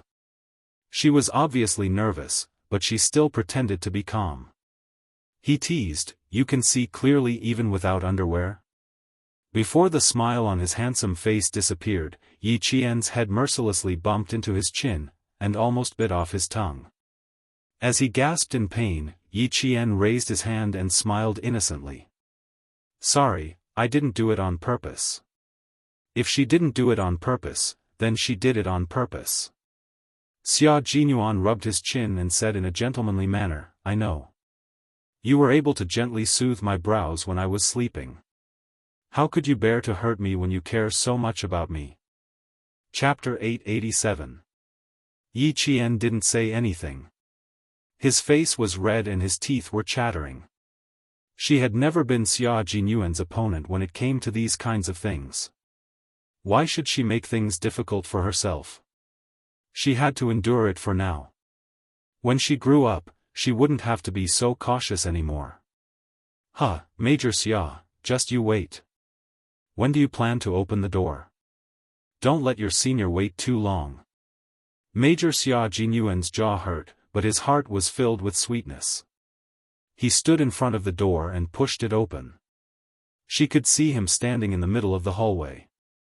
In order to maintain a good image, he even raised his head and puffed out his chest. He was wearing a bathrobe to give off a sense of déjà vu while waiting for Yi Qian to open the door. He was waiting for her classmates to see him. Yi Qian didn't feel like talking to him anymore. She turned around and gently closed the wardrobe door.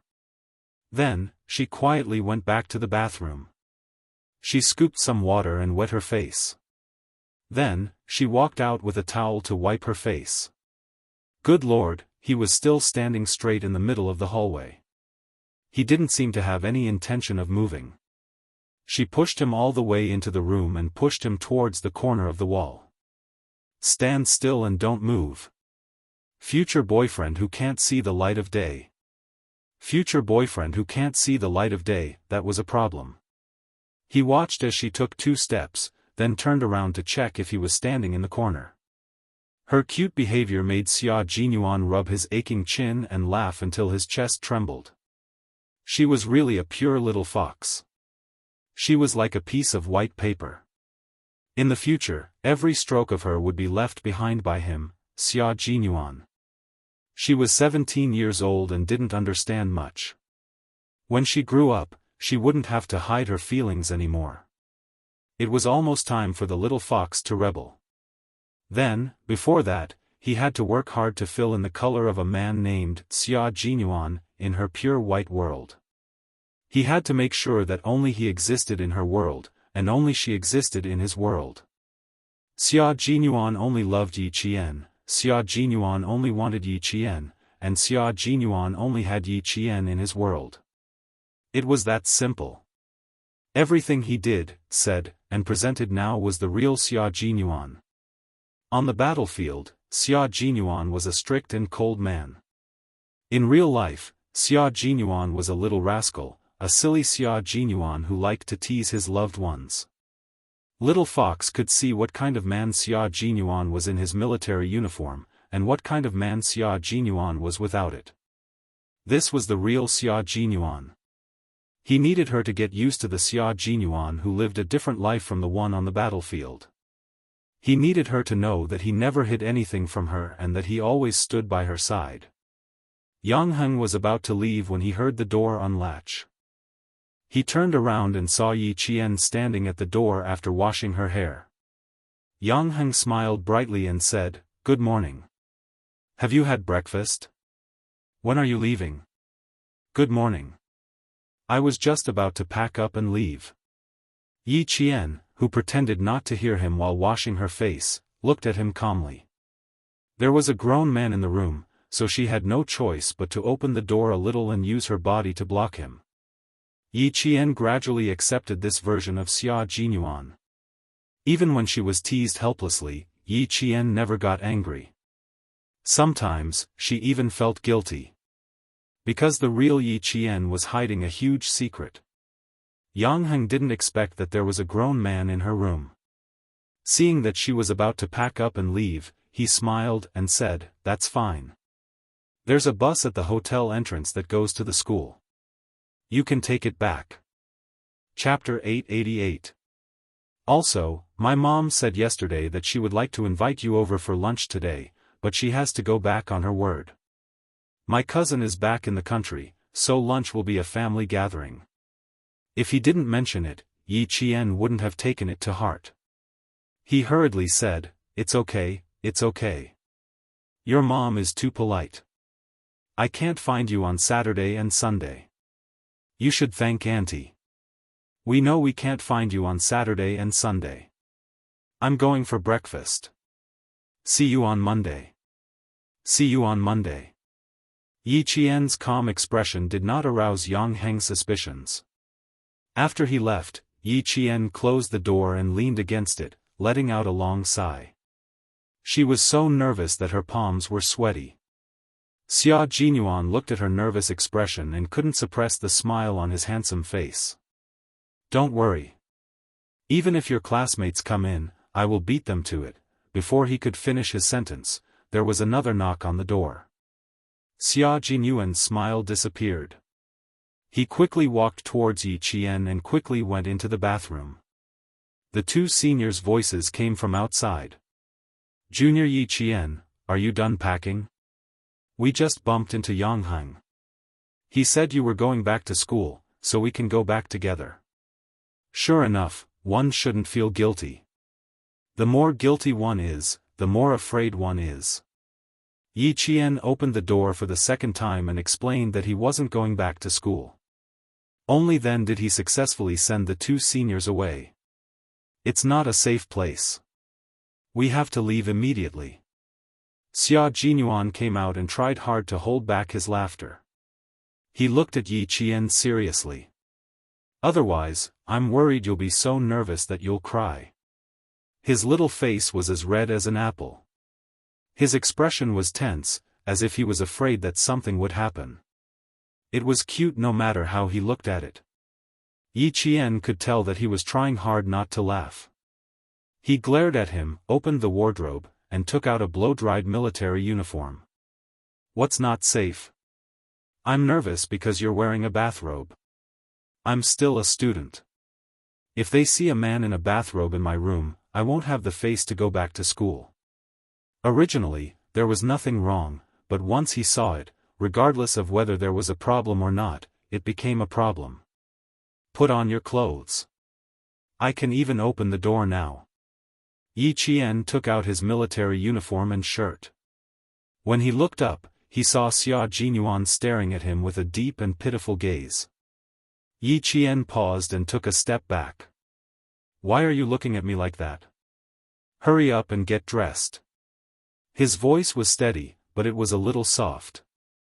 At that moment, Xia Jinyuan made Yi Qian's heart tremble slightly. His handsome face, which had just woken up, revealed a bit of drowsiness and laziness. His deep black eyes were dark and gloomy. His whole person gave her the feeling of a cheetah stretching out its claws and staring at her, the prey.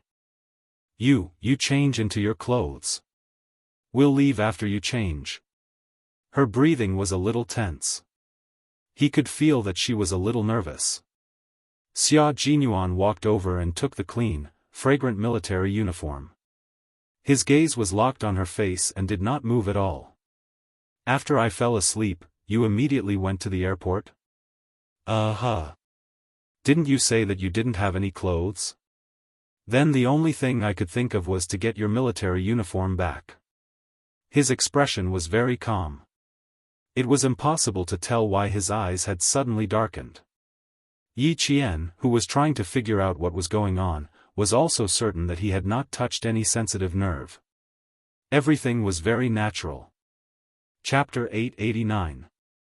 However, his gaze was still so deep that it was as if there was a whirlpool in his dark eyes that could suck her in. The military uniform was dry and dry. Her slender fingers tightened around the military uniform that she had brought back from half the provincial capital without his knowledge.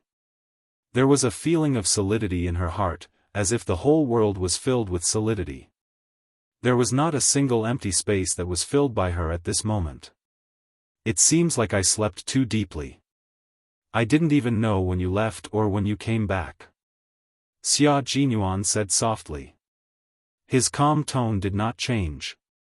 His deep gaze was still so deep that Yi Qian's heart couldn't help but tighten.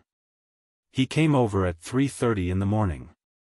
Little Fox left at around 3:40 in the morning. It would only take an hour to get from the hotel to the airport. It was now 8:40 in the morning. A military uniform would take around an hour to dry, which meant that she rushed back to the hotel at around 6 o'clock. He had been back for so long, but he didn't hear any movements. It seemed that the scent she left on his clothes was even more effective than taking sleeping pills. He didn't know that Yi Qian had been delayed at the scene of the car accident for nearly 40 minutes. He even thought that Yi Qian had returned very early. He should have reminded her before going to bed last night to bring back the military uniform. Unfortunately, he couldn't wear it now. Her efforts had been wasted. You were too tired. That's why you didn't know.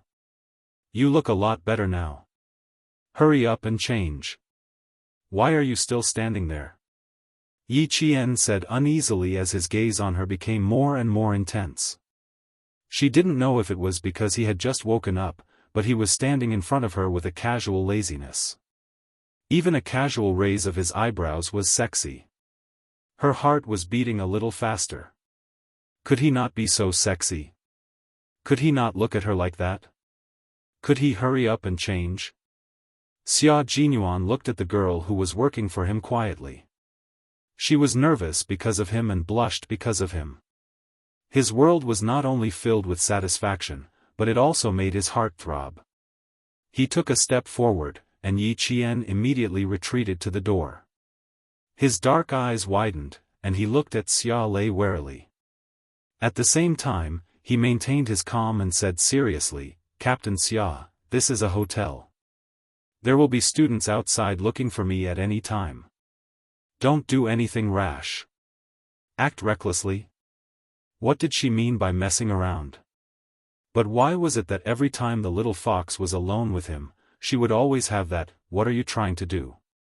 expression on her face? Simply put, she was trying to seduce him even when he clearly had no intentions of doing anything. "What do you think I will do?" He raised his eyebrows and asked with a smile. Yi Qian waited solemnly. "I don't know." "You know." He took another step closer, and his lazy aura began to surround her. "You know, that's why you're telling me." He shook his head firmly and replied with an even firmer tone, "I don't know." Even if he knew, he couldn't say it out loud. The air began to thin, and his masculine aura was flamboyant and scorching. His eyes were getting darker and darker, making her feel as if her soul was being sucked into his dark eyes bit by bit. Looking away was a sign of weakness. In front of him, she had to get used to looking him in the eye. She couldn't show any weakness. Once she did, he would start to gain the upper hand again.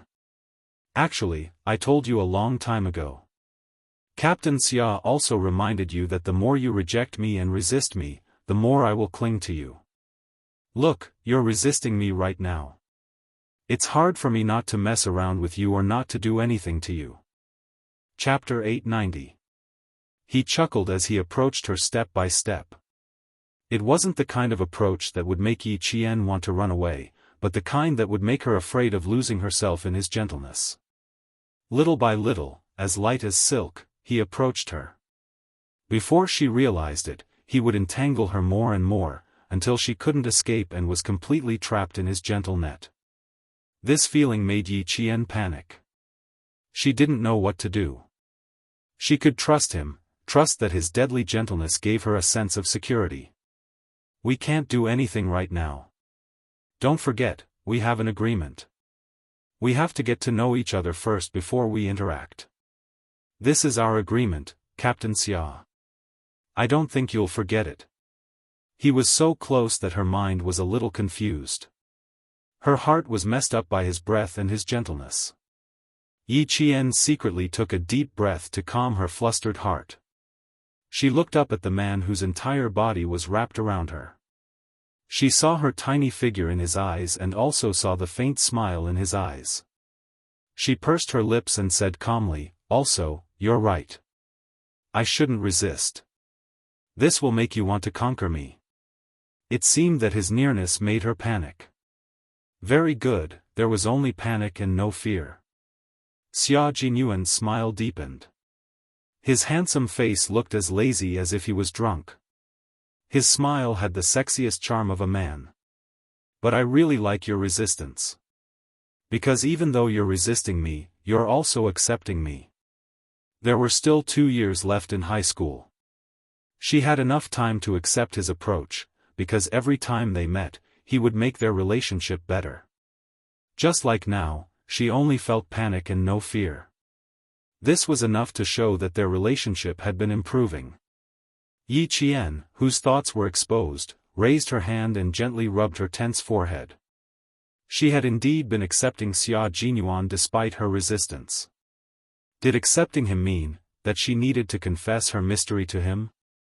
Did she need to find a chance to confess her past and completely open her heart to Xia Jinyuan, who made her feel safe? Could she reach out and grab his hand? Looking at Xia Jinyuan's gentle gaze, Yi Qian couldn't deny that he had the urge to do so. Then, the impulse only flickered in his heart like a spark. When the light disappeared, the impulse was gone. Grandpa Zhen and Uncle Chen had taught her that women also needed to stand tall and proud in front of the world. When one did not have enough capital, one had to learn to endure, to lie low, and to wait for an opportunity to soar into the sky. No, it was not yet time for her to reveal all her secrets. She still needed time to prove if he could really accept her. After all, she was still young and he was still young. I admit that I'm accepting Captain Xia, who's so far away, so tired, and still sneaking around in the middle of the night. If I were to heartlessly refuse, I'm afraid Major Xia would be heartbroken. Yi Qian smiled, relaxing his tense heart and body. Her admission filled Major Xia with even more joy. He reached out and easily pulled the nervous little fox into his arms.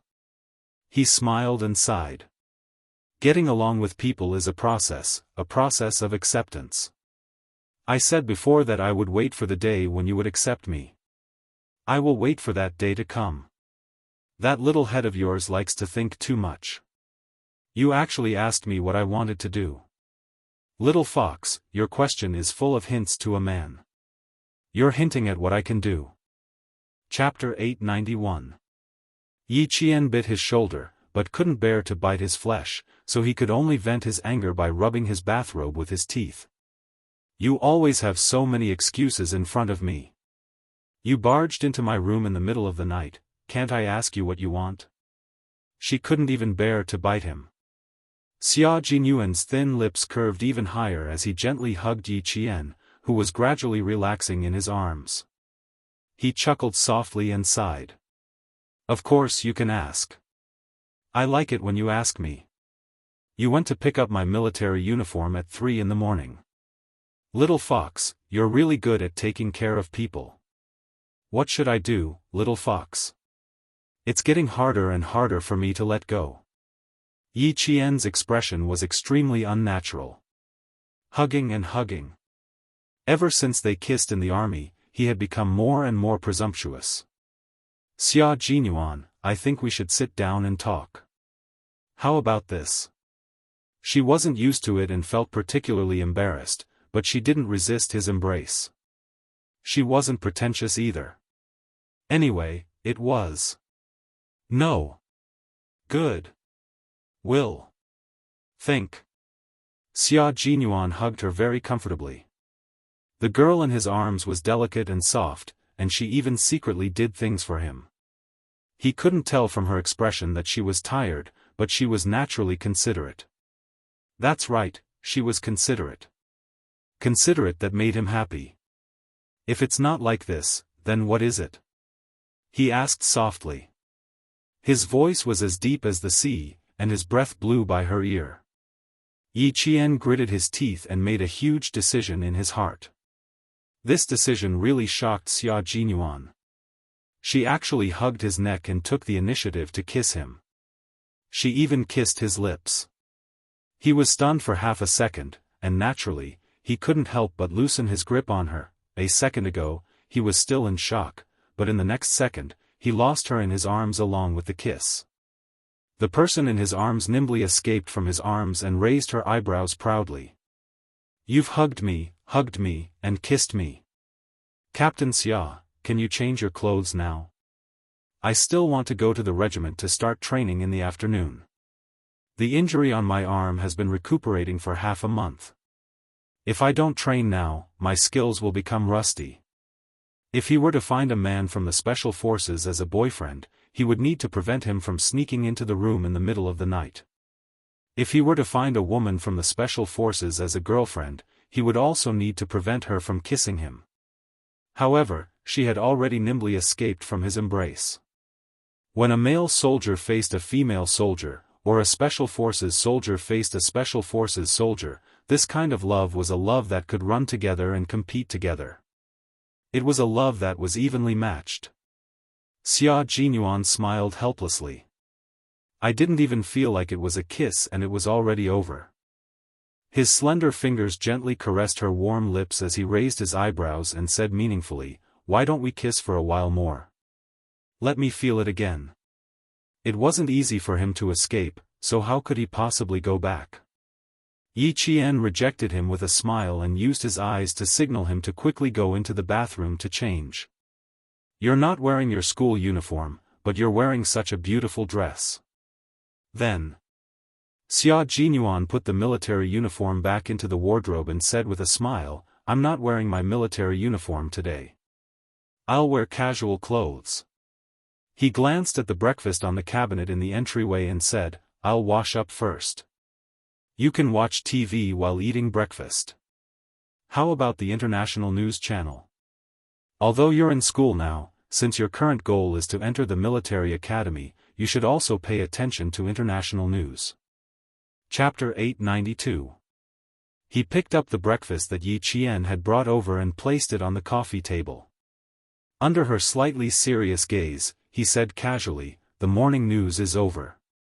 Let's watch the 9 o'clock news. Didn't I say that our operation this time was a decapitation operation? Can you see if you can find anything from the international news? Yi Qian's expression was serious.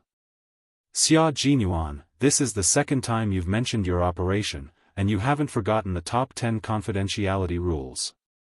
Why? Why do you have to mention it again and again in front of me? You can watch it first.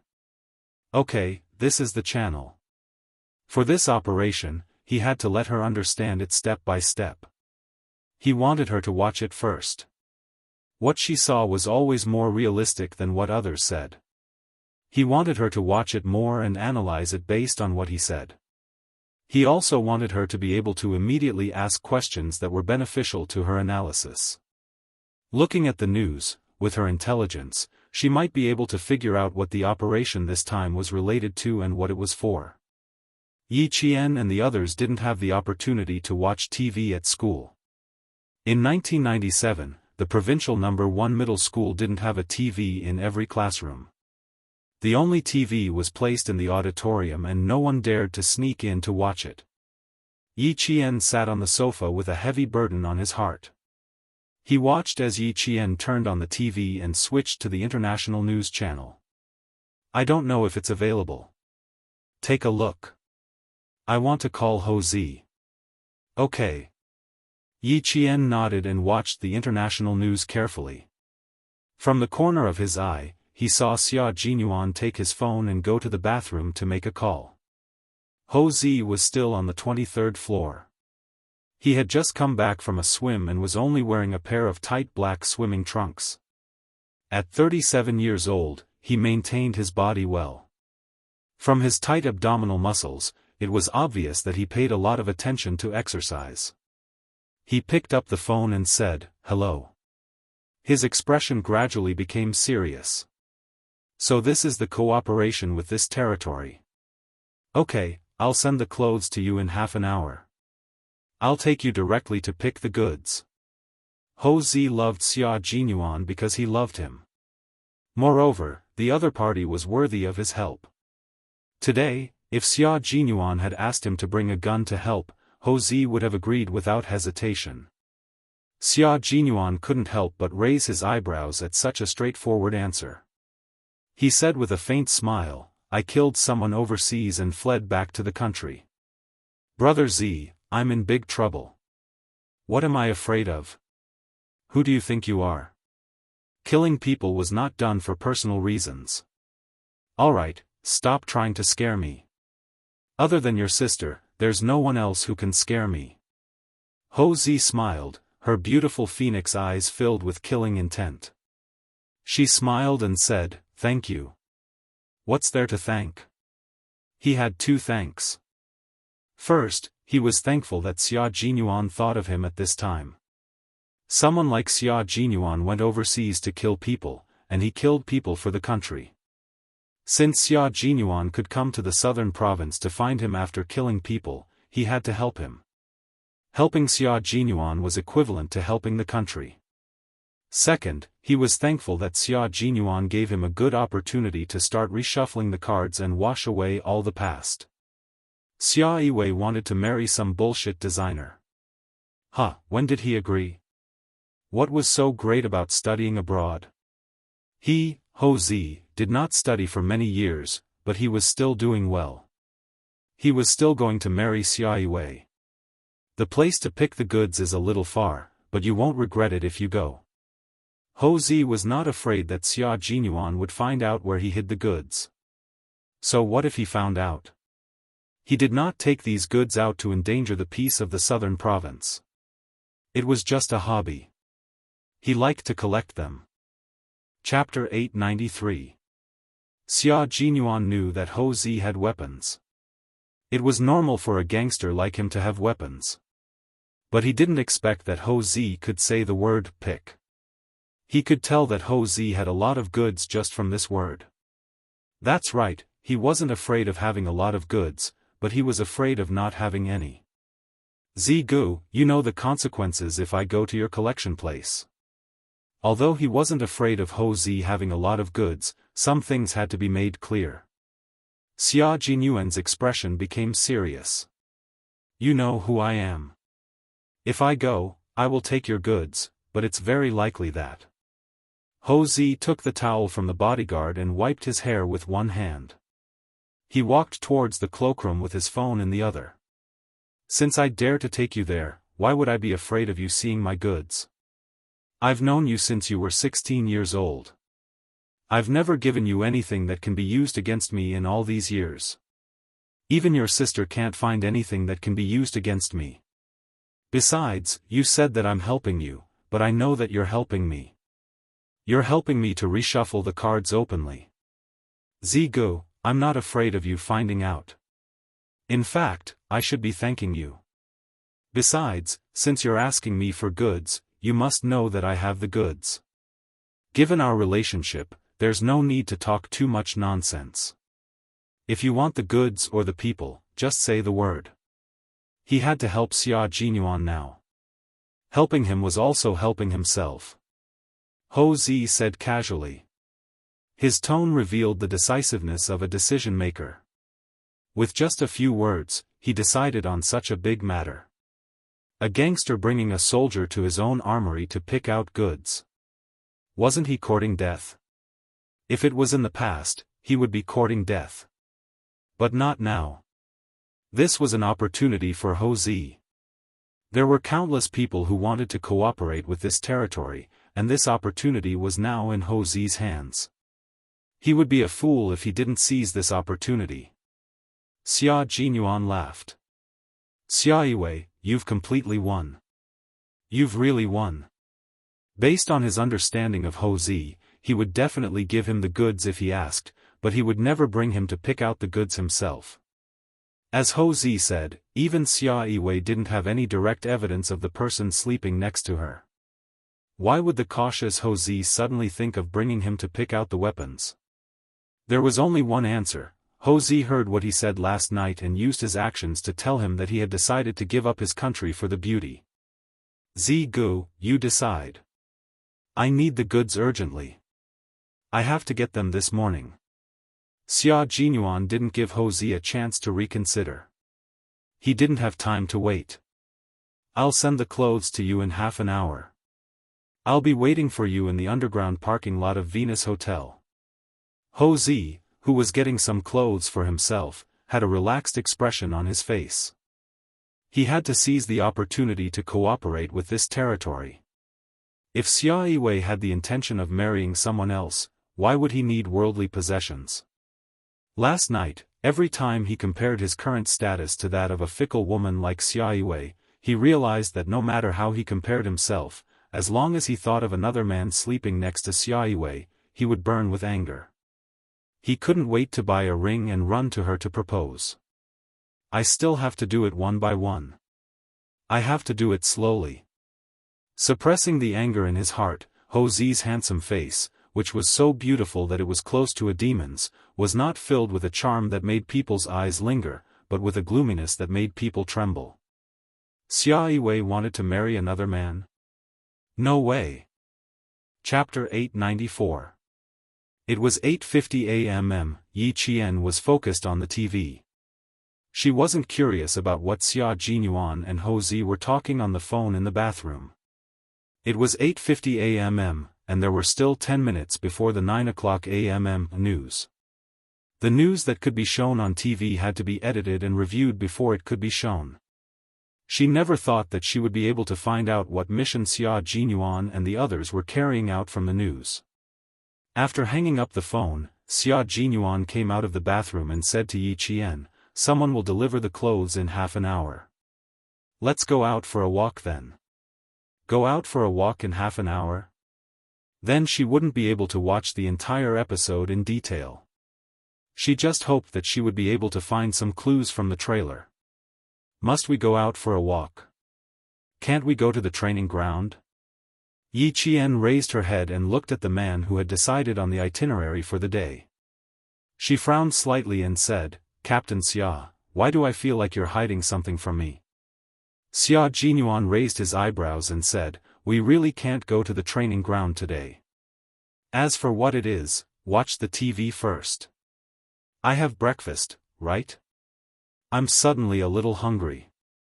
He immediately changed the topic, which made Yi Qian even more suspicious. "There's breakfast. You can eat it and tell me why you must go out with me today." Xia Jinyuan smiled at her. His deep eyes were deep and mysterious. "Continue watching the TV. Eat your breakfast slowly. I'll be there soon to accompany you." Little Fox's curiosity was piqued. Hopefully, she wouldn't be so scared that she would cry. That didn't seem likely. How could a strong little fox cry? Less than 10 seconds later, Xia Jinyuan walked out with a cold expression. He was holding Yi Qian's blood-stained school uniform in his hand. What happened on the way there? He asked in a low voice. He even sounded a little anxious. Did you meet any suspicious people? Did you get rid of them directly? Ever since he entered the country, he had been on the lookout. It was impossible for a snake from outside the country to discover his whereabouts in such a short time. Could it be that he had been too careless? Had someone already made a move to kill the little fox? Yi Qian, who was watching TV intently, looked up and saw his handsome face tensed up as he held the bloodied school uniform she had left in the bathroom. She was a little surprised by his reaction and immediately explained, "I was on my way to the airport when I bumped into a car accident.